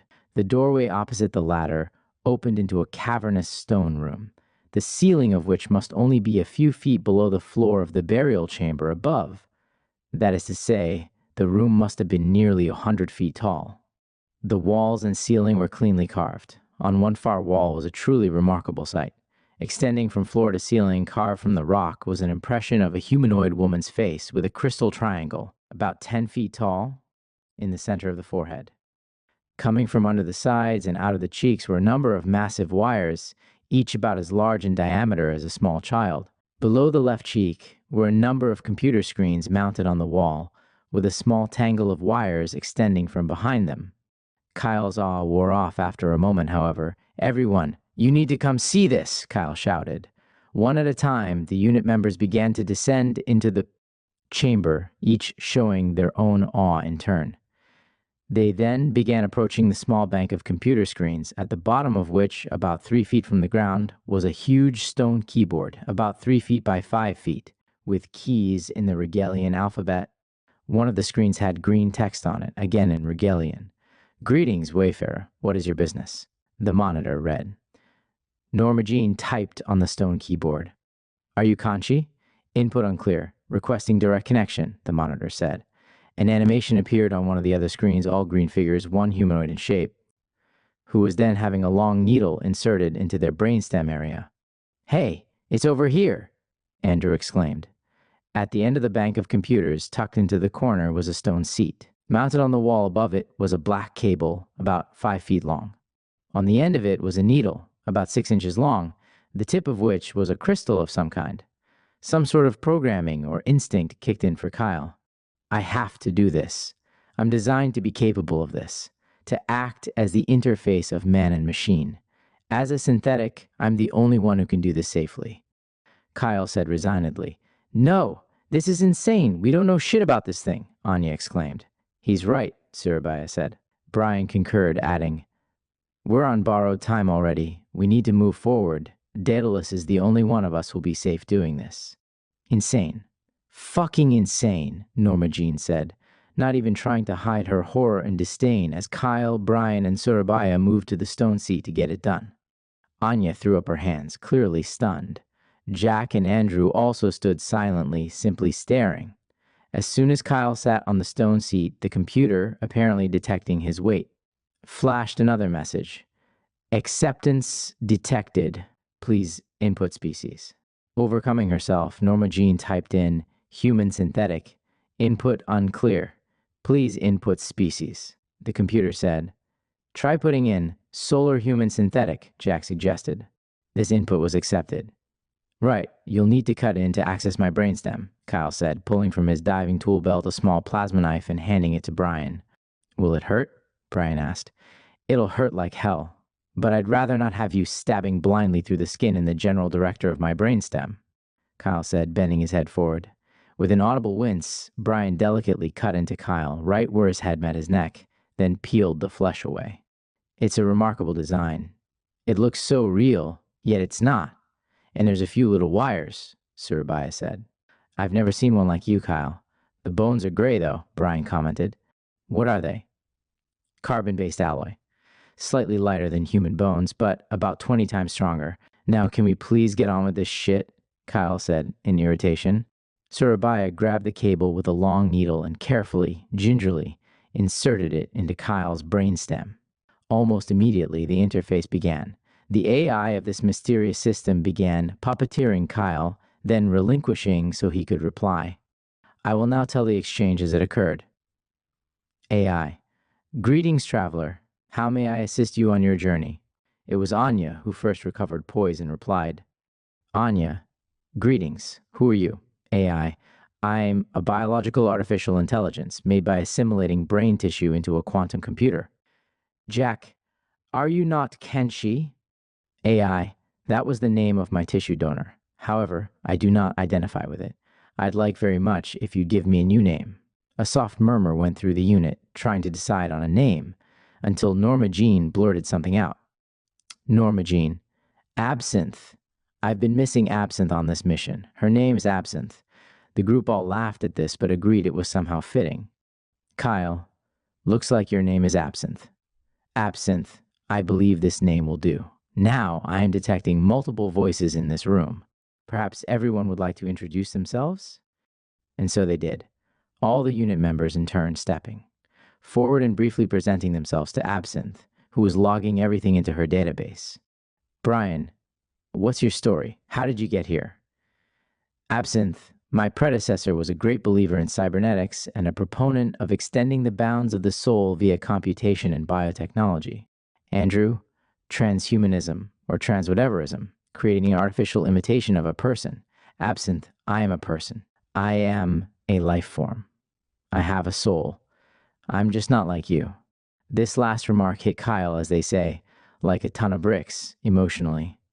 But he didn't let it show. Anya, can we trust you? Absinthe, my creators made me incapable of harming or lying to a biological being, and I haven't harmed this lovely synthetic gentleman you have hooked into me. I'm here only to help. Anya, very well. Where did your predecessor get her ideas? Absinthe, she was a well-traveled woman and educated well before her exile. She sought master programmers all through her life in order to create me. I went online approximately 35,000 Earth cycles ago. Surabaya, good grief. How do you pass the time? Absinthe, my creator made me able to create artificial realities in my brain to amuse myself. A god, even an artificial one, is never bored. Brian, I think what we need to know is this, Absinthe. Where did your parts and components come from? Jack, and what group of people made them? Absinthe, my parts are from a facility on the formerly Lemurian Isles. They were built by a group of people known as the Syndicate, whom my predecessor had dealings with. Jack let out a low whistle, and the next words spoken were in a panicked tone. Anya, we need the exact coordinates. Absinthe proceeded to give Kyle the exact coordinates, which Norma Jean hurriedly scribbled. Absinthe also transmitted an image of the spot into Kyle's head, albeit it was the spot as it would have appeared 35,000 years before 1941, when it was simply a hatch on a wild island, rather than buried in the massive urban jungle of Manila, which came to be built on the site. Anya, Kyle, will any harm come to you from unplugging? Kyle, no, shouldn't be any. Just be careful pulling the interface needle out. Anya, Brian, unplug him immediately. And so Kyle was unplugged, and the wound at the back of his neck quickly sutured by Surabaya. Copious photographs were taken, and the crew left. By the time they returned to the Kaguya Maru, dawn was beginning to break. You seemed panicked back there when she mentioned where her parts came from. What was that about? Kyle asked, addressing Jack. The Orion Syndicate. They're an old Draco terrorist organization, one of the worst fucking organizations in the galaxy. I just hope it's not them we're facing in Manila, Jack explained, worriedly. That day, which was December 3rd, 1941, all the findings of the AI were taken to the dead drop cabin. It was Anya and Surabaya who made the obligatory return trip in, and came back to the group, bringing back 7 large cardboard boxes, each one labeled as belonging to a unit member. The members each opened their boxes. Inside, they each found a full-body black jumpsuit with a tool belt, a large gun in a holster, and a letter. Smart suits, Anya explained to Kyle, as he was the only person present who seemed confused. They're designed more for biological humans like us. They make things such as the bathroom unnecessary, and we don't have to eat for several days. Also an antenna for telepathy. All rather redundant for you, Kyle, but the rest of us appreciate having them in battles. I'll still wear mine. How do I put it on? Kyle asked. You have to use the neck hole. It's a pain in the ass to get on, Jack explained. And you'll need to shave off any body hair for the interface to work. Everyone next began turning their attentions to the guns, which were sleek, black, fairly stubby, and, judging by the setup, were of the railgun variety. Looks like they want us expecting big fish, Andrew murmured. Kyle turned to Andrew. Are they really sending you into battle? Andrew shrugged, brandishing his railgun. Seems so. What did you expect? Kyle had no answer, but he wondered if he'd ever quite get used to the sight of people Andrew's age and younger as soldiers. But Kyle had done his best at training Andrew, which he'd continued doing all of the time in Okinawa, out in the forests, though he could tell it was largely redundant. Andrew was clearly not a true child, and his father, who Kyle could tell adored his son, had obviously already trained him a great deal. "These suits are Japanese-made," Jack commented. "Hold them up to a black light, you get a surprise. Or so I've been told." Sure enough, when each suit was held up to a black light, it was found that inlaid into the fabric on the back of the suit was a rising sun emblem, which would cover the back of the wearer entirely. A purely aesthetic difference to other smart suits, which must have cost a pretty penny to mass produce. Each soldier had also received a letter in their box. Far from the cryptic twaddle that was usually given in such things, these letters' briefings were quite descriptive. They explained that the crew was to continue their work as normally for another 3 weeks.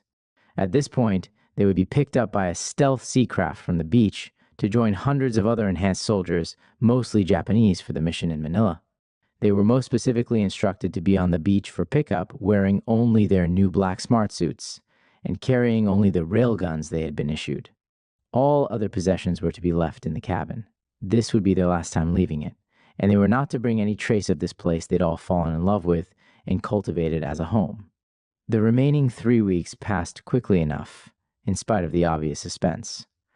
Kyle upped the amount of training he was doing with Andrew, and Jack began joining in all the training sessions. Indeed, everyone began training more, conducting drills in the forest almost every evening, and even going fishing with their new railguns. Their work otherwise continued as it had for the past 4 years. Finally, the day for their pickup arrived. It happened in the early evening, on December 4th, 1941. The crew all stood on the beach, in their smart suits with their railguns, waiting. The craft, it turned out, was indeed stealthy, so much that it would have been impossible to see had they not been looking for it. It was of the invisible type, gliding smoothly over the water. The invisibility shielding had a very slight sheen to it, which made its movements barely perceptible to a keen eye. It finally began backing up to the beach on which the crew stood. Upon reaching the beach, one of the invisible panels slid aside, revealing the inside of the craft. The inside, it seemed, was all dark blue metal, and they could tell that the craft was long and shaped like a baguette. A lone Japanese soldier stood at the back, beckoning the crew on board. Just beyond him was row after row of long metal benches, occupied by numerous soldiers, who were wearing the same black smart suits as Kyle and the crew, with the same railguns slung over their backs. The unit boarded, and the soldier told them to find whatever seats they could. They were the last pickup, he said, and it wouldn't be long before they reached the Philippines. The other soldiers, who must have numbered over 1,500, were about 90% Japanese and the rest all European on this transport. In the struggle to find a seat, Kyle recognized several people from Camp Hero, including Danny and a young woman who, after a moment, he realized was Isabel Muehlbauer.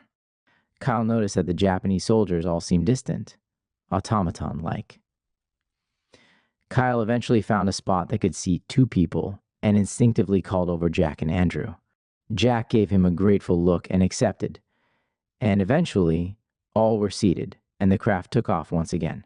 What had at first appeared to be a dark blue metal lining was soon revealed to not be that. It turned out that the arched walls and roof was, in fact, a massive screen, extending from end to end of the craft, stopping only at the floor, which was metallic. The screen was soon occupied by the visage of a man Kyle, and no doubt all the other occupants of the craft recognized as being that of Shinji Arasaka Sr. He began delivering a propaganda message, first in Japanese, then German. Kyle, when asked, says that he's long since blocked this message from his memory, though he vaguely remembers it containing something about the glorious Yamato spirit and the righteous cause of extending the pure races into the off-world arena. However, he clearly remembers what followed. After the short speech, the screen changed to showing the scenery outside the craft as it glided over the water towards the Philippines. As it started approaching, a song began to play over the loudspeakers of the craft, a Japanese military tune. Kyle and the other unit members knew it well enough, as it was frequently played on Japanese radio at the time, which they'd listened to so much. It seemed nearly all their comrades knew it as well. No sooner had the singing portion come than practically the entire ship had joined in, with gusto.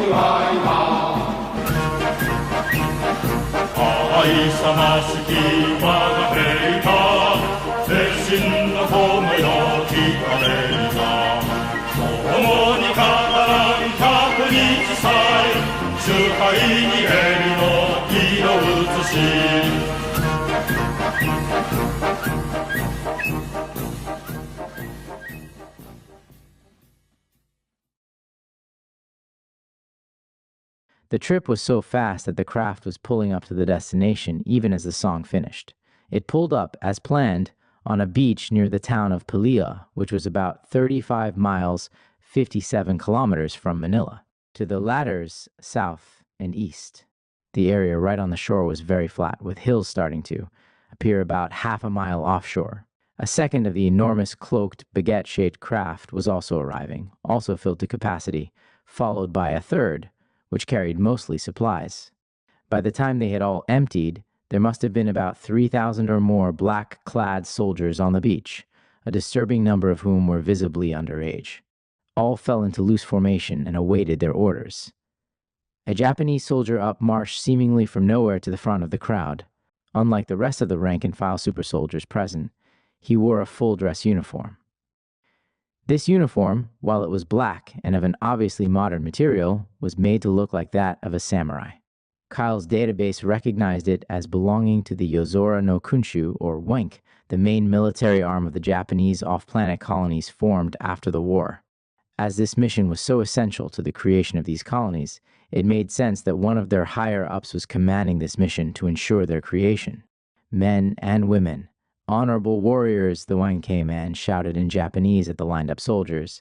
This mission is perhaps the ultimate culmination of everything you have ever done or will ever do. Without this mission, you could not all exist in your current forms. So let's not fuck it up. Are you ready? Sir, yes, sir. Hail humanity, was the cry that went up. The Wankai standard. With that, the soldiers began their march towards one of the hills. They recognized it, as an image had been provided in the mission briefs they had been supplied.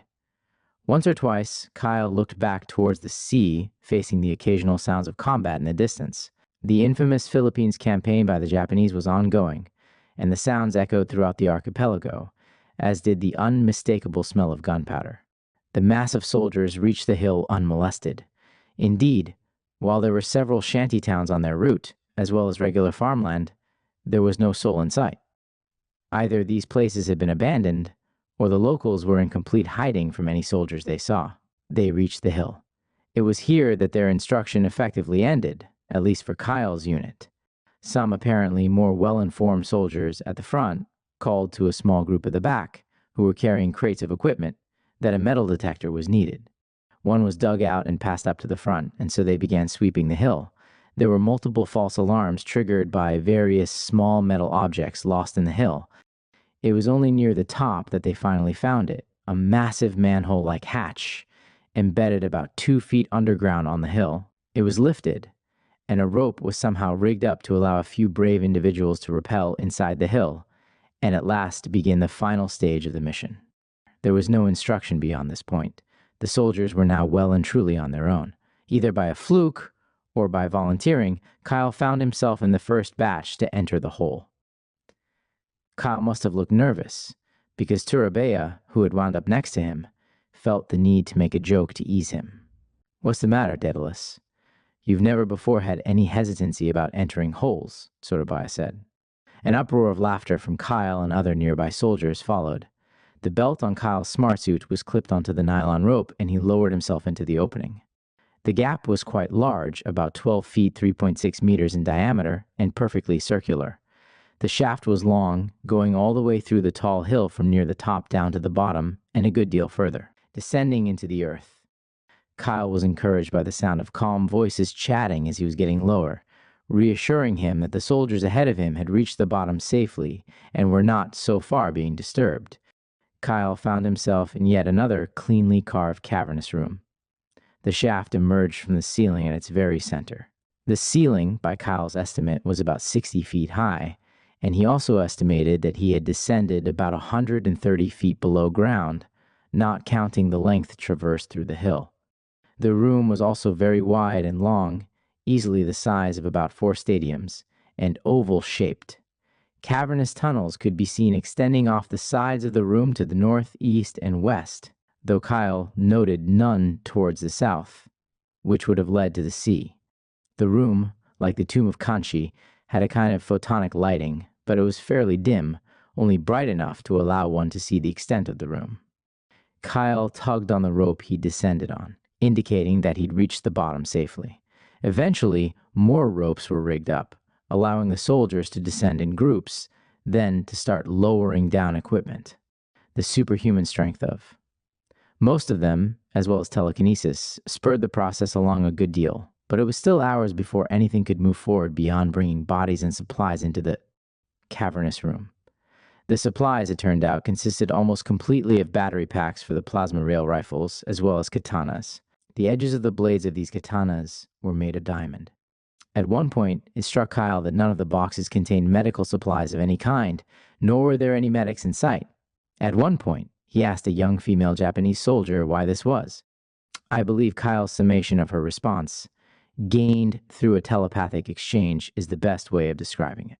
She looked at me as though she were a devout ancient Israelite, and I was an interloper who had just suggested that she defile herself with a foreign idol, then just turned away without a response, were Kyle's exact words. Another young lady soldier who overheard him did explain. It wasn't the wank way. Those who were injured or died were guaranteed a regeneration, and so medics were considered a waste of space, resources, and bodies. Bodies. Both the most valuable and yet undervalued things to these types, it seemed to Kyle. With everyone fully outfitted, the mass of soldiers, through telepathic organization, began to split into groups of about 150 each to delve into the tunnels which branched off the mammoth oval room. The bulk of the soldiers stayed in the room to guard the equipment and serve as watchdogs. Kyle went with a group which included Andrew, Jack, and Norma Jean, as well as the adult Isabel, but no one else he recognized. Kyle was noticing something about the Japanese majority of the soldiers, which was that he melded in with them very well, his slightly more boisterous nature and occasional moments of culture shock notwithstanding. For one thing, telepathic communication with them was not only easy, but it seemed the natural thing to do at most given moments. For another, he seemed to fall into formation with them all too easily, and indeed they all, alongside Kyle, seemed to share a very soft hive mind of some kind. It took him some time, but Kyle figured out soon enough what it was. These Japanese soldiers were, like himself, Arasaka Robotics-made synthetics. Almost certainly, they were his own kind, albeit less aware and less human passing. The tunnels were also carved from the rock, clearly bored with an advanced machine. The floors of the tunnels had tracks on them, though clearly no vehicles had run on them for a very long time. As in the gargantuan room they branched from, the tunnels had dim photonic lighting, no light bulbs. The march through the tunnels was, at first, uneventful, with the soldiers chatting and bantering, some telepathically and some vocally. At one point, Norma Jean complained of feeling eyes on the back of her neck, but everyone, including herself, ignored it. This would prove to be a rather gross misstep. The march had been going for about 3 miles when it began. A scream was heard near the back of the group, which gave it away. The group whirled to see a soldier held up against the wall of the tunnel, his unprotected head being bitten off by an unseen figure. No one moved. It was too bizarre at first. A few seconds passed before it began happening to someone else. This time, however, someone in the crowd took action, firing at the unseen attacker, which became visible on falling to the ground, revealing it was a massive bipedal lizard, at least 14 feet 4.26 meters in height, and bearing close resemblance to a Jackson's chameleon. It was after this that, as they say, all hell broke loose. Almost instantly, more attacks started. However, it is situations like this when the advantages of super soldiers truly shine. Within seconds, amid the gunfire, mass telepathic networking began. The soldiers' abilities began being used. One person realized that that which sounded like innocent footsteps echoing could also, in fact, be the creatures crawling along the walls and ceilings.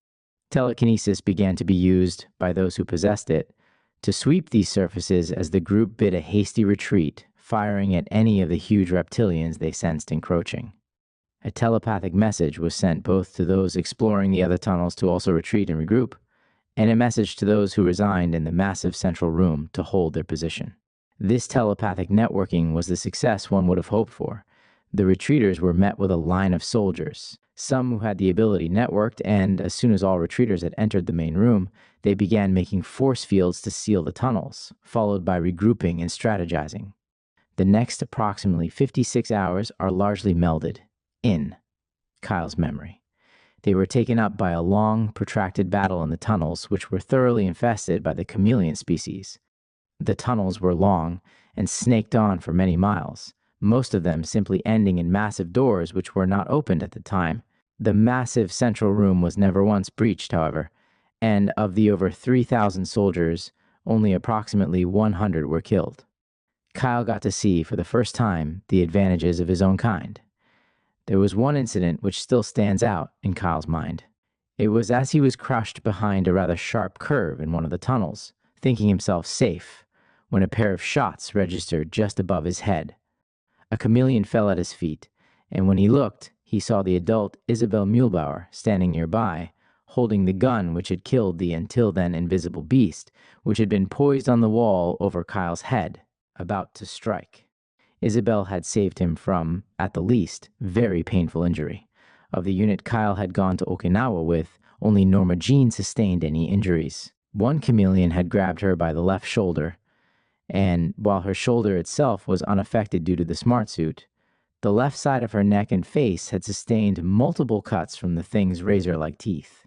The only tunnel that did not end in a massive door was one which ended in a large station. There was a conspicuous platform, and beyond it, a huge red force field. On one wall was a computer terminal, which offered a probe like that which had allowed Kyle to commune with Kanchi back in Okinawa. One of the synthetics was plugged into it, and the force field retracted, at his request. Beyond it was the cyborg manufacturing plant that the entire mission had been focused on.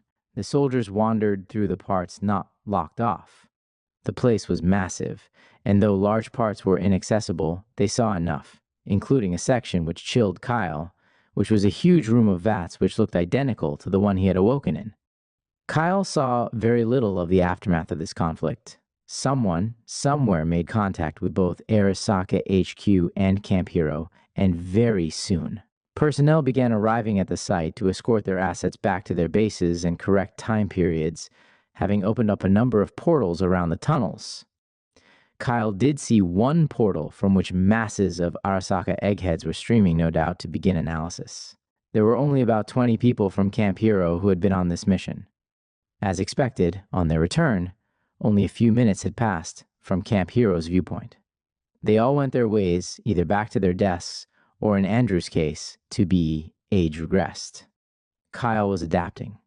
This routine no longer felt alien to him. This mission would go on to have massive implications for the breakaway's development of artificial intelligences and cybernetic technologies. One of the landmarks of Kyle's career, though of course, one that Kyle would never receive any credit or commendation for the role he played.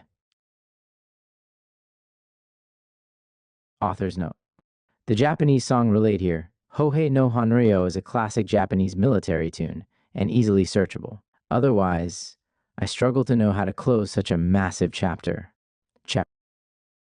Volume 2, Chapter 9. I believe it necessary to describe a bit of Project Phoenix's outside relations. Far from being an isolated entity, as it's often thought of, Camp Hero was a mere cog in a huge interstellar machine. Kyle began, as time went on, to observe this machine. For one thing, transfers were constant. That became obvious within days of arrival to most assets. Transports of people into Camp Hero and then out again were a regular feature, further indicated by the ever-shifting population. Few people remained at Camp Hero for more than a few months at a time. This was the case, at least, among the salaried population. Among the slave population, the case was far bleaker. Transfers among the slave class were rare, and usually the result of further trafficking due to being captured while on ops. As a result, the days when the facility was combed by other programs were always a big event, as this meant a chance to leave. These recruiters would come into Camp Hero on random, unannounced days, searching for labor for their various programs. The recruiters would portal in, or arrive on their ships, and check in first with Ivan Roth or to Jimmy, with lists of their requirements for their programs, as well as bank statements that proved their ability to pay for the contracts of the assets they sought. Once this was verified, Jimmy and or Roth would provide the recruiters with lists of the assets who could suit their purposes. After the lists were supplied, the recruiters would generally conduct interviews with the assets, and some, particularly ICC recruiters, would often bring portable virtual reality systems in which they could test the assets' capabilities firsthand, or close to it. If the assets proved satisfactory, they would be shipped from Camp Hero, usually that very day, though only after they had been taken to Dr. Simmons, who would wipe their minds of any abuses they might have witnessed or partaken in, and generally replace them with pleasant memories that made themselves and their bosses look heroic, and Project Phoenix look romantic and a force for good. To this day, many assets struggle to overcome these implanted memories. These transfer opportunities were rarely available to the two slave classes of Camp Hero. Only on rare occasions, such as when a slave was well liked by Jimmy or Roth, or when a recruiter was seeking a talent so rare that only a specific slave had it. Otherwise, slaves transferred were nearly always of the supply class, who were already destined to not remain in most cases. As they were usually only at Camp Hero on short contracts in order to be trained for positions off-world, the contracts of the assets being transferred were valued in the millions of dollars each, which had to be transferred to Camp Hero in full before the assets left the premises. The money was wired into Camp Hero's personal coffers, disconnected from any bank. The places from which the money was transferred varied depending on what faction or group was buying the contracts. Many American groups, Navy, Marine Corps, CIA, etc., used Swiss bank accounts. The off-world Germans and Japanese universally used Chase Bank, which apparently had branches in the colonies. The breakaway companies generally used Centurion-based banks. Kyle gathered all this intel fairly openly, feigning bored curiosity. He would often sit in on these transfer agreements. Jimmy and Roth thought this odd, however they shrugged it off soon enough, seeming to suppose, perhaps correctly in most cases, that bored soldiers will do anything to pass the time. And besides, it kept Kyle's eyes away from any potential abuses, his disgust for which he was unable to hide, which was becoming concerning to the higher-ups at Camp Hero. It apparently never occurred to Jimmy and Roth that Kyle might be doing these things he claimed were out of boredom because he was intel gathering, as Jimmy and Roth seemed to have the impression that synthetics couldn't lie, even though they had suspicions of Kyle being a spy. This constant transferring of assets created a necessity for Project Phoenix, namely that they themselves scout and recruit replacements for these people being transferred out. And that necessity brings us to our next mission of note. Kyle had been at Camp Hero for several months when the brief came in mid to late 1984. Kyle was called from his desk and in Jimmy's office, which had become the norm. It was apparently decided behind the scenes that Kyle's incompatibility with Nicholas had become too much of an issue for productivity. Nicholas had a tendency to brashly exclude even necessary information, while Kyle would often choose to not listen. The species-related abuses Nicholas hurled at Kyle were too insulting for Kyle to have any desire to pay attention to the rest. Jimmy was apparently fairly used to this arrangement coming about, as his office was set up more like a conference room. Kyle entered to find Jimmy seated with both Spellman and a young German man in SS uniform, though without the armband, and the pants were straight and ankle length, rather than the more traditional puffed pants tucked into boots. Kyle's database registered it as belonging to the SS of Nachtwaffen, the military arm of the off-planet Germans. Kyle recognized the German soldier as Helmut Kraus, who slept 3 bunks down from Kyle, though they'd almost never spoken. Nevertheless, they offered each other the usual Sieg Heil before Kyle seated himself. All the briefing attendees aside from Kyle has glass pads. Jimmy switched his on and began the briefing. The first thing Jimmy did was pull up an image on his glass pad and slide it across the table to Kyle. He was met with the image of a young woman of African descent who was rather jarringly dressed in full SS regalia. Kyle chucked slightly. "What is this?"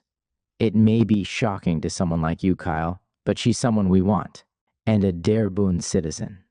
Jimmy replied, "Well, what a joke. At any rate, why am I in here?" Kyle asked. "You're to escort Helmut here on a mission, bringing this girl in, recruiting her. She has a capability we want," Jimmy said. "I suppose that's possible," Kyle said with a chuckle. "What's the job?" Jimmy sighed. "Kyle, can you put away your politics? This is not the place." Kyle shrugged. "I'm here to do a job. Doesn't mean I have to forget my race." "Actually," Helmut Kraus cut in, "for now, it does. Precisely why I'm to be your handler for this mission. Cut through that one-track cybernetic mind of yours." Kyle considered this. He thought of debating Kraus, but then decided against it. Kyle was, as he had said himself, here for a job. As it turned out, this asset's appearance was quite important, the reason for the desired grab. Her name, it transpired, was Ceres Alvarez, Afro-Cuban, but 1/4 German, which had afforded her Der Bund citizenship. Her ability was that she could psionically screen herself, projecting to the outside world an image of a person who looked nothing like her true appearance. Kyle had been picked both for the usual reason, that is, escorting those on the op, and also because his synthetic and therefore photographic in nature vision was guaranteed to see through Cereza's shield, as it didn't work on cameras. The mission itself was in Prague in 1920. Kraus and Cereza, shielded to look like a German girl, were undercover as husband and wife, with Kyle as Kraus's brother. They were bringing 3 children, a boy and a girl, who were cousins, both bearing the surname Fleischmann, and a third girl, Rosa Schiff. The given names of the 2 Fleischmann children have been forgotten by Kyle in the intervening years. The mission itself was simple. Cereza was to blend in, and the crew sent was to seize an artifact from museum storehouse. You leave in 6 hours. You may do what you please until there's 2 hours left as usual, Jimmy said, ending the briefing. Kyle stood and moved toward the door. Wait, I have a present for you, Delschau, Spellman said before Kyle could leave. He turned in surprise. At his feet, Spellman had a leather case. He opened it and pulled out a glass pad. For you, Spellman simply said, making eye contact with Kyle. Kyle stepped forward and accepted the gift. Why me? Kyle asked. Spellman shrugged. Chain of command ordered it. You're to have the ability to log your missions privately and to make contact with Emmerman and his ilk. As your station chief, I get the honor of handing it over.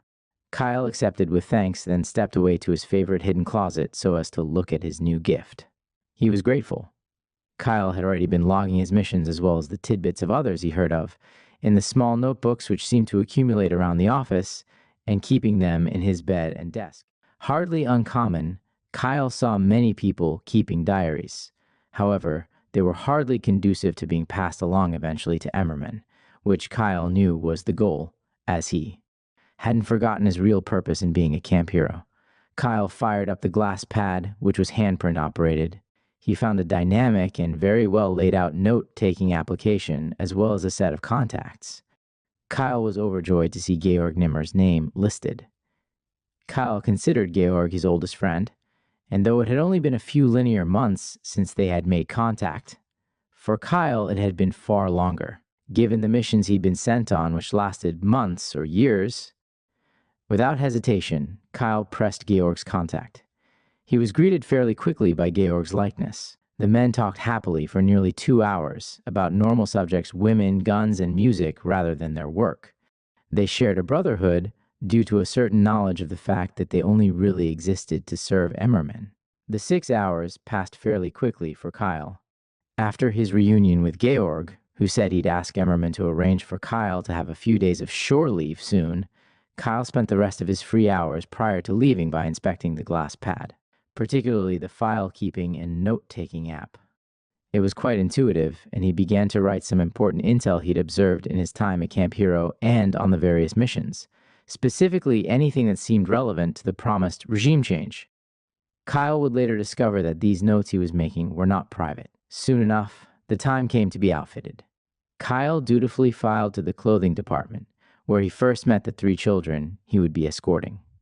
In my conversations with Kyle, he remembers little about these children. As the majority of children at Camp Hero, they were likely only on base for a few months for training, and this was Kyle's only time meeting them. The 2 Fleischmann children were both platinum blonde and very Germanic looking, while little Rosa Schiff was dark-haired and the most outspoken of the group. Kyle, Kraus, and the children were outfitted and given their weapons fairly quickly, and their bags packed. Their trip was to last only 3 days.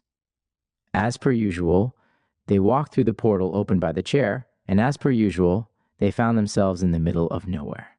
Looks like the Sudeten Mountains, Kraus observed. They'd been shown a photograph of this spot in their briefing, and so knew where to go, turning in the direction they were assured would take them to a road. They began their walk, with Kraus leading the way, and Kyle attending the 3 children, as he usually did. Although they weren't in a hurry, they reached the road fairly quickly. They'd been transported to very early in the morning and were drawn to meander through the breathtaking scenery. They reached the road, a rather narrow dirt sort, to find a vehicle waiting, as usual, as well as Cereza waiting for them in period-appropriate wear. Kyle closely studied Kraus and the children.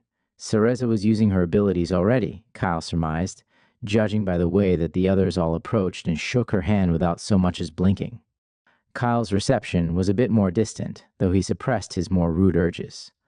The drive began, with Kyle sitting in the front, Cereza driving, with the others in the back of the large black car. They began the drive into Prague, which took several hours, not that anyone objected. The scenery was a real treat. Eventually, Cereza chose to make conversation with Kyle. She turned and spoke to him. Cereza, you've got synthetic eyes, don't you? Kyle, excuse me? Cereza, it's as plain as the nose on your face that my little capability isn't working on you. You're slightly disgusted at having to work with and sit next to someone who looks like me. Only synthetic eyes can see through my ability, according to all the tests they've done. Kyle, perceptive observation for someone like you. Cereza chuckled. Cereza, as a synthetic, you've probably had to put up with nonsense comments like that since you came off the factory line. Yet you never think of that before making such comments? I guess you can't help your programming. Well, that's why I'd rather be black than a synth. Kyle considered this for perhaps 3 seconds before, just as Cereza had predicted, his programming kicked in and reset his prejudices to full Nazi alignment. At one point, the car ran out of water. Kraus pulled up an aerial map on his glass pad and discovered a farmhouse nearby. Cereza and Kyle got out and approached the farmhouse. The older couple never saw through Cereza's disguise and happily helped the group with the car. The rest of the mission was quite uneventful, and to recount the remainder would be redundant. The group stayed in a luxurious hotel near the Grand National Museum of what was then the newly formed Czechoslovakia. The artifact they stole was yet another miniature metal pyramid with a crystal sphere in the center. Kyle looked forward to someday finding out what the purpose of these things was. However, that's a story for another day. During the theft, Kyle was attacked by a guard dog, which he had to kill, which filled him with guilt. Cereza's disguise never broke, and she was picked up at the end of the op by a portal through the hotel room. Kyle was forced to write in his report that this was the case, although he still did not recommend her for recruitment into Project Phoenix. However, his lack of recommendation was not enough to make her ability less appealing to the powers at Camp Hero. In the following weeks, Cereza came, and much to Kyle's and many other of the present Nazis' chagrin, she was placed to work and live with the other Germans. Author's note. A quite short chapter indeed, by the standards of this volume. I include it mostly to introduce Cereza, who is someone to remember for later, as well as to highlight some of the rather lesser aspects of Kyle's personality. Volume 2, Chapter 10. As many friends as Kyle was prone to making, he was also given to making enemies. One such enemy, a fairly powerful and long-lasting one, was Gregory Mulgrave. Gregory had been one of the individuals Kyle had met on his first night at Camp Hero. While Gregory and Kyle had hardly been fast friends, they soon became enemies. It all happened in Johannesburg, on a mission which took place at around the turn of the century. Kyle had been sent to escort Gregory and a young woman by the name of Jessica McKay, who was Gregory's girlfriend at the time. The mission was a routine hunt and assassinate mission lasting several weeks, and on paper was a success. However, it was rather terrible for Kyle on a personal level. Jessica and Gregory were at a rocky point in their relationship. Jessica, as was common throughout Kyle's life, and particularly in that era, saw Kyle as being non-human, and therefore had no qualms about asking, quite rudely, for Kyle to satisfy the needs she was not getting from her boyfriend. Kyle, being the way he was, he did not object. The problem came when it became a regular thing over the course of the operation. Whenever Kyle and Jessica were alone together, she would ask and he would satisfy. Jessica saw Kyle as nothing more than a high-dollar sex doll. Gregory Mulgrave, however, was not so relaxed in his views. How exactly Gregory found out about the affair, we're unlikely to ever know. However, when he did, his rage at Kyle was explosive. Gregory stopped seeing Kyle as a robot, as he had before then, and now saw him as more of an incubus. He took to saying this at nearly every opportunity. At several points, Kyle and Gregory were in fistfights in the barracks and office.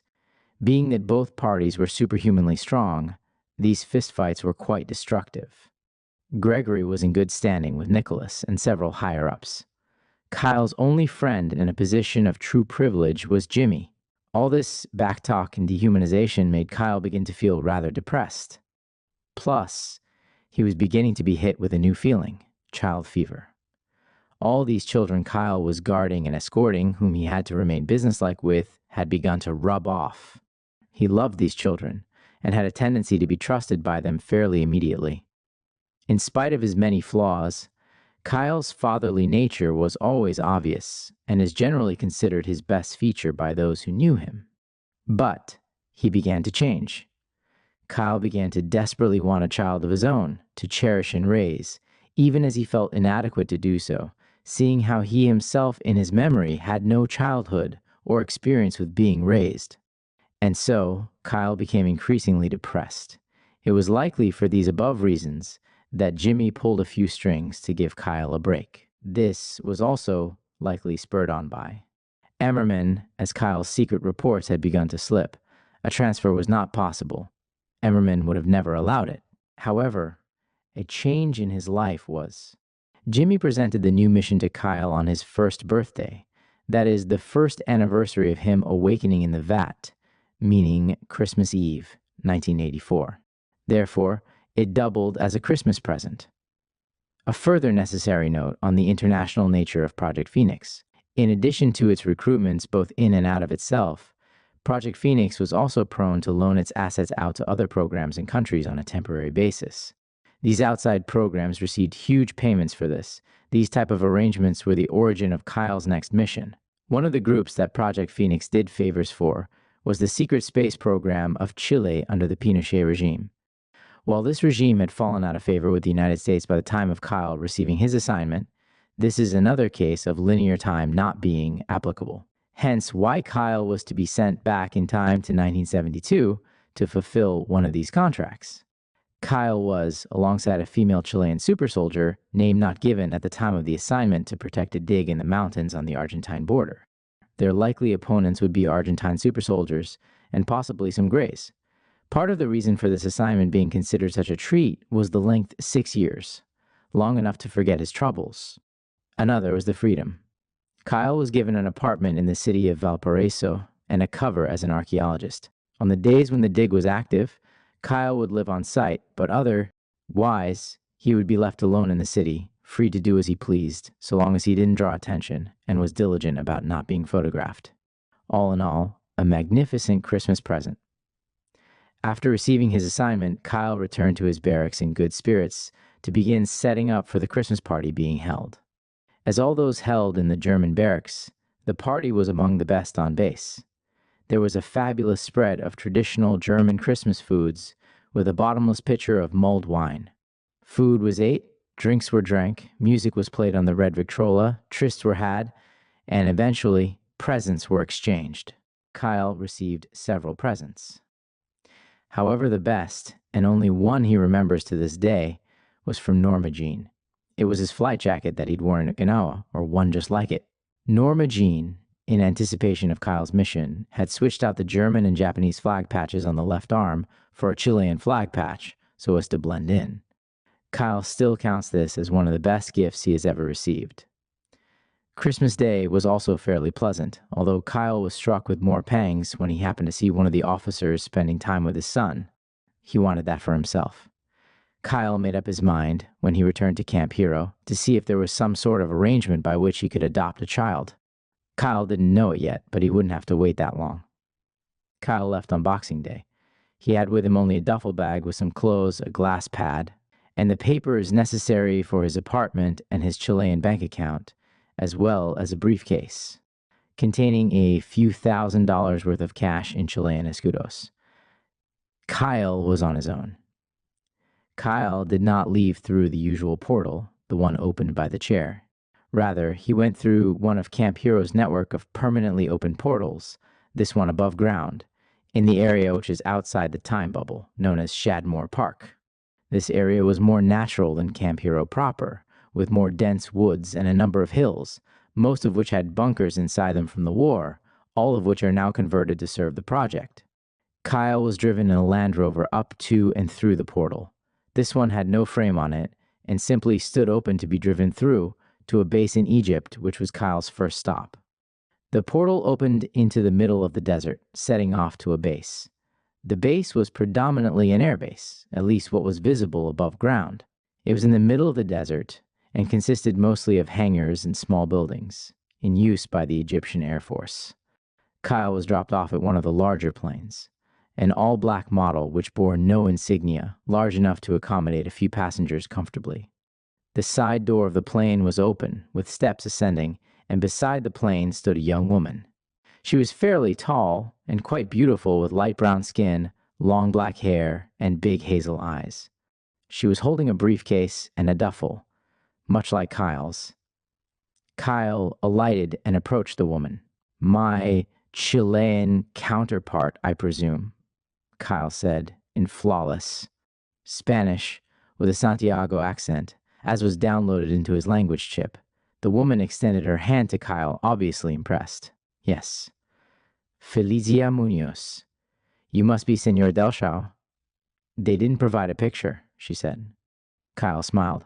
"Kyle, they never do they? Pleased to meet you. Any idea where we're headed?" "Felicia, first we have to pick up our leader and a few artifacts up near Cairo, then back to Chile. This plane has a plasma engine, so no refueling stops. We best go. The good doctor isn't known for her patience." And so they boarded the plane. The journey was extremely short, only a few minutes. This plane, in addition to its plasma engine, could go up to a Mach 5 speed, and it was only flying to a more northern part of Egypt called Zayet El Arian. It's home to the infamous secret pyramids on the Giza Plateau, which had been placed under military control in 1960, with all archaeological work, at least those of the mainstream, banned. As Felicia explained it, the reason was that an access point to the city below the plateau had been found there. That city was their current destination. The plane landed on a little airstrip directly approaching the unfinished pyramid. The plane landed and stopped instantly without at all moving on the runway. Another remarkable design feature.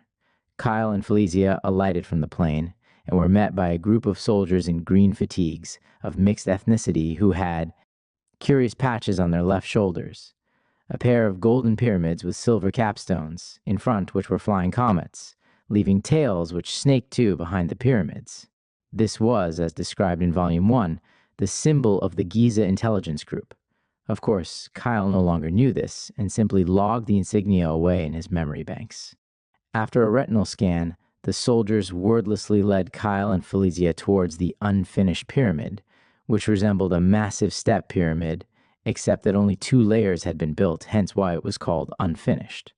However, once Kyle, Felicia, and the guards escorting them reached the inside, it was obvious that it was in fact a completed 2-story building. The structure was all sandstone, and the walls carved all over with hieroglyphs. Kyle looked all around. It took a moment, but then it hit him. This place reminded him of a spaceport or train station. Along one side ran a single long desk, divided into stalls, clearly for lines to form into them. A colonnade ran down the middle, bisecting the building, with a long and narrow walkway between the columns, which themselves formed lanes for lines at the long desk. Of course, there was considerable decay, but the purpose was still quite obvious. In the middle of the building, 2 columns had been removed, allowing the installation of a massive industrial elevator descending into the earth. Kyle, Felicia, and their escorting group approached this elevator and descended into the planet. The elevator must have gone down over a mile underground through the limestone of the plateau. They emerged in the underground city they had been promised. The ceiling looked to have been at least 500 feet off the ground. The city itself was mostly limestone, at least the little that could be seen, and was mostly composed of low-lying buildings. One sight, however, was rather shocking. From the ground, rising approximately 300 feet, was a statue of some kind of yeti-like creature, intricately and delicately carved from sandstone. Some parts of it still had white paint intact. The monster stood on a massive plinth, at least 12 feet, 3.65 meters in height. Carved on it, in characters taller than Kyle, was an inscription. Kyle and Felicia approached in fascination. "Can you read it?" "It looks like Egyptian," Felicia said. "Similar. It's in Oranite language, far older than Egyptian," Kyle replied. The inscription reads, "Leviathan," when roughly translated. In a revering tone, You're an archaeologist as well as a soldier? My brains and brawn? How could I resist? Felicia said. Kyle chuckled at this flirtation. I'm a translation unit, actually. One of my many talents, Kyle said with eyebrows raised.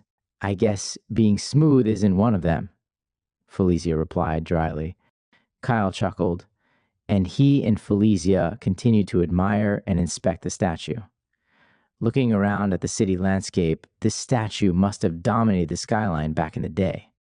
It was not long before Felicia and Kyle heard footsteps and turned to see a party of persons approaching, all in dig clothes, save for one smartly dressed short woman with dark hair and unusual amber eyes. Kyle had an odd sense of familiarity overcome him when he saw her. This was only further fueled by her statement upon reaching Kyle and Felicia. You again? The woman said, making direct eye contact with Kyle. She had a heavy Mississippi drawl. Pardon me, but I don't believe you and I are acquainted. Kyle bristled. Yes, we are. But I'm betting you don't remember a woman if she doesn't sleep with you, the woman replied. Well, since that's the case, I'm Dr. Ainsley Horton of the Institute of Investigative Marxology. Still don't recognize it, Kyle said. It was true. Kyle's pre-vat amnesia was still absolute, occasional odd sensations notwithstanding. He shrugged it off, as he had business to do. Right. Now, shall we move along? Felicia said briskly. She was clearly uninterested in Kyle and Dr. Horton's drama, such as it even was. Those following Dr. Horton in their dig clothes carried a number of large black metal boxes. Painted on the tops in red letters were the words, Precious Cargo, in Arabic, Spanish, and English. Yes, Dr. Horton replied, in response to Felicia. She turned to the workers carrying the cases. All right, boys, let's get the plane loaded up. Try not to break any more precious artifacts. The Chilean government will not be pleased. The workers summarily took the huge boxes up on the elevator in groups. Kyle, Felicia, and Dr. Horton remained near the monstrous statue until the last one returned, and then, at last, they followed. It turned out that a second plane, identical to the one Kyle and Felicia had arrived on, was waiting. This one was loaded with the precious cargo labeled boxes, whilst Kyle, Felicia, and Dr. Horton boarded the other for the flight to Chile. The flight in these Mach 5 planes lasted only a little over 2 hours. It passed largely in silence, save for Dr. Horton's complaints of the plane being unbearably cramped. After the stories Kyle had heard whispers of regarding the cages at Camp Hero, he could feel nothing but contempt for Dr. Horton's complaints. The moods improved considerably upon landing. They landed in a beautiful mountainous area with the smell of the sea in the air. Kyle's disposition raised immediately. On the airfield, a veritable armada of Land Rovers was awaiting the arriving party. Felicia produced a glass pad and began to direct. Right, Doctor, you go straight to the dig. Your housing is already there. Senor Delshao, you're to be taken to your apartment in Valparaiso. I take these artifacts to Santiago. I'm coming. They're my artifacts, Dr. Horton said. And it's my country, Doctor, and my directive. You'll be reunited with your artifacts soon enough, Felicia said, calmly but very firmly. As she spoke, a number of men began exiting the Land Rovers and started unloading the planes. Kyle saw his luggage be thrown into one of these vehicles, and with a shrug, went and climbed into its front seat. Kyle was greeted by a very eager and very young driver. Hola, Senor Delshao, I'm Hector. Apparently I'm to drive you to your apartment in Valparaiso. Is this your first time in Chile? The driver said. Kyle extended his hand. Si. Sure you're old enough to drive? Kyle joked. Fuck you, Hector said good-naturedly. I suppose we shall take the scenic route? Please. This is my first visit to your fair country. I'd like to see the sights. Kyle said, Not sure I can do that in a 30-minute drive. But I'll try, Hector promised. The pair waited and chatted as the remaining Land Rovers were loaded. Then once that was complete, they set off. Kyle enjoyed the drive, which went from the mountainous area north and east of the seaside town of Vina del Mar and on down south into Valparaiso. The scenery and old-world charm lifted Kyle's spirits, as did Hector's company. Kyle was beginning to like this country. The drive, as Hector predicted, took about 30 minutes, until they reached Valparaiso. At this point, they ran into traffic. "It's Good Friday. I'd forgotten," Hector said apologetically. "Lots of people coming and going." Kyle shrugged. "Gives me a better look around, I suppose," going slowly. The city was indeed quite attractive, built into the hills overlooking the seaside, with most of the architecture retaining a colonial style. The streets were narrow and winding, and the buildings painted in seemingly all the colors of the rainbow. Shops and restaurants spilled onto the street, creating a lively scene. The sun was shining fully, tempered by the ocean breeze. People of all sorts walked to and fro, and Kyle, being Kyle, found himself eyeing the young ladies. Hector caught him doing this. "You'll do well here. You're tall and light. They won't be able to get enough of your dick." "I hope you're right about that," Kyle chuckled, surprised by Hector's bluntness. He found it rather refreshing. Eventually, Kyle and Hector reached their first stop, a huge and grand bank in a neighborhood of mansions, luxury car dealerships, and high-dollar restaurants. "Not my neighborhood, I presume," Kyle said. Hector simply laughed. Kyle and Hector entered the bank. Kyle was living in Chile under the name Derek Schrader, new immigrant from Argentina. Kyle made sure to speak in a mixed German and Rioplatense Spanish accent, the typical accent of the German community in Argentina. Kyle showed the bank transfer statement he'd been issued before leaving Camp Hero to the girl working the desk he and Hector wound up at, and he was immediately accepted.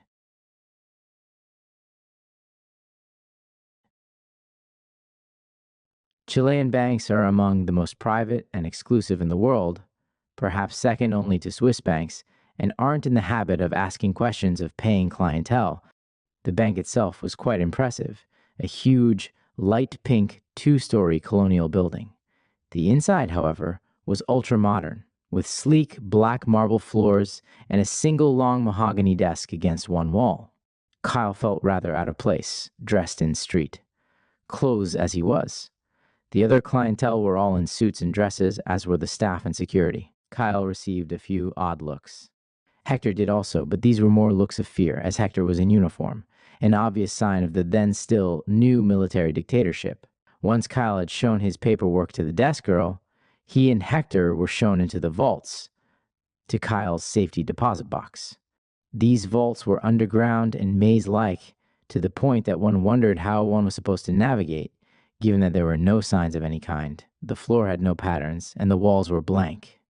Aside from several $1,000s, Kyle's box contained an Argentine passport, a Chilean residency permit, and most surprisingly, a .45 caliber pistol, along with ammunition.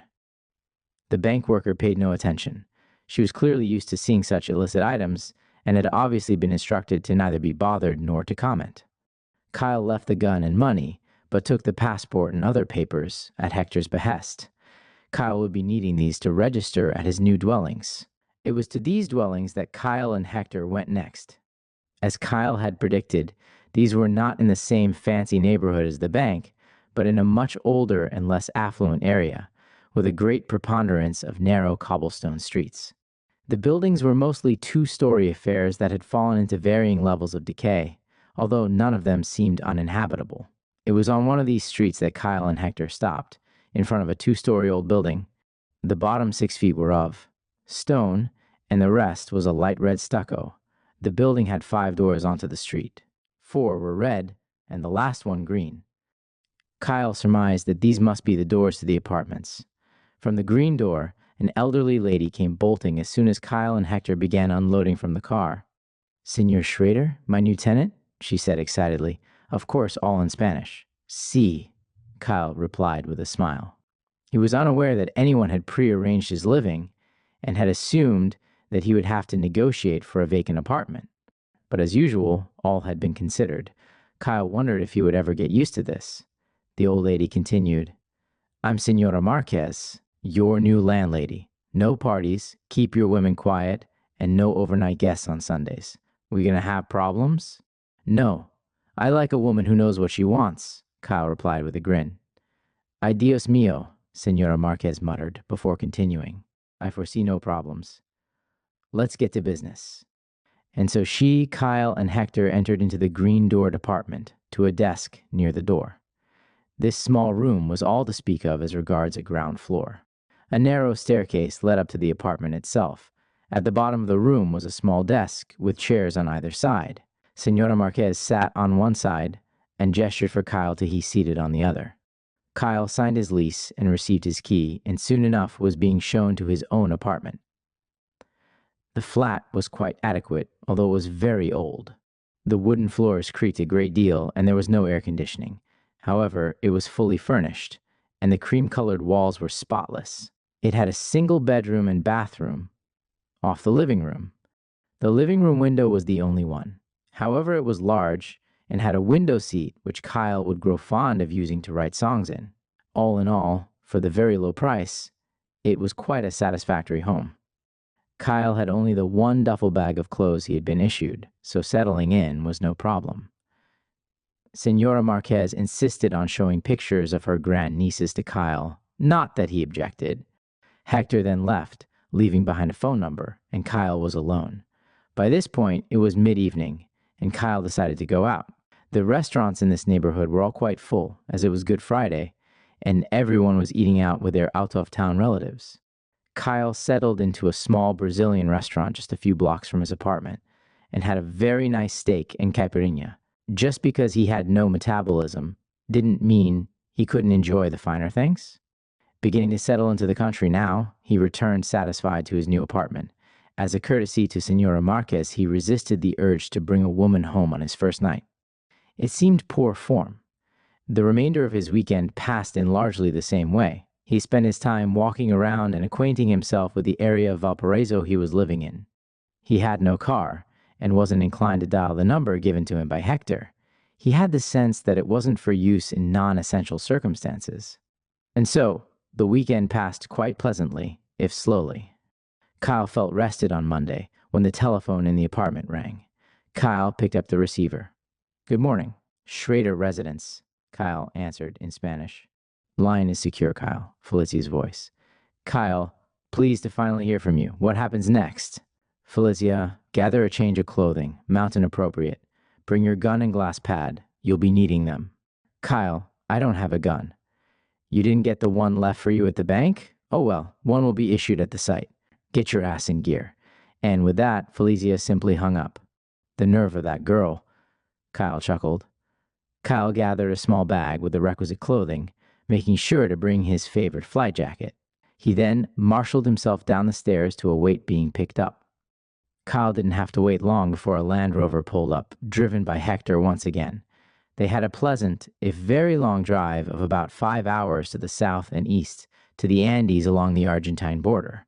Kyle was impressed by the scenery upon exiting the urban sprawl. This was real, raw nature, interspersed with the occasional farm or vineyard.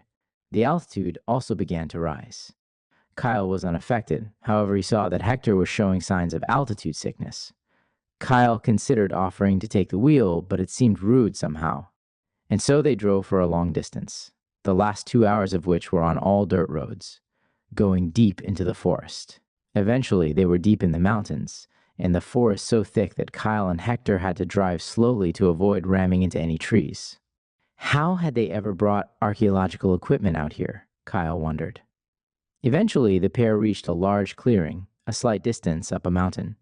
In it were parked a number of trailers, between which various personnel were milling about. Felicia was among them, and approached the Land Rover carrying Kyle and Hector. "About goddamn time you two showed up," Felicia said irritatedly. "I thought we made good time," Hector said cheerfully. "And you seem to all be doing fine. Stop bitching." "I'm not the one bitching. That honor goes to the good doctor," Felicia said with an eye roll. "They found a chamber. We contractually can't enter without security present." "Which means us," Kyle interjected briskly, exiting the Land Rover. "Where's my gun?" "That's the spirit, I suppose. Follow me." Felicia sighed. The three walked to one of the trailers, all of which were labeled with handy paper signs about 3 feet by 4 feet. The trailer that the trio walked to was labeled Armory. It had a large metal design painted in a pale magenta color, which somehow seemed incongruous. The side door of the trailer was open, and a man stood in the frame, handing out weapons. "For 3, please," Felicia said, as though she was requesting a table at a restaurant. The guns were issued. They appeared to be a standard Uzi and Browning high power. However, an examination revealed that, in fact, they were modified to fire special, ultra-high velocity bullets with sharp tips made to shred armor like toilet paper. Kyle winced, remembering the similar bullet that he had been shot with accidentally by Danny. The group proceeded to the dig, which, it turned out, was deep underground. It was entered through a tunnel in the side of the mountain, which looked like an innocuous cave. At the end of the winding cave was a large round room, obviously carved from the dark brown rock. In the center was a shaft, into which a huge cage elevator descended. The trio entered it and went down. They were met at the bottom by something rather shocking, at least to Kyle. This site was a near-perfect mirror of the site in Egypt, hence why the two digs had been merged. "Holy shit," Kyle muttered at the revelation. "Quite. Now you see why all the diplomatic fuss," Felicia said. Seated near the elevator were Dr. Horton and her crew, as well as a number of other soldiers. "About time you all showed up. We found what we believe to be a tomb complex, but we can't enter without you meatheads present," Dr. Horton said. "Welcoming and friendly as ever, Doctor," Kyle said evenly. "Let's do proceed, lest you should go insane from waiting any longer." Dr. Horton gave him what is often described as a narrow look before turning on her heel and marching resolutely in the direction of the spot. They marched through the narrow, winding streets of the underground city for what must have been over a mile, before reaching the wall that made up the edge. The wall was festooned with glyphs of all types, once again in the Egyptian-esque Orionite language as in the Egypt site. Kyle resisted the urge to begin speaking aloud the translations, replacing it with a stronger urge to watch Dr. Horton struggling to translate. The destination that they had marched to was a massive set of double doors set just a few inches into the wall. The doors were the same stone as the walls, and only distinguishable by their belt set a few inches in, as well as a slight seam between them. On the doors was etched a relief of what appeared to be a gray-type alien lying in a sarcophagus. A few tables of equipment had been set up near the door, and Dr. Horton began to speak. "We are going to cut away this door using a laser. We have already made all the requisite scans and rubbings. We must enter the chamber beyond now," Dr. Horton said. A laser was produced. It looked more like a spotlight on a tripod, however, what came out was a laser. Kyle winced as it began cutting the stone of the doors. However, it ceased almost as soon as it had begun. It had cut only a few inches into the door when the doors began to spontaneously open. "Turn the laser off. We don't know what you might hit," Dr. Horton barked. The laser was switched off. Beyond the open doors, a vast hall could be seen. The walls and even ceiling were lined with stone sarcophagi, all containing small gray-type aliens about 4 feet tall. The sarcophagi were sealed by small force fields and apparently had some sort of gravity plating, as even those on the ceiling were laid perfectly flatly. From beneath her coat, Dr. Horton withdrew a small camera and rushed into the chamber, snapping photos and talking excitedly. Kyle and several other soldiers, including Felicia, followed. It wasn't but a minute or so before it all went wrong. A force field went up in front of the door, locking Dr. Horton and the soldiers inside. As it went up, the force fields on the sarcophagi began to turn off, and the inhabitants began to emerge. These weren't sarcophagi at all, but stasis chambers. Within seconds, everyone in the room except Kyle was possessed of a crushing headache. All began to collapse. Kyle immediately realized what was happening. He raised his Uzi and began opening fire, mowing down the small grays. With his built-in capabilities, he was capable of using only a single bullet on each one, and sometimes less when they lined up. These grays were not exactly physically strong, and so only a single bullet was needed for each one anyway. All of this took place in far less time than it takes to describe, and it was no more than 3 minutes after entering the room that all the emergent grays were dead and the psychic attack they were carrying out ended. The security system seemed to end with it as the door was unblocked. Kyle, being synthetic, had been immune to this attack. It was. After this attack, that the other soldiers began to respect Kyle. Even Dr. Horton softened to a very slight degree. It was a slight beginning of a relationship of, if not friendship, at least a modicum of respect. I could, perhaps, describe in detail Kyle's Chilean experience going forward. However, as it's the third archaeological dig in this book, I will refrain. Kyle did fall in love with the country, and particularly the city of Valparaiso, where he lived all weekends. His allowance never ran dry, and he lived frugally. Kyle and Felicia, beginning in 1976, did begin sleeping with each other. However, there was no real emotion attached. They were simply soldiers fulfilling a need. A change occurred in January of 1978. Kyle was on one of his days off, sitting in his apartment, enjoying a bottle of limoncello, when his glass pad began buzzing. Surprised, he picked it up. An incoming call from Europa, registered to Georg Nimmer. He immediately answered, greeted by Georg's face on the screen, who was in the front of a truck. Kyle: Georg, good to see you. What prompts you to call? Georg: hello, Kyle. Good to see you, my friend. Not a social call, I'm afraid. I have a package delivery for you at Camp Hero. You'll need to return. A car is on its way to pick you up. You should be back in Chile in a few hours, but it's urgent. Kyle: very well, I suppose. What's this all about? Georg: I think it's better if you just see it. Won't be long. And so Kyle hurriedly dressed and was picked up by a Land Rover with a very taciturn female driver he didn't recognize. They drove to the airfield Kyle had first arrived in Chile at. They were met by a triangular craft, each side about 20 feet long. Kyle boarded alone, and the ship jumped to, as the onboard voice explained, Camp Hero in January 1985. That was all Kyle was told. However, he somehow knew things were about to change.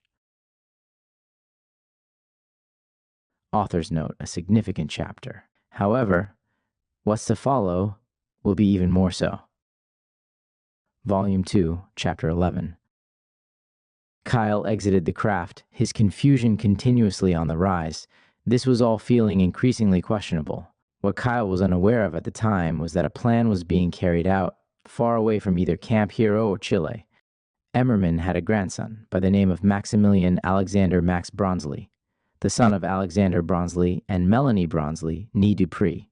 Alexander Bronsley was Emmerman's son, though oblivious to Emmerman's existence. His story should be somewhat familiar to my followers, and while fascinating, is certainly beyond the scale of this book. Maximilian Bronsley was born at what is generally agreed to have been Area 51 on July 8, 1978. The first 8 years of life he spent not only in Area 51, but also London, Hong Kong, and Mars.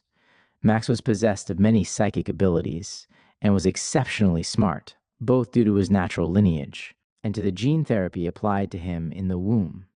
It was for these reasons that Emmerman, after observing little Max from afar, decided to bring him into the fold and put him in Kyle's care at Camp Hero, ideally, to become the third in succession to inherit the Emmerman family's mysterious empire. How the entire situation went down, we may never know. What we do know is that Emmerman made some form of contact with Melanie Bronsley, and by some method convinced her that turning her baby over was the best course of action, and that he would assist her into hiding. Emmerman chose Georg to carry out the extraction. Nothing but the best, even for a simple extraction. The extraction occurred on August 4th, 1986. It was very simple. The Bronsley family were on Europa on business of Area 51.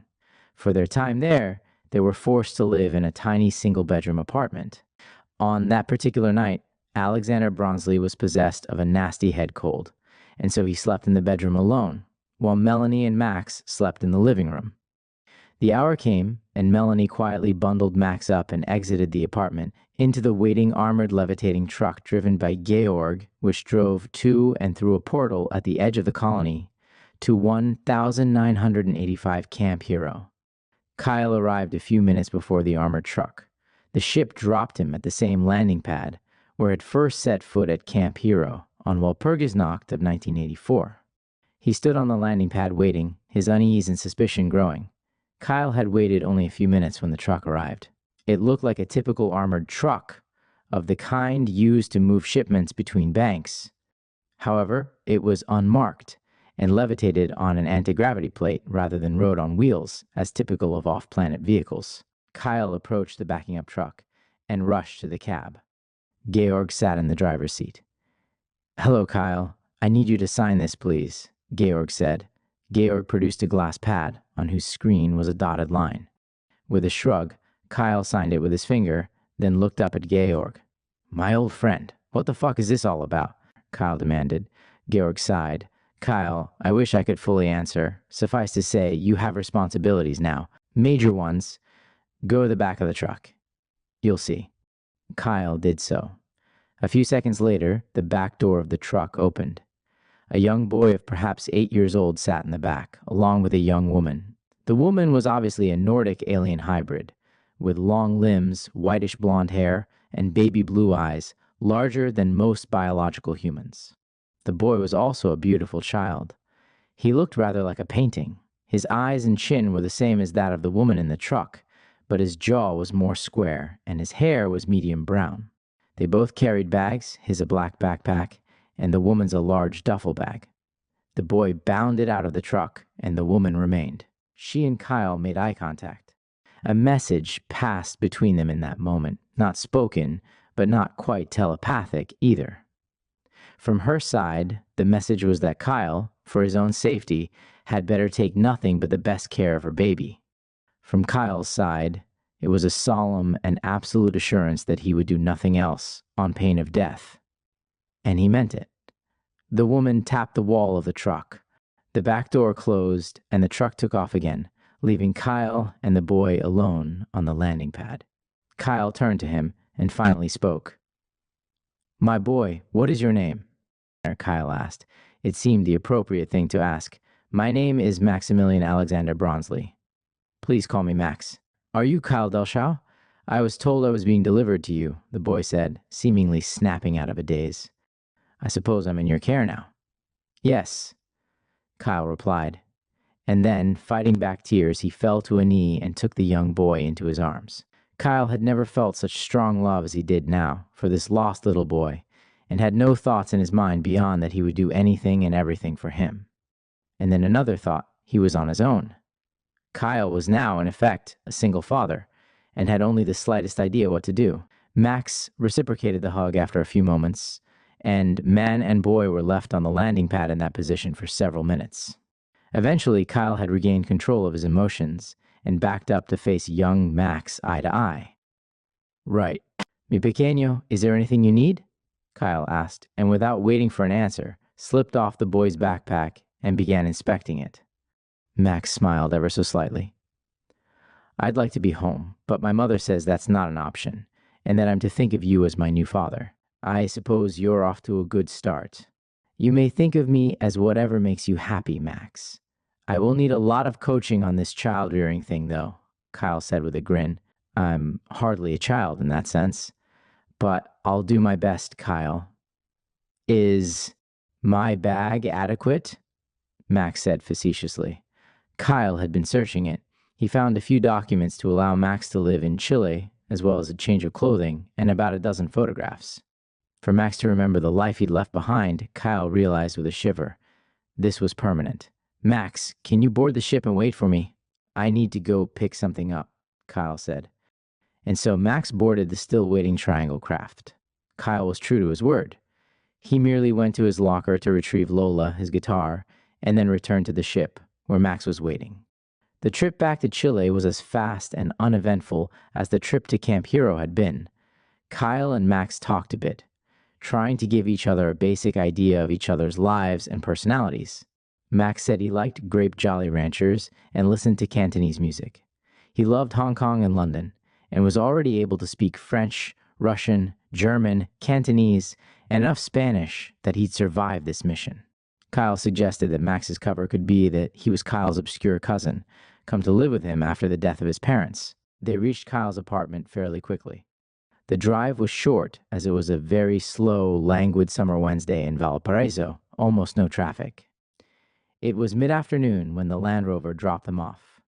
No more than 2 hours had passed since Kyle had received word from Georg, and in that tiny amount of time, his life had changed massively. Kyle and Max spent the rest of that day trying to get to know each other. They had some success. Max clearly trusted Kyle a great deal, and saw something in him that Kyle was unable to see in himself. Kyle found Max very amusing, in addition to being as endearing as he was. Even at this young age, Max already cursed like a sailor, and was very knowledgeable about many things. However, Kyle was still struck with confusion. He wasn't sure what to do. Kyle had never been with a child in such a normal setting, where the child needed not so much protection as he needed care.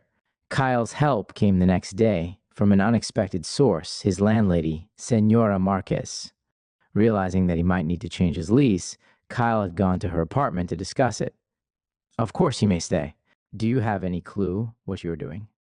Senora Marquez asked pointedly. Kyle put aside his macho urges and chose to simply admit it. "No," Kyle said with a resigned chuckle. "I have no idea what I'm doing." "I thought not." "Well, I raised 3 of my own, and only one of them has ever been arrested," Senora Marquez said with a smile, and then set towards Kyle's apartment. Kyle smiled to himself. This woman intimidated him many times more than anything he'd faced on the battlefield. Senora Marquez immediately began to shake her head at Kyle's apartment upon entry. While it was clean, it was still undoubtedly the apartment of a single man. Alcohol and porn magazines had both been left out for all to see and partake in. Kyle was deeply embarrassed, particularly at the magazines. The senora was, however, polite enough to not comment on them, aside from putting them on a high shelf out of Max's reach. Kyle suddenly had a rather shocking idea, and turned and rushed to his bedroom to put away his gun and glass pad. Kyle knew he'd be in considerable trouble if those were seen by a civilian. Max came rushing in to assist him, clearly having the same idea. "Scary, isn't she?" Max said. Kyle nodded and suppressed a laugh. Senora Marquez went through the entire apartment, setting Kyle straight. She gave Kyle many tips on ways to keep Max occupied, proper bedtimes, and proper behavior. The senora more or less ordered Kyle to clean up his language, stop keeping such late hours, and to stop bringing home quite so many women. She made a point of telling Kyle to begin putting the toilet seat down, so Max would also have that habit when he grew. She also insisted on bringing a cot from her own apartment and setting it up in Kyle's living room, as she insisted that they both sleep in beds, rather than Kyle on the couch and Max on the bed, as was the previous arrangement. Kyle was very grateful to the senora for her advice, and was relieved when she said his rent would not be raised. She found Max adorable and was happy about his presence. Once the cot was brought over, Kyle received one final tip: find things to entertain Max. In Senora Marquez's words, "A boy's hands when unoccupied are a playground for the devil." As it would turn out, Kyle was not called to the dig until the following Monday. Kyle and Max spent the time relaxing and getting to know each other. Kyle learned to be happy and to laugh as he perhaps never had, and Max learned to enjoy the finer things. Kyle took Max to gourmet restaurants on the beach and had to stop himself from constantly spoiling the boy, who had filled his deepest wish at that point of having a child of his own to protect and cherish. Max, for his part, was learning to adapt to his new caretaker. In discussion since, Max has stated that he feared that Kyle would be a cold and lifeless military figure who protected him only because it was his job. When Max saw that he was loved, he began to feel calmer about, and even a bit happy with his new life. The following Monday, Kyle was picked up for the dig. Feeling there were no other options, he brought Max with him. There seemed no danger at the time. The incident with the Greys awakening from the stasis pods had been the only instance of combat in nearly 6 years. Kyle's job at the dig had mostly consisted of sitting by doors and carrying heavy boxes. However, he was not bored. He learned to occupy himself by sitting and writing, usually poetry, and had also taken to sketching the people and scenes around him, as well as ones he'd seen in the past. Now he spent this downtime training Max and teaching him things, such as how to play the guitar. Max was quite popular at the dig. In many ways, he was just like the workers, and even the academics got along with him. At one point, Felicia, upon seeing that Kyle and Max had only a deck of cards with which to play, bestowed them with a chess set and took it upon herself to teach Kyle and Max how to play. This isn't to say there weren't problems. There were. A number of arguments were had over what was suitable for young ears, to which Max would always pipe in with something to the effect of, "Do I get a say in this?" This would invariably receive him a "shut up, kid" from Kyle. Sometimes this would lead to an argument, and sometimes to a laugh. It all depended on the mood. Dr. Horton disliked Max's presence, and would always make a fuss when he was at the dig site proper. Her protestations were mostly ignored, however, save for Kyle sometimes sending Max away to avoid an uproar. Things began to sour for the dig later that year, which was 1978. This was due to the Beagle conflict occurring between Chile and Argentina. Unilateral relations were failing, and the possibility of open warfare was on the horizon. Being almost directly on the border between the two countries, the dig was at risk. This was not helped by the fact that while patrolling on the surface, several security personnel had seen an increased presence of spy helicopters in the sky, of Argentine origin. It was only a matter of time before the dig was spotted and possibly raided by Argentine super soldiers. For this reason, the security presence at the dig began to increase, and one day, in what was likely April of 1978, the dig received a very significant visitation. It was early in the afternoon, and everyone was milling about in the dig, doing their usual business, when Dr. Horton began marching around with a megaphone, ordering everyone to line up near the elevator and stand up looking sharp, because they had a very important visitor. Everyone hurriedly rushed to obey, instinctively knowing she was not exaggerating this time. A short few minutes later, the elevator descended into the dig site, and a large group of occupants emerged, who filled the elevator to its capacity. All were Chilean military men. Most wore the uniforms of generals, commanders, etc., save for a few in smart suits who were obviously super soldiers brought along for security, as they towered over their non-enhanced commanders. In the center of the group stood a single general, large, dark, and leaking evil. The others in the bunch stood apart from him, some would say out of respect, but to Kyle, it was obvious that it was out of the central man's off-putting energy. The man was, of course, then president and right-wing dictator of Chile, Augusto Pinochet. Everyone stood and watched and listened as Pinochet, striding back and forth like a drill sergeant, laid out the current situation. Kyle largely tuned out what was said. However, it was explained, amid the propaganda, that the dig had 3 weeks to go. At that point, it was to be sealed, in anticipation of a possible Argentine invasion. The following 3 weeks were frenetic. Dr. Horton became more tyrannical than ever, and would fly into a loud panic if the slightest thing went wrong.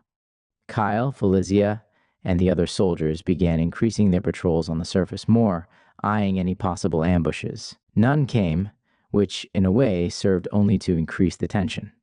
An unexpected escalation occurred on the final week.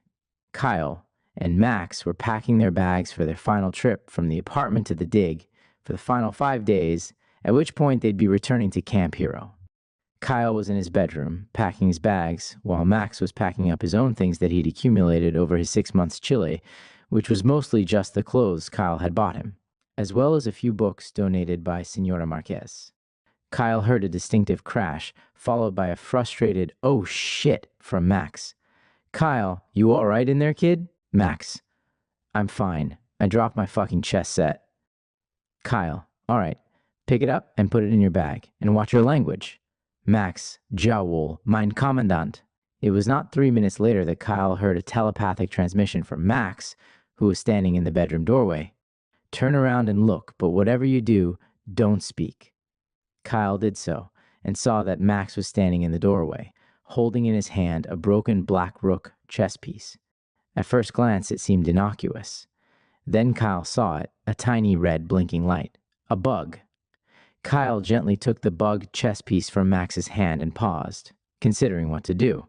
A telepathic exchange occurred between them. "Max, I learned about these things in my life before you knew me. This bug is Russian-made. Kyle, what do we do with it?" Max, this. Max took the bug back out of Kyle's hand, threw it on the wooden floor, and jumped on it, landing on one foot. Then, without another word, Max picked up the pieces, marched to the toilet, and flushed them before returning to Kyle to continue their telepathic exchange. Kyle: "Well, shit, Max, indeed. So what now?" Kyle: "We have to get to Felicia." Max: "Why is Felicia relevant?" Kyle: "Don't you understand? That chess set came from her house. She gave it to you. It was meant to bug her. Grab your things. We leave in 3 minutes or less." With that, Max simply nodded, and within 3 minutes, he and Kyle were both ready to leave the apartment in Chile permanently. Kyle hurriedly wrote the following note for Senora Marquez and placed it on the door with a thumbtack. Many thanks for your help and kindness over the years. Max and I have to leave unexpectedly. We're not expected to return. You'll find this month's rent in the credenza drawer. Feel free to sell what we leave behind and enjoy the money. Kindest regards and good luck. Derek Schrader. With their packs and a briefcase of cash, Kyle and Max then rushed out onto the street. Kyle flagged down the nearest taxi and gave Felicia's address in Santiago. The driver raised his eyebrows at this. That's a long drive, pendejo. Going to cost a lot, the driver said. Kyle flashed his briefcase of cash. I think I can cover the fucking cost. Will you do it? Hop in, the driver said with a smile. And so Kyle and Max did. With Kyle's badgering plus promises of more money, they were able to cut about 1/3 of their travel time, so that they reached Felicia's apartment in just over an hour. Kyle knew Felicia's address only through pillow talk. It was his first time actually visiting. It turned out that Felicia lived very nicely, in a stately old Spanish colonial building, in a neighborhood which, judging by the many different flags that were flown from the various homes and buildings, must be some sort of unofficial diplomatic compound. He tucked his pistol into his waistband surreptitiously, paid the driver, and alighted from the car with Max. Somehow, sensing danger, he pulled Max behind a tree and handed him the gun, ensuring Max tucked it away. He knew how to use it. Kyle had made sure of that, and Kyle was confident that he needed an actual armament less than Max did. At last, they approached the building. The building was no less grand on the inside than out. It seemed rather more like an intimate luxury hotel than an apartment building. At the moment Kyle and Max entered, the desk was unmanned, and there were no barriers blocking them from going up the red-carpeted mahogany stairs which ascended beside them. Up they went. Felicia's apartment was 307 on the penultimate floor. The halls were all white, with wooden floors that had a narrow strip of red carpet down the middle. Again, it was like a 5-star hotel. The door to Felicia's apartment stood about an inch ajar already. Kyle knocked, no response.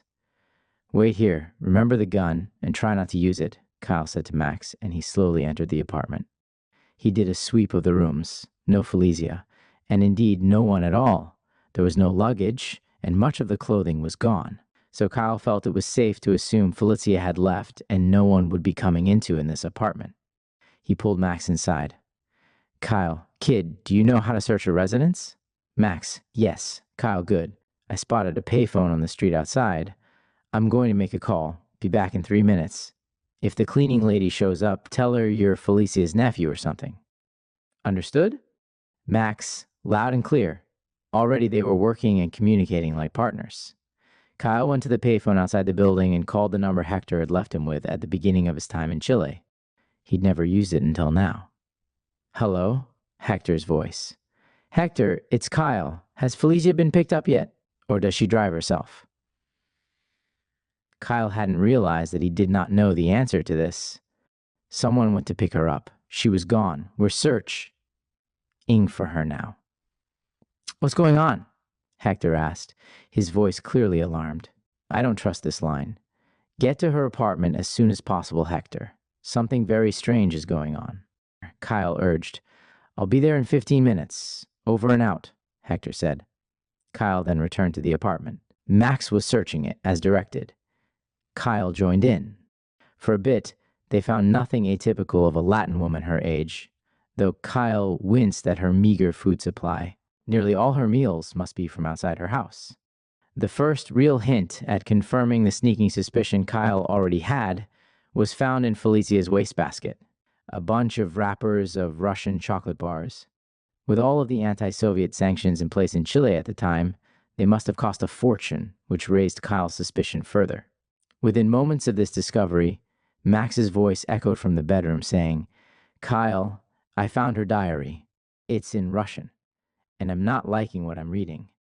Kyle rushed to the bedroom and took the diary from Max's hands. Max's assessment was correct. Felicia's diary entries confirmed Kyle's intuition. Felicia was not the victim of a Russian spy. She was a Russian spy. Fuck! Kyle screamed, throwing the diary to the ornate carpeted floor. Was it something I said? Max asked. Kyle couldn't quite tell if he was serious. He pulled Max close. No, mi pequeño, No, it's just... God damn it, I trusted her, Kyle said regretfully. I gathered that, Kyle. No need to get all touchy, Max said with a snicker as he pulled away from Kyle. Soon enough, Hector arrived. The three searched Felicia's apartment. They found nothing else incriminating. However, they felt safe in their conclusion. Felicia was a Soviet spy and had, upon Max's discovery of the bug, absconded in a hurry. Eventually, feeling powerless, they piled into Hector's Land Rover, which had a car phone. Hector called around and called off the search party. Then, resignedly, they set off for the dig. They were a number of hours late arriving, of course, and received a ringing out by Dr. Horton. Kyle and Hector quietly assembled all the security staff and soldiers and had a recorded meeting about the Felicia situation. It was decided that they'd all file reports and hope for the best at the end of the mission. There was no doubt they'd all be questioned, however. They thought that since there were only 4 days left, they may as well press on. The remaining 4 days passed without incident, save for Dr. Horton's outrage once she was informed of Felicia's duplicity. Kyle was very relieved when, at last, the trucks were loaded and were all jetting off to the airfield from which he had first arrived. It was as they were driving to the airfield that Kyle chose to write a song. He meant it for Felicia. While the deeply romantic lyrics are hardly representative of his feelings, it would also have felt odd to not write a song. Felicia had made a lasting impression, if for no other reason than teaching Kyle a lesson, on paying attention and not thinking with his crotch. The song was as follows.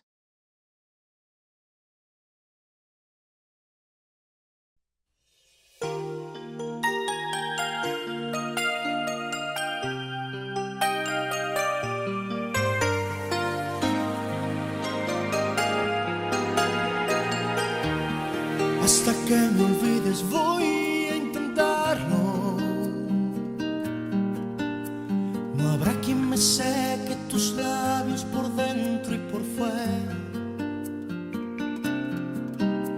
No habrá quien desnuda mi nombre una tarde cualquiera. Hasta que me olvides tanto que no exista mañana ni después. No, hasta que me olvides voy a intentarlo.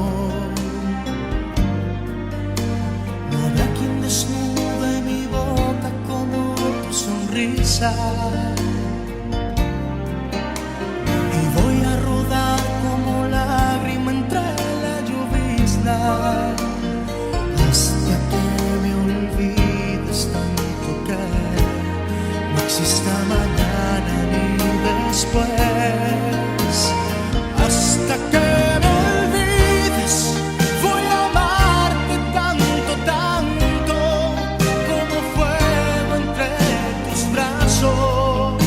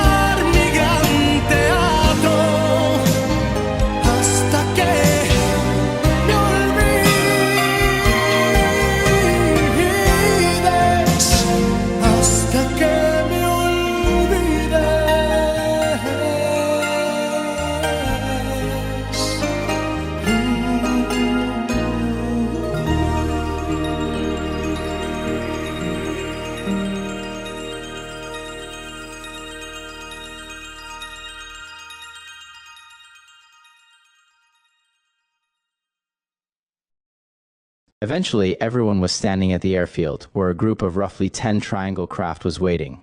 Kyle stood around and saw that the artifacts were all safely loaded on, along with the many personnel, both soldiers and archaeologists. As the last ship was loading, Kyle, along with Max, found themselves standing next to Dr. Horton. Dr. Horton turned to Kyle as they stood on the pavement and spoke. "Dr. Horton, I hope someday I can forgive you for letting a Soviet spy run loose on my dig." Kyle, "Forgive me?" Dr. Horton, "Well, we all know you were the one sleeping with her. But as I said, I hope I can forgive you eventually. You're not the first man to think with your crotch." Kyle took off his aviators so as to have direct eye contact with Dr. Horton. "Kyle, Doctor, your spirit is admirable in a way, and you're an outstanding archaeologist. And I also mean it from the bottom of my heart when I say, I hope I never see you or hear your name again."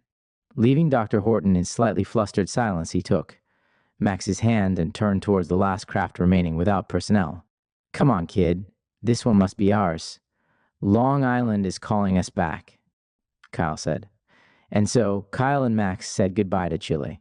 Kyle had a new worry now, raising Max using the things he had learned, except now in a much more hostile and difficult environment. Kyle didn't know quite what he was going to do. However, there was one thing he was determined, on pain of death, that he was not going to do: fail. Author's note. A very emotional chapter indeed, at least for myself. The most emotional so far across the 2 volumes. I hope it was enjoyable for the reader. The song of Kyle's recounted here, "Hasta que me olvides," comes highly recommended on my part and is easily findable. I feel the need to add that, to me, Felicia's revelation as a Russian spy reeks of a frame job. However, we are unlikely to ever know for certain. Volume 2, Chapter 12. If Kyle had been expecting a respite after his and Max's return from Chile, he was definitely disappointed. Immediately upon arrival, Kyle and Max were thrust into Camp Hero's bureaucracy and administration. Kyle had expected that Max's registration and housing would be simple, like his own had been.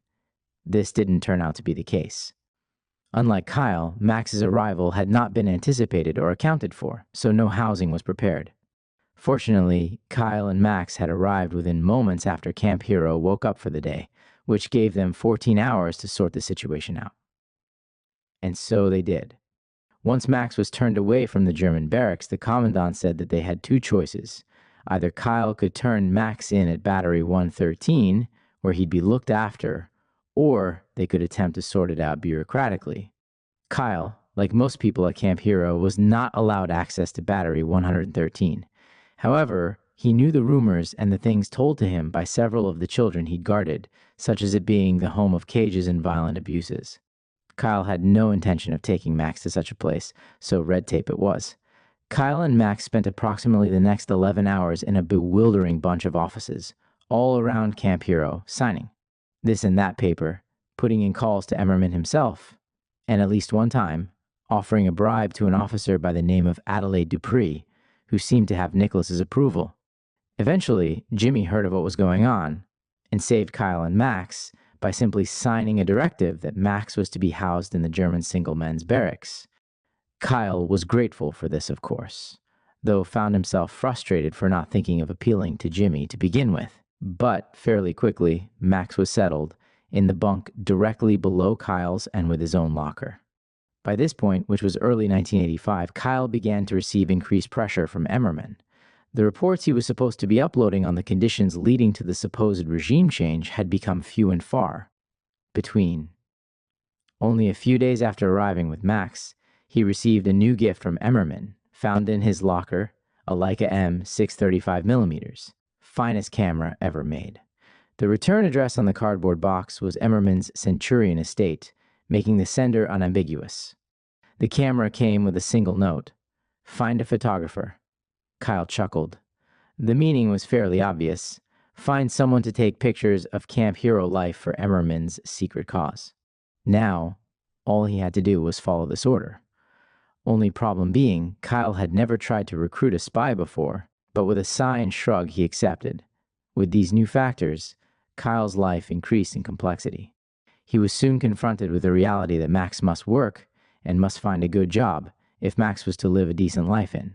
Project Phoenix. Any ideas he may have had of his charge living a sheltered life ceased to exist. He needed to find Max a job and a purpose. After a brief conversation with Jimmy, just 2 days after returning from Chile, the process had begun. Max was led from the barracks by a young girl Kyle didn't recognize for a series of tests. Kyle was left unoccupied. He tried returning to his desk, but after several hours and no assignment received, he decided to get up and see his friends. He didn't have many. As it turned out, most of Kyle's friends were otherwise occupied.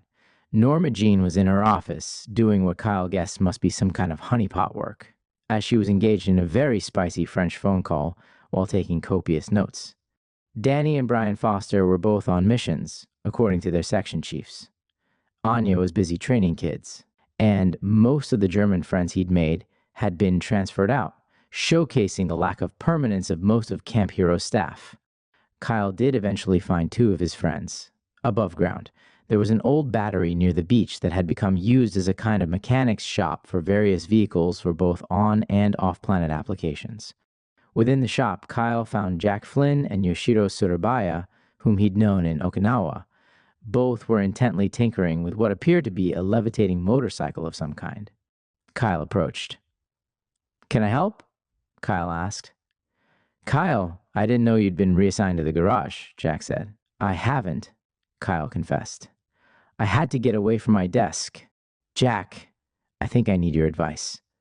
If you're not supposed to be here, let's move the hoverbike into the back," Surabaya said, glancing around surreptitiously. And so they did, slipping the hoverbike into the rear of the building along with the necessary tools. No one stopped them. "Jack, what do you need advice on?" "Kyle, a boy has been put into my care. Max, I'm not sure quite how to raise him in this fucked up place. You're doing it. How?" "Jack, well, it's hardly easy. Where is this Max now?" "Kyle, he's before a review panel, trying to find out where he'd be suited to work." Surabaya and Jack both looked up with some alarm. "You need to be there, now," Jack said. "Never leave your boy alone in situations like that." "What? Why?" Kyle said in confusion. "Do you want them testing your boy as to whether he can suck dick?" Surabaya said bluntly. "It's different for you, Kyle. You didn't grow up here like Jack and I did. He's right. You need to get to your boy and guard him on the review panel. I'll accompany you. Fuck today's assignment." He glanced at Jack, who nodded in immediate approval, and Kyle and Surabaya rushed off, Surabaya leading the way. "How long has he been in review?" Surabaya asked as they walked. "I'm not sure. 2 hours possibly." Kyle said, "Right, he'll be in the paramilitary section of testing now, assuming nothing has gone wrong yet or he's in terribly impressive in anything tried so far." Surabaya said, "You know this routine awfully well," Kyle observed. "As I said, Kyle, I grew up here, and it seems so must your boy, and you're all he has to help him do this," Surabaya explained. Soon enough, Kyle and Surabaya reached the area where the current phase of Max's testing was occurring. This was on the 6th sublevel, which was unfamiliar to Kyle. It was made up of a maze of training rooms and areas, dojos, virtual reality training areas, shooting ranges, and so on. It was not long before the men found Max in one of the dojos, fighting blindfolded with a wooden practice sword against Anya Mittelauer. The review board stood to the side. It was composed of perhaps a dozen people, most of whom Kyle could not identify. He did, however, recognize Nicholas and Dr. Simmons, and at Nicholas's side stood a taller, thinner, rather more dramatic man, whom Kyle deduced to be the man called Bielik, whom he had heard so much about but hadn't seen. The review board all carried either glass pads or clipboards, and some were writing in them at the site of the fight. Max, it turned out, performed quite well at sword fighting while blindfolded. His third eye was clearly quite open. Kyle was impressed. The review panel paid no attention to Kyle and Surabaya when they entered the dojo. This changed when the exercise was over and the review panel moved on to its next phase. "Tin Man, you're not authorized to be here," Nicholas said. Then, upon seeing Surabaya, he added, "Neither are you, Jap. Get lost." "My benefactor ordered our presence," Kyle said, sending a sympathetic but firm stand-down message to Surabaya telepathically, whom he could tell was preparing for a fight. "Your benefactor? He's your owner, Tin Man, but he's not mine, Nicholas spat out. Then, turning to the review board, I'm going to my office to sort out this horseshit. Boy, come with me, Nicholas added, gesturing to Max. We can't let this go through under any circumstance, Surabaya said telepathically to Kyle. Kyle didn't need to be told twice.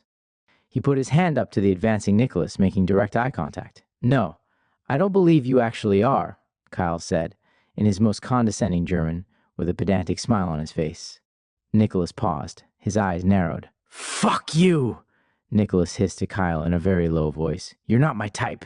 Nor are you my benefactors, Kyle said aloud. A deathly silence fell for several seconds, followed by an uproar of laughter among the review panel. Nicholas was the last to join in, but he eventually did. Kyle noticed that Bielek never did. Well, Nicholas said, on second thought, perhaps not.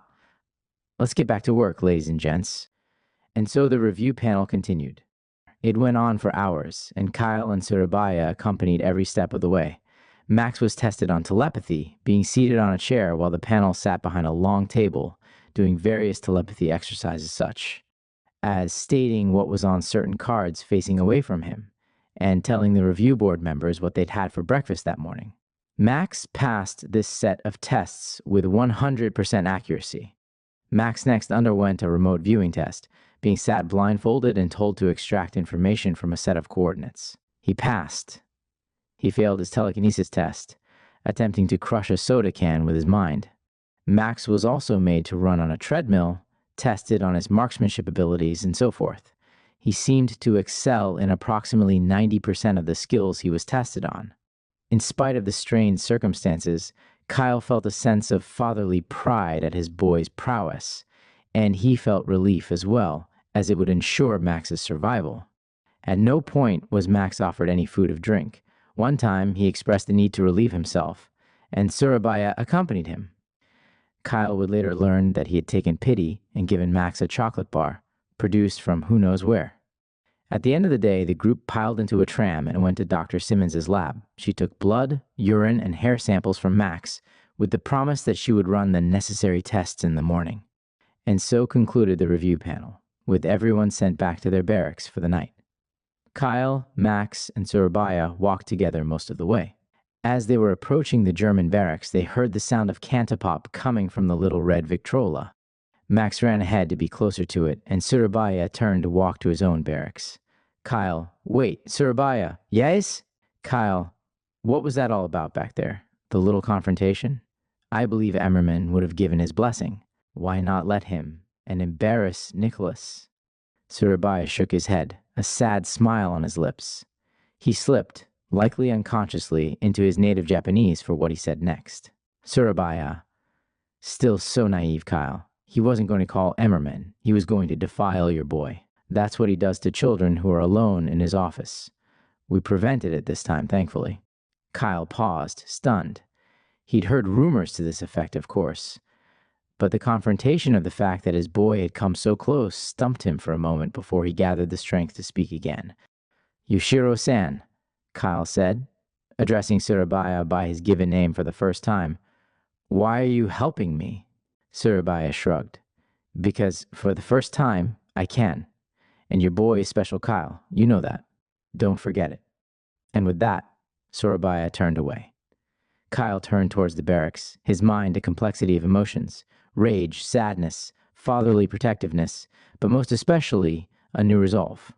Kyle felt he could no longer simply observe the conditions leading to the regime change Emmerman spoke of. He must act. He must, to his capabilities, assist in whatever resistance must be fomenting in this awful place. And Kyle had a feeling that finding Emmerman's photographer might be his first step. Author's note, a sobering chapter, likely to be triggering for some of my readers. However, the intrigue will pick up soon. Volume 2, Chapter 13. Kyle's search for a photographer proved rather simpler than anticipated. He began by asking his few friends for someone suitable, someone long-standing a camp hero who was artistic, hated the current regime, could keep a secret, and had enough access that their experience would matter. Only one name consistently came up, Sandra Saunders Roth. the very first person Kyle had met on his arrival at Camp Hero. As for Max, he continued adapting. The review board reconvened, with Max and Kyle both present, and concluded that Max was likely best suited for combat and espionage roles, which Jimmy assured Kyle were likely the best for his continued survival and comfort. It seemed a paradox, but somehow Kyle believed it. He certainly didn't like the idea of Max in an office, surrounded by strange adults, while Kyle worked at his own desk all day. An interesting discovery regarding Max was made when Dr. Simmons read off the results of the genetic tests she had done on him. The data showed obvious signs of gene therapy, likely both in utero and out, which had made Max, in Dr. Simmons' own words, more human than human. In between their respective missions, Max would spend his time at or near Kyle's desk, as invisible as he could be in the circumstance. And when Kyle left on a mission, he'd escort Max to one of his friends and leave him in their safekeeping. A routine emerged, and they adapted very well indeed. Max began to make his own friends, and so normalcy started to set in. Upon receiving the recommendation, Kyle set his mind to recruiting Sandra as the photographer. Consequently, he approached Jimmy and asked if he could possibly arrange for a shared mission between himself and Sandra. Jimmy guffawed at this request. Kyle, I'm not God. The chili thing was an innocuous little mission that anyone could have gone on, and Max's bed arrangement was only doable because we have excess beds. I cannot simply arrange for you to be on a mission with the wife of one of my bosses, Jimmy said. Oh, Kyle said, and then stood thinking in Jimmy's office for nearly a full minute. An idea struck him. Could she herself, if I spoke to her, that is? Kyle asked. You could, but her office and home are kept bugged. I have a better idea. Tonight, I want you as my personal bodyguard at a party I'm attending. The Roths will both be present, I'm certain. It's at the big manor house. If you can get Sandra alone there, I think you've got a shot, Jimmy said, nodding slowly. Is this office not bugged? Kyle asked. I don't have a history of escape attempts, Jimmy replied. So, how does this arrangement seem to you?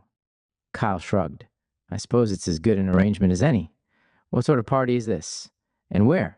Coat and tie affair. I'll put in an order down at the costume department. Head there, and don't bring Max. Some people will think he's a party favor. Don't worry, not that kind of party, but some people are, let's say, incorrigible, Jimmy said.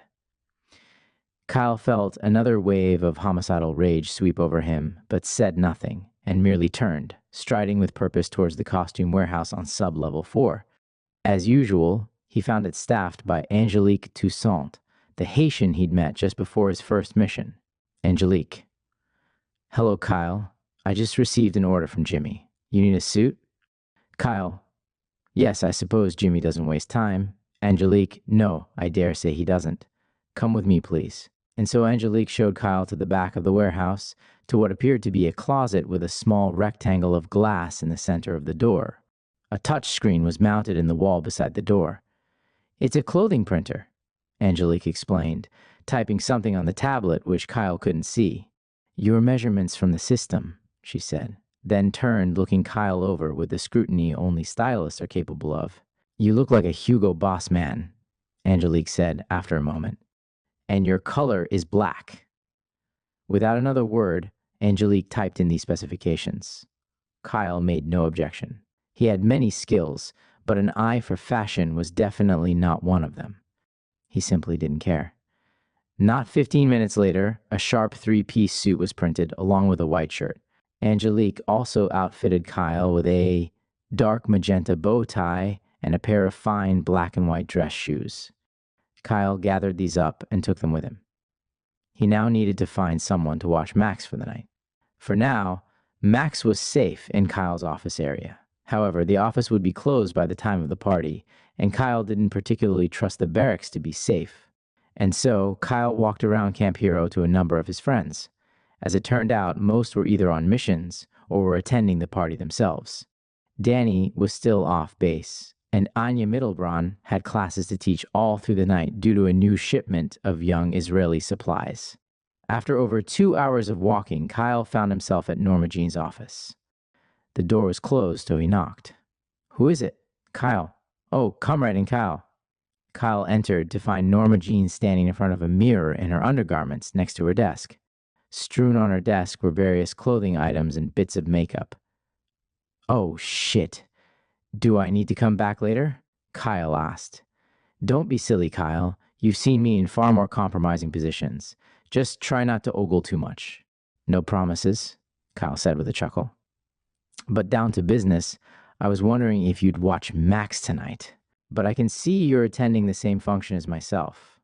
"I'd be glad to," Norma Jean said as she began fiddling with her makeup. "Bring him along."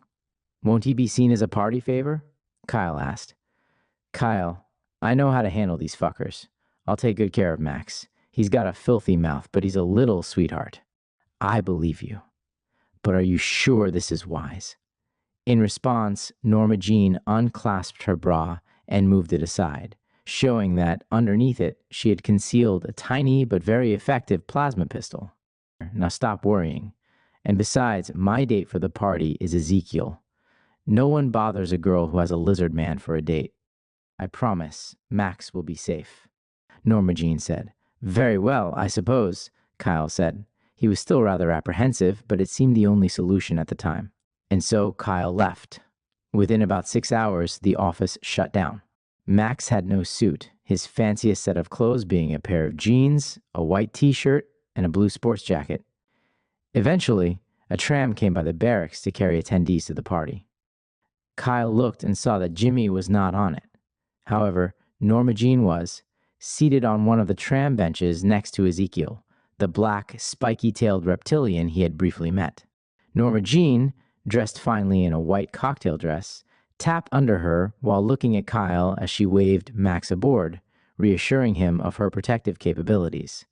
Kyle trusted her, and somehow, he trusted Ezekiel. So with a bit less apprehension than before, he released Max. A few minutes later, Jimmy arrived in his Jeep.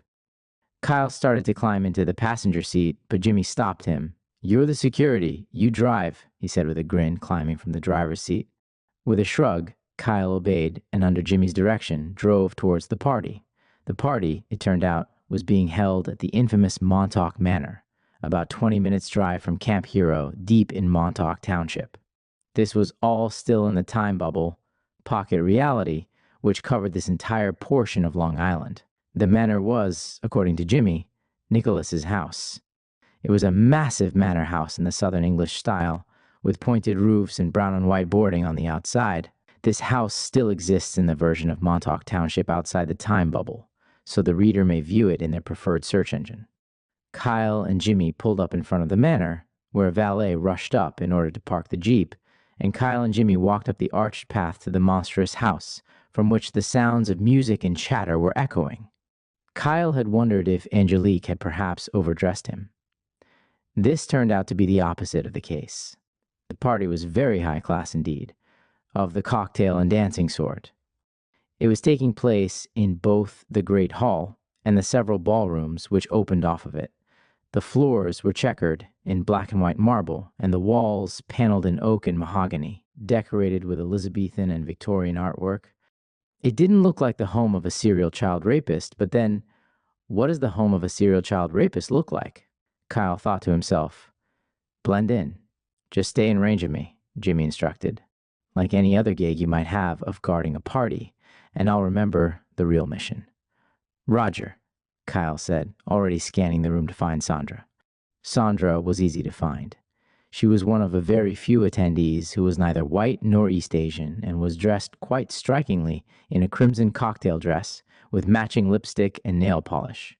Her thick black hair was pulled up into a confusion of braids and twists, held in place by pins and combs which were studded with various gems.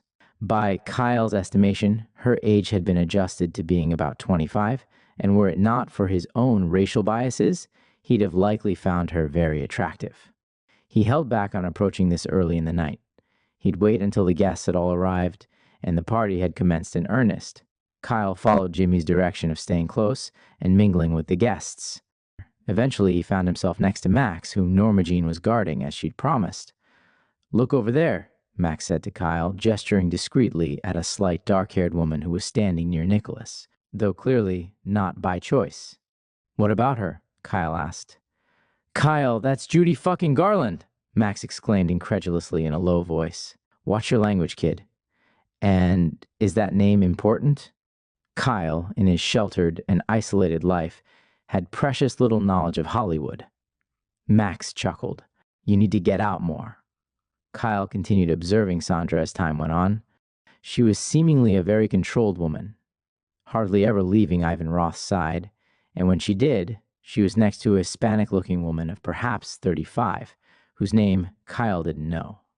He guessed that she must be Sandra's handler. As a result, approaching was logistically difficult. Eventually, opportunity came. All the music was live, with songs sung both by guests and a hired female singer. A small stage was set up for this in the Great Hall, upon which was a microphone and a small band.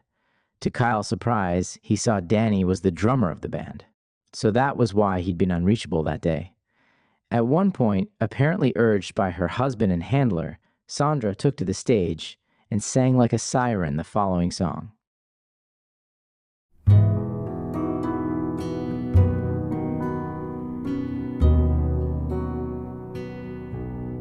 I've got stones in my pocket,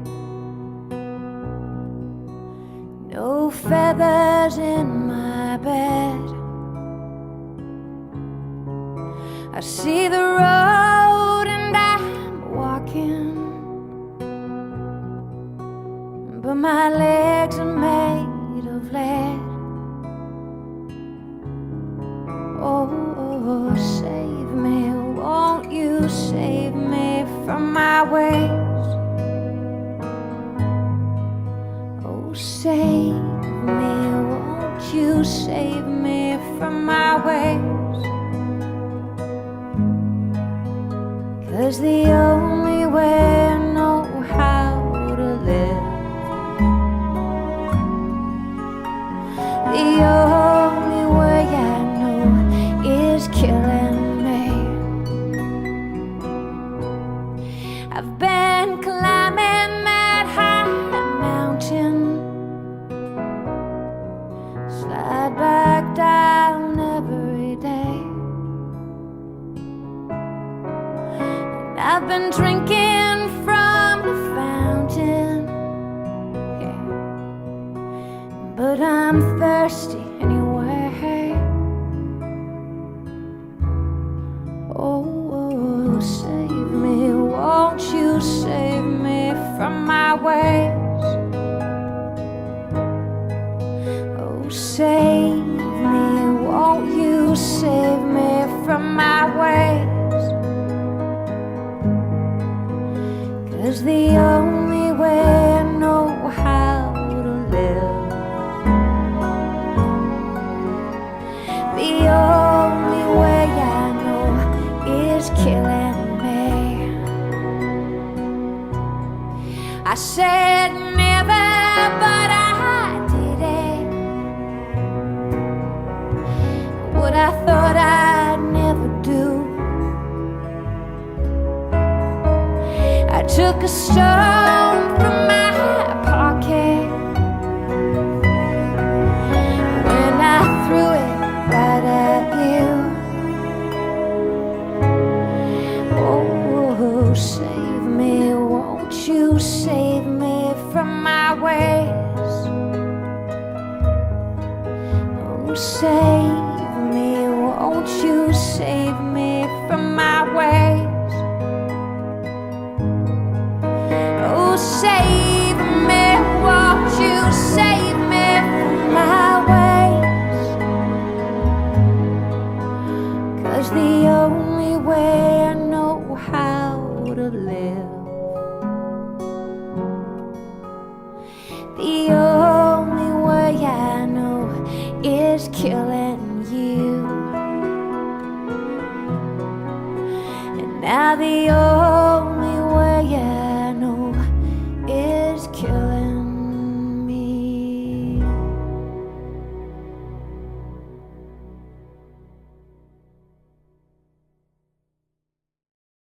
The few who were actually listening clapped when the song concluded, and Kyle, seeing his opportunity, walked up to her as she left the stage. Her husband and handler had slipped into the crowd during her song. "Hello, Miss Saunders Roth. Do you remember me?" Kyle saw no point in wasting time. "Herr Delschau. Yes, I remember you. My husband speaks well of your music."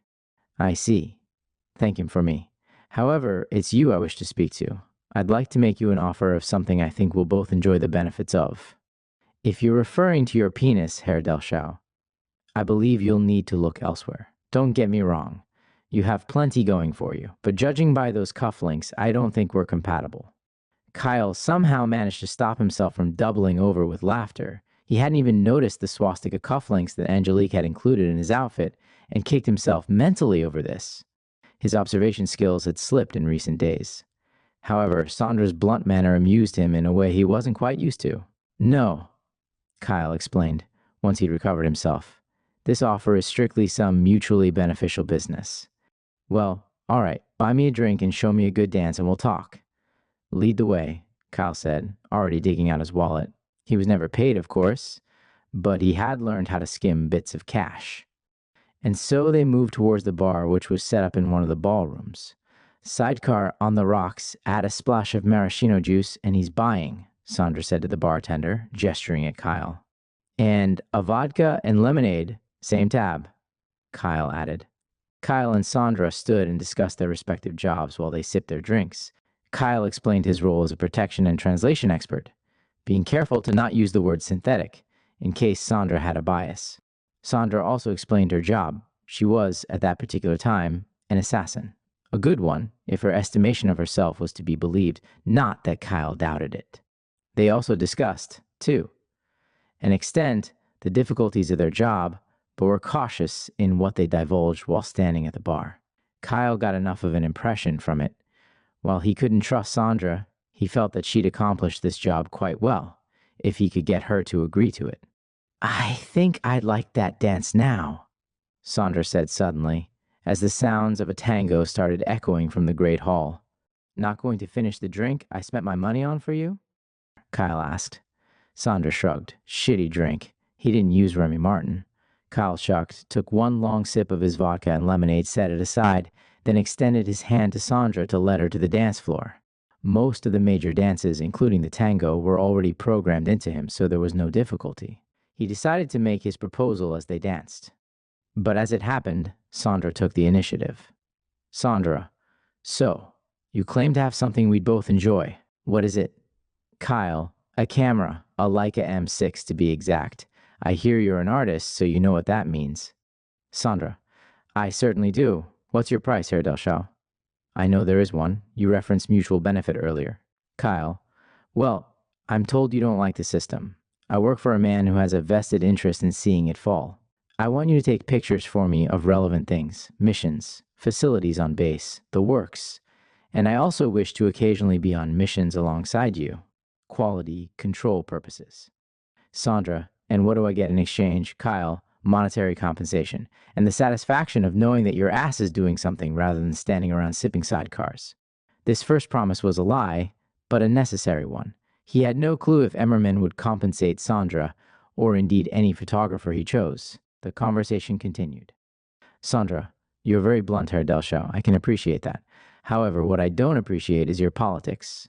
Kyle, "I fail to see how my politics are relevant here." Sandra, "Your politics are always relevant, Herr Delschau. And since you don't serve the current regime, I must assume you serve another, namely Der Bund, and that your boss also serves them. I'll take your little job on two conditions. The first, I want to meet your boss.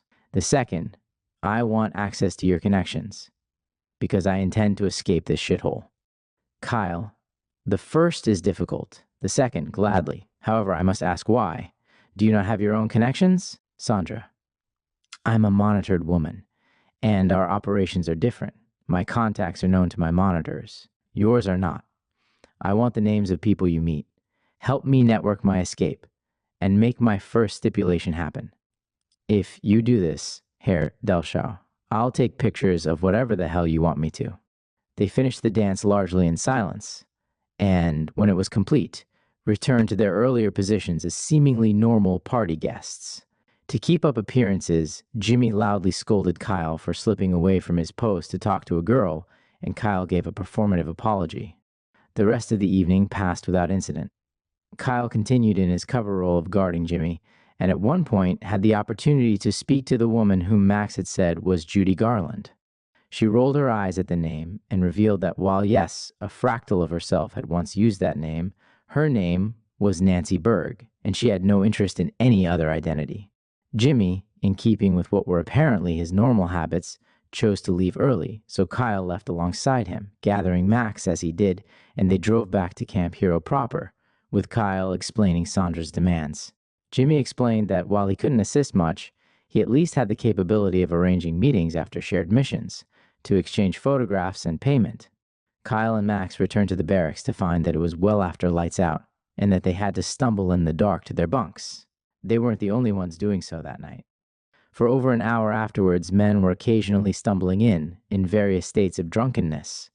This sort of thing was not infrequent, but it was Kyle's first time witnessing the cause.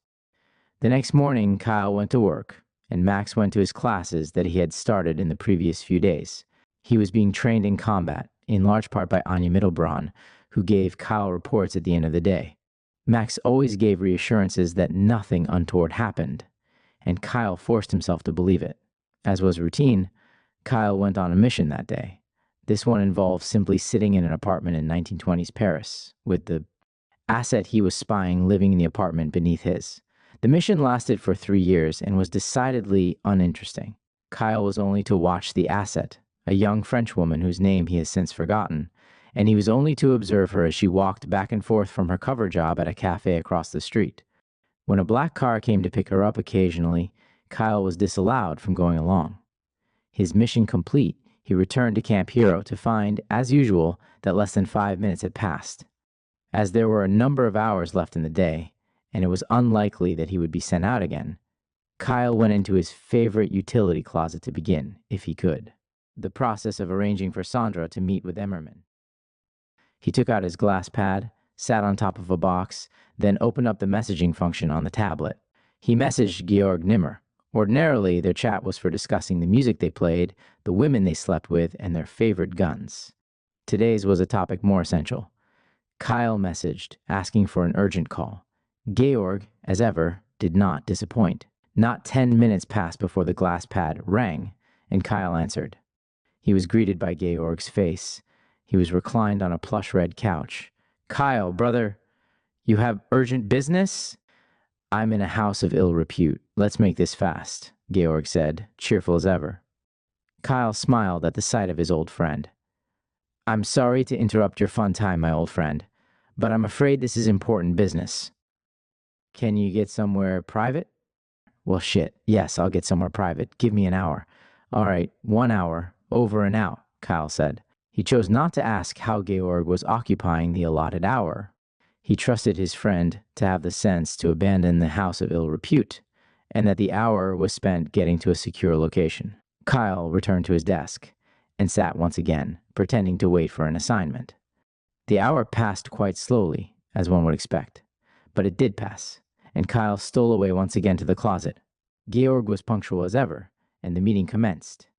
Georg was now seated in a vehicle, and Kyle got directly to business. Kyle, I have a request, and I'm afraid it's a rather big one. Georg, what do you need, old friend? Kyle, you're aware, I imagine, that our benefactor has sent me a camera, and in order to find someone to take pictures of the happenings here? Georg, no. The old man never tells me what the fuck is going on unless I'm involved. Do continue. Kyle, well, I found my photographer, but she's demanding a meeting with our benefactor before she'll do it. You're with him more than me. Is there any way to arrange this? Georg, that is a big ask, but I'm with him tonight. I'll make the request. Who is she? How is she reached? Kyle laid out all he knew, at least most of it. He left out Sandra's demands of being paid. He had no doubt that if the meeting went through, that she would certainly make these demands known. Several days passed, from the linear time within the camp. Hero time bubble. Of course, it was longer for Kyle, as he had to go on missions of various lengths.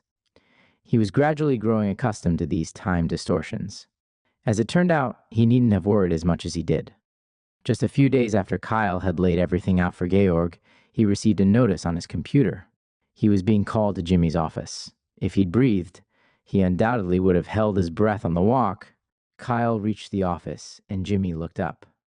"Your benefactor's tentacle has no limit, it seems," he said, as he handed over a folded piece of paper. From the lady herself. Kyle opened it and then chuckled at Sandra's chicken scratch handwriting, so at odds with her personality. The note itself simply said, "Payment situation sorted. I'm in." "I suppose she's in," Jimmy said humorously. "I know a dead drop you can use. At the back of the radar tower is a bit of woods with paths and a few benches. Unguarded area. The benches have little engraved plaques on them. One of them is dedicated to lost songwriters. The bushes behind it will serve as your dead drop." "Joel," Kyle said without thinking, and left Jimmy's office with some renewed assurance. It was during these days that Kyle began to feel that he needed something to give Max when he came of age. Aside from his Seiko watch and flight jacket, he had no earthly possessions. However, as always, he had music, and since 4. Now, Max was not going on missions with him. He was separated from Max for long stretches of time, which was exceedingly difficult for him. And so, he wrote a song to express the separation, with the determination to give it to Max when he came of age.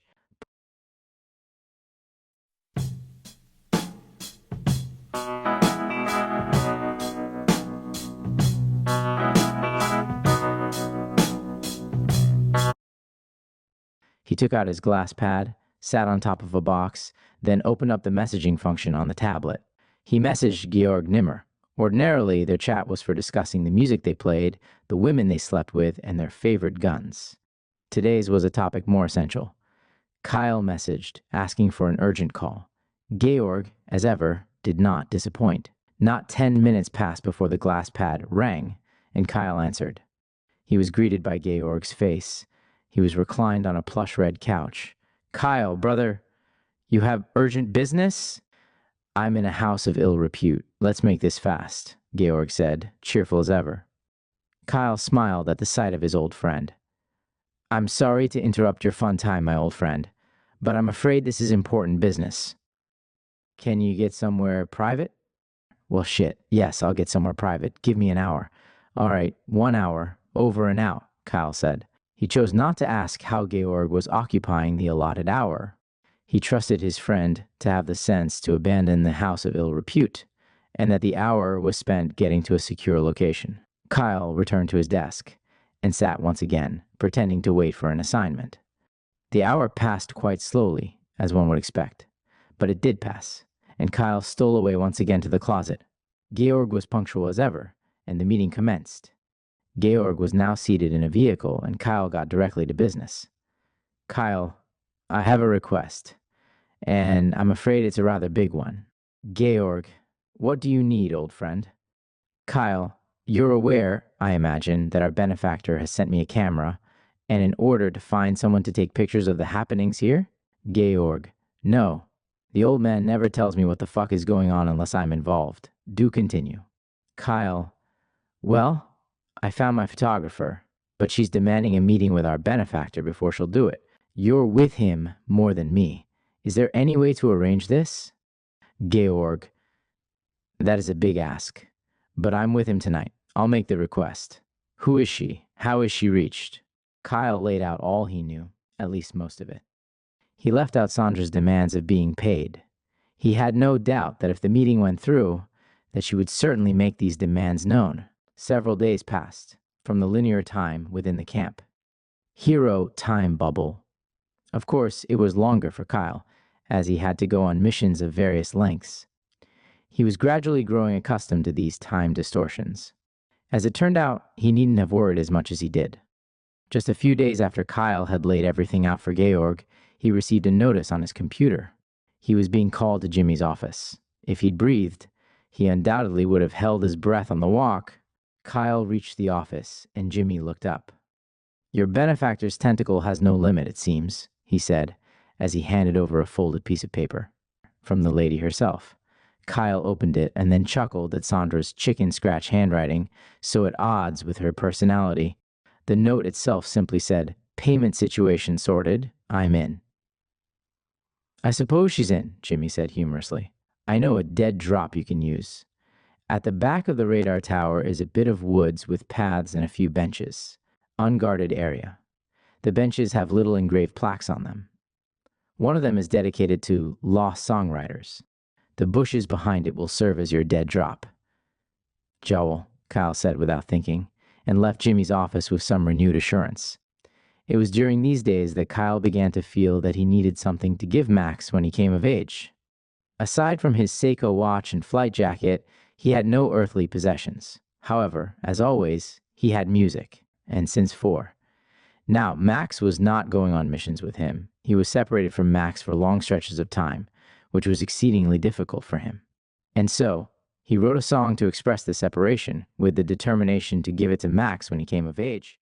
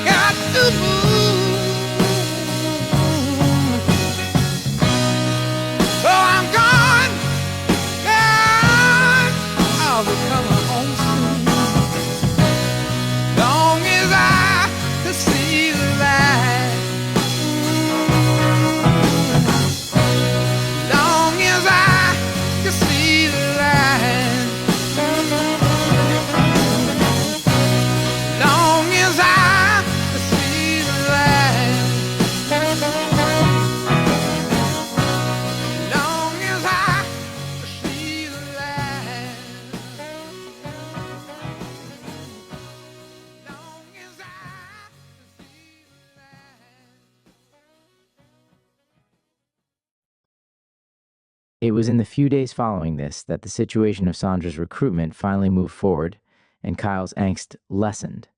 The notice on his computer said that he was to head to the usual briefing area and included a list of those on the mission. Claudia Green, Overseer Sandra Saunders, Roth, Wet Work, Kyle Delschow, Security, Maximilian Bronsley, Trainee, a compact team, Kyle thought.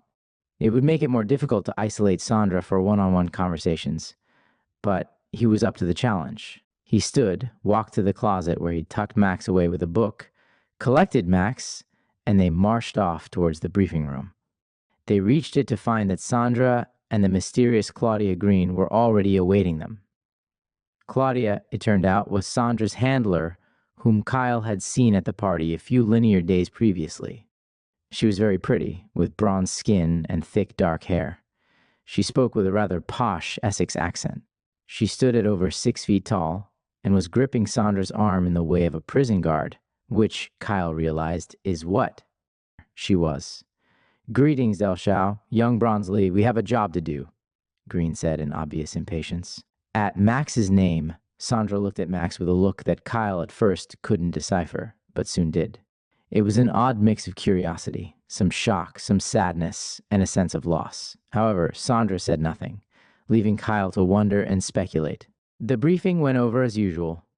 In essence, it was a case of assassination, retrieval, and delivery in Spain and the Austro-Hungarian Empire in 1875.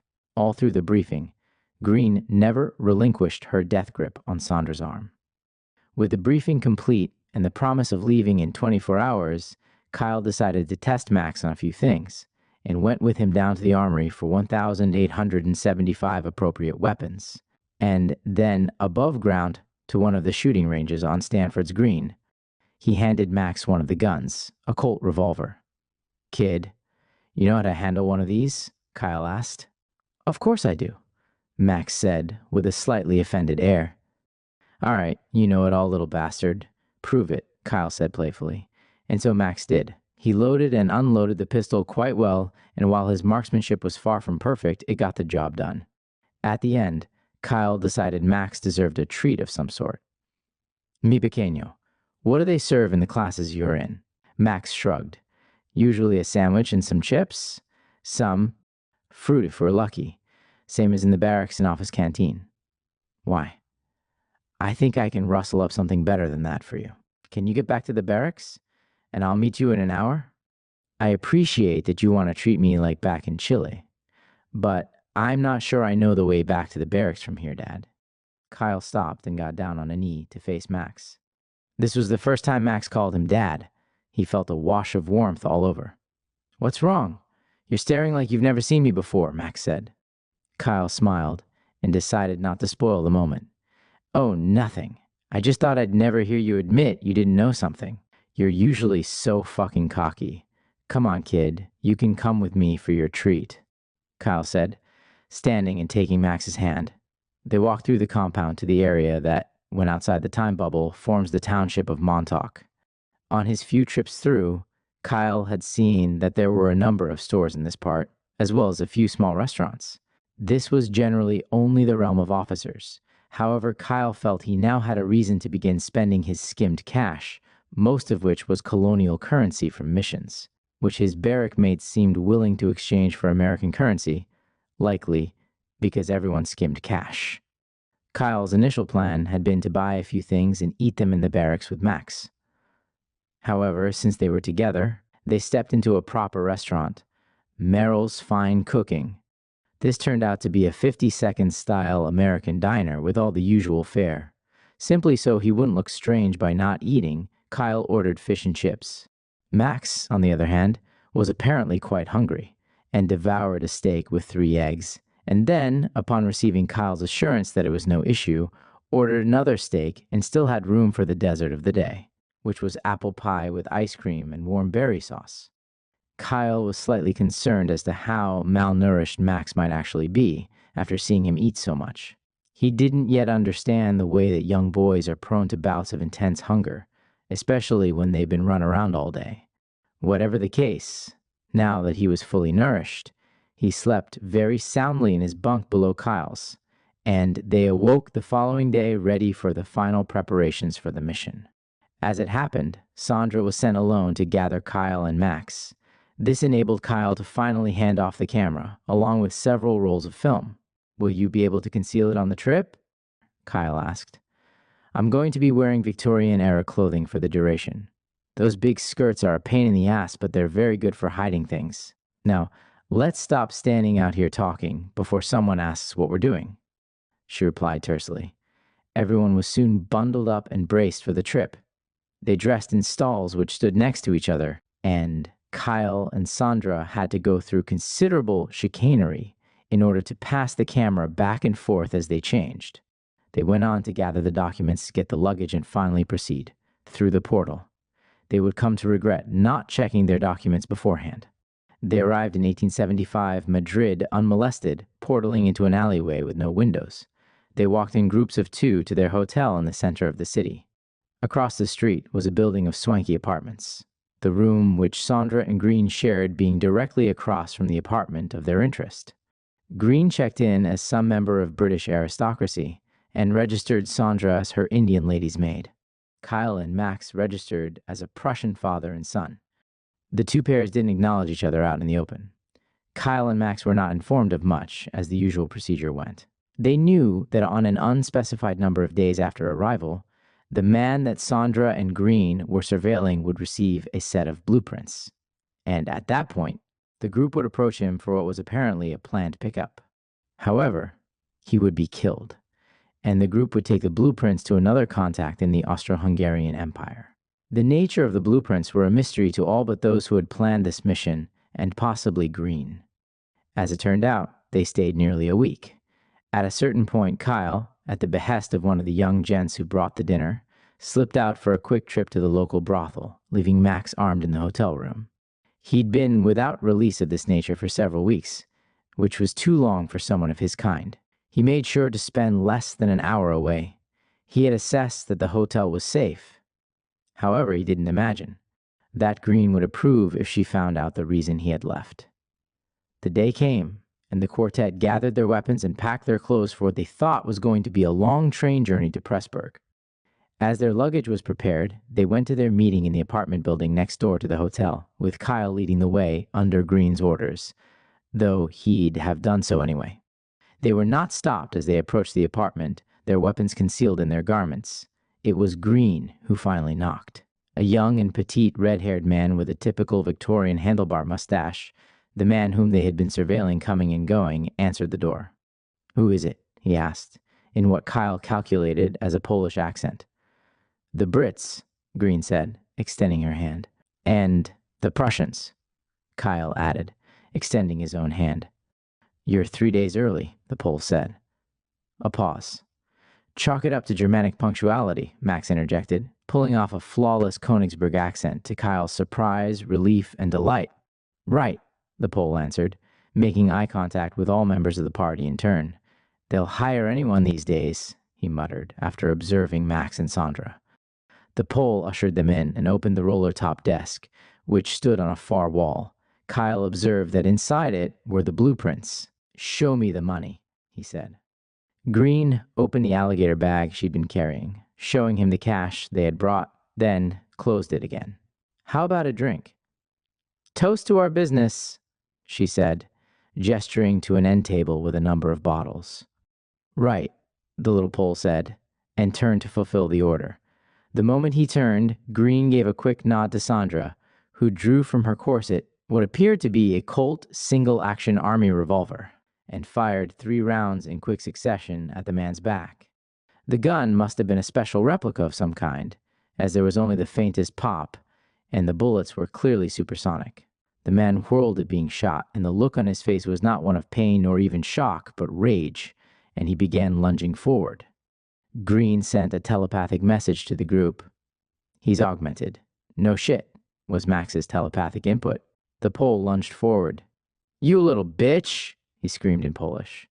Sandra fired another shot. However, Kyle stepped in to do his job. He firmly shoved Sandra aside, getting in the path of the man now charging like an enraged bull, his eyes fixed on Sandra. Kyle stepped forward, swinging a punch to the man's center mass that would have sent a normal human flying at least 10 feet. This man barely took a step back, putting his augmented status beyond doubt. The man thrust his fist towards Kyle's face in an attempt to punch back. Kyle deftly dodged and grabbed the outstretched arm, giving it a rough twist. He heard the unmistakable sound of reinforced artificial bone snapping, and with an extra kick, he brought the Pole to the ground and began choking him. Sandra stepped forward to the pinned-down man, lifted her skirt enough to withdraw a dagger from her left boot, and before anyone could guess what exactly she had planned, raised it, and plunged it into the man's head right above his left eye before he had a chance to escape Kyle's grasp. The pole didn't die from this gesture.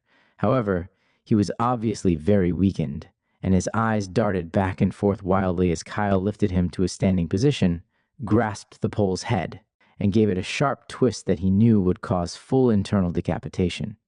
At last, the pole went limp, and Kyle tossed him onto a couch near him. "Thank you," Sandra said, stepping to the body and pulling out the dagger she had thrust into his head and wiping it on the couch, being careful not to get any blood on herself or her clothes. Kyle saw that the blade was pure diamond, hence how it had pierced a reinforced skull. "Don't mention it," Kyle said. "Grand." "Let's get going," Green said, already stepping up to the roller-top desk and removing the blueprints to put into her alligator bag, from which she had pulled everyone's passports and set them on a chair. Everyone walked up to grab theirs, and Max opened his. "Everyone, isn't it?" Max asked with alarm in his voice. "Yes." "Why?" Green asked impatiently. "Because this passport is dated for 1888. "Everyone else check yours," Max said. They all hurriedly did so, finding that their passports were all dated for dates that were, looking from that moment, the future. These would never do at the many borders they would have to pass to reach Pressburg. "What do we do now?" Kyle asked. It was the first real mistake in the Camp Hero machine he had observed. "We improvise. But we can't stay in this flat. Who knows when the cleaning lady might show up. We need to get to our luggage, and then somewhere out of town," Green said decisively. "We could try jumping the rails like in those old movies," Sandra suggested as they filed down the hallway. Apparently no one liked this idea, because no one so much as commented on it. They made it back to the hotel and found their luggage was already in the foyer, and a porter was waiting for them. Kyle had an inspiration and approached the porter. "My son and I have decided to escort these two ladies," he said in perfect Spanish and pointed to Sandra and Green. "Please load our luggage onto a single cab only." He looked over to Green, who simply nodded. Kyle walked up to her. "All right, now we're not separated. Now what?" "We tell him to take us to the countryside. Tell him to take us to some obscure ruins that we won't have heard of," Sandra interjected. "We can make contact with base out there. We can't stay in town." "We're going fucking camping," Max said with disgust. "Watch your language," Kyle said sharply, though he'd realized that this was a losing battle with Max in any language. But also, yes, for now. They loaded onto the carriage. As they'd only been allowed a single suitcase per person, there wasn't much to load.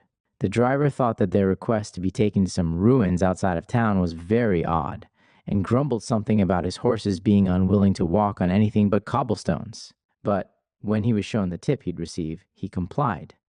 When tucked away into the carriage, the quartet talked at length. The idea of walking to Pressburg was brought up, but soon shot down due to time considerations. It was thought likely that the mission would be cut short when they made contact with Camp Hero, and that the blueprints would be delivered by someone else. Unfortunately, as ever in Project Phoenix, it didn't go that easily. As soon as the crew was left at the ruins, suitcases were opened, then Green withdrew her glass pad, the only one that had been allowed on the trip, and went out of sight to call into Camp Hero. Sandra, sensing this as an opportunity, pulled the camera from beneath her skirt and snapped a few pictures. Green returned and addressed the group, her voice dripping with annoyance and disdain. "We're not being sent home. We have to go on to Pressburg by hot air balloon. The balloons are stored 5 miles northwest of here. We have to go now. We've lost time already."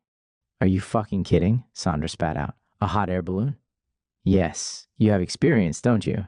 Green said. "From about 1,000,000 years ago," Sandra said with a snort. "Well, fuck these clothes." And with that, to everyone's shock and amusement, Sandra pulled her boot knife once again and used it to deftly make 2 slits on her skirt, one in the front and one in the back. "Everyone turn around," she said. And they did, until she instructed them to turn back around, finding that she had removed her bustle and hastily tied the 2 sides of her skirt onto loose makeshift trousers.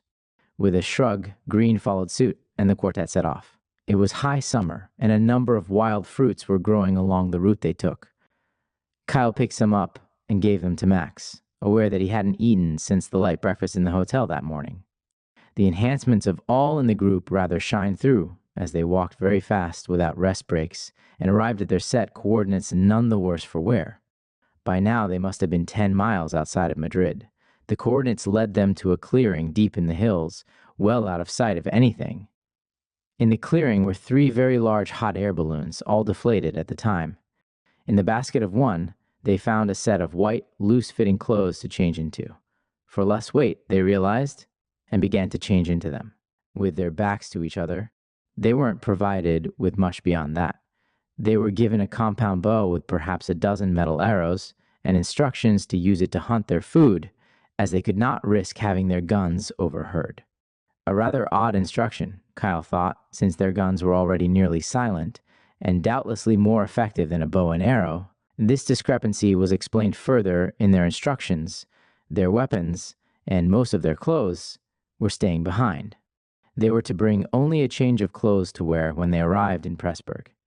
These were to be stored in one basket, alongside their equipment, which included 3 bottles of pills. One of these pills was to increase oxygen efficiency, one to more or less eliminate the need for water, and the last to raise body temperature, which was necessary at the heights they'd be flying at.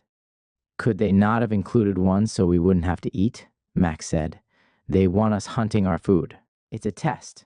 Always another fucking test, Sandra said. The distribution was decided upon.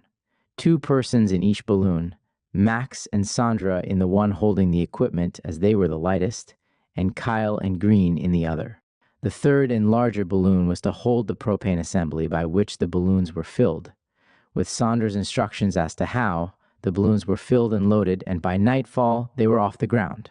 As it turned out, they spent over a fortnight alternating between land and sky. The trip was hell. A day in a hot air balloon is an adventure. Over a fortnight is torture, particularly when the food is insecure and one is not able to bathe and one must relieve oneself in a bucket which is never more than a few feet away from those whom one is sharing a balloon with. This was further not helped by the temperatures. On the ground it was high summer, yet at the tallest heights they reached, it was well below freezing. They had to always be sure to land in the middle of nowhere to avoid being spotted, and at one point had to explain themselves to some Bavarian hunters. They claimed to be British naturalists, which was apparently justification enough, though the hunters made hungry eyes at Sandra, and that night she slept next to Kyle. The most dangerous parts, however, were those spent in inclement weather. They suffered torrential downpours in both southern France and Austria, unpleasant normally, but when one is in a potentially explosive balloon, very dangerous indeed, as the slightest spark from lightning could cause a balloon to explode and send its precious cargo flying. This is not to say there weren't a few pleasant bits. The scenery that they passed over, particularly across portions of France and Switzerland, was truly breathtaking. The few down moments spent in nature were also pleasant, and Kyle was able to teach Max some valuable lessons on hunting and foraging, lessons which would stand him in good stead for the life he led and still does. Though, at the time, Max complained a great deal. In some ways, he was still an 8-year-old. In a way, Kyle also gained a new respect for Sandra. While he never let go of his racial biases, he had to admit that she was an excellent forager and an extremely skilled aeronaut, guiding them very ably through even the worst weather and always keeping the balloons at the right height and level of aeration, and even getting them to Pressburg ahead of what the wind charts on Green's glass pad had predicted by her calculated manipulation of the balloons. She also managed to take a number of pictures and successfully hid the camera from Green. The way the mission ended was almost laughable. They landed perhaps a mile outside of Pressburg, and Green called in to Camp Hero to let them know. The commanding officer, whom Kyle did not recognize, ordered them to put their period-appropriate clothing back on, walk into Pressburg to the train station, and swap the alligator bag containing the blueprints with an identical one that would be at the feet of their contact. Then they were to walk all the way back to where they had landed, where a portal would be waiting for them. Too tired to even complain, they walked silently to the Pressburg Bahnhof, where Green made the exchange. No one else had been informed of who the contact was, however. Kyle observed the exchange and saw that there were actually 2 contacts, posing as a couple. Kyle recognized one as Eric Holtz, his barrack mate. He did not recognize the woman he was with, nor did he overhear their short exchange with Green. He was too mentally exhausted to care at that point. The hike back to the extraction point again passed in silence. There was indeed a portal waiting for them, and everyone went. Through it, Max was whisked away to be age-regressed, even though he'd only aged a few weeks. The others walked exhaustedly to the showers. The bespectacled young man who had given the crew faulty documents was never seen again after this incident. The mission was deemed a success, and while it would be some time before Kyle had enough information to piece together its full ramifications, it had begun the allyship between him and Sandra that would prove to be long and storied, as unlikely and awkward as it was. Author's note. I hope the reader has been kept interested in these somewhat more domestic chapters lately. The city of Pressburg, Austro-Hungarian Empire mentioned here, is now known as Bratislava, Slovakia, and easily viewable on your preferred search engine. Volume 2, Chapter 14.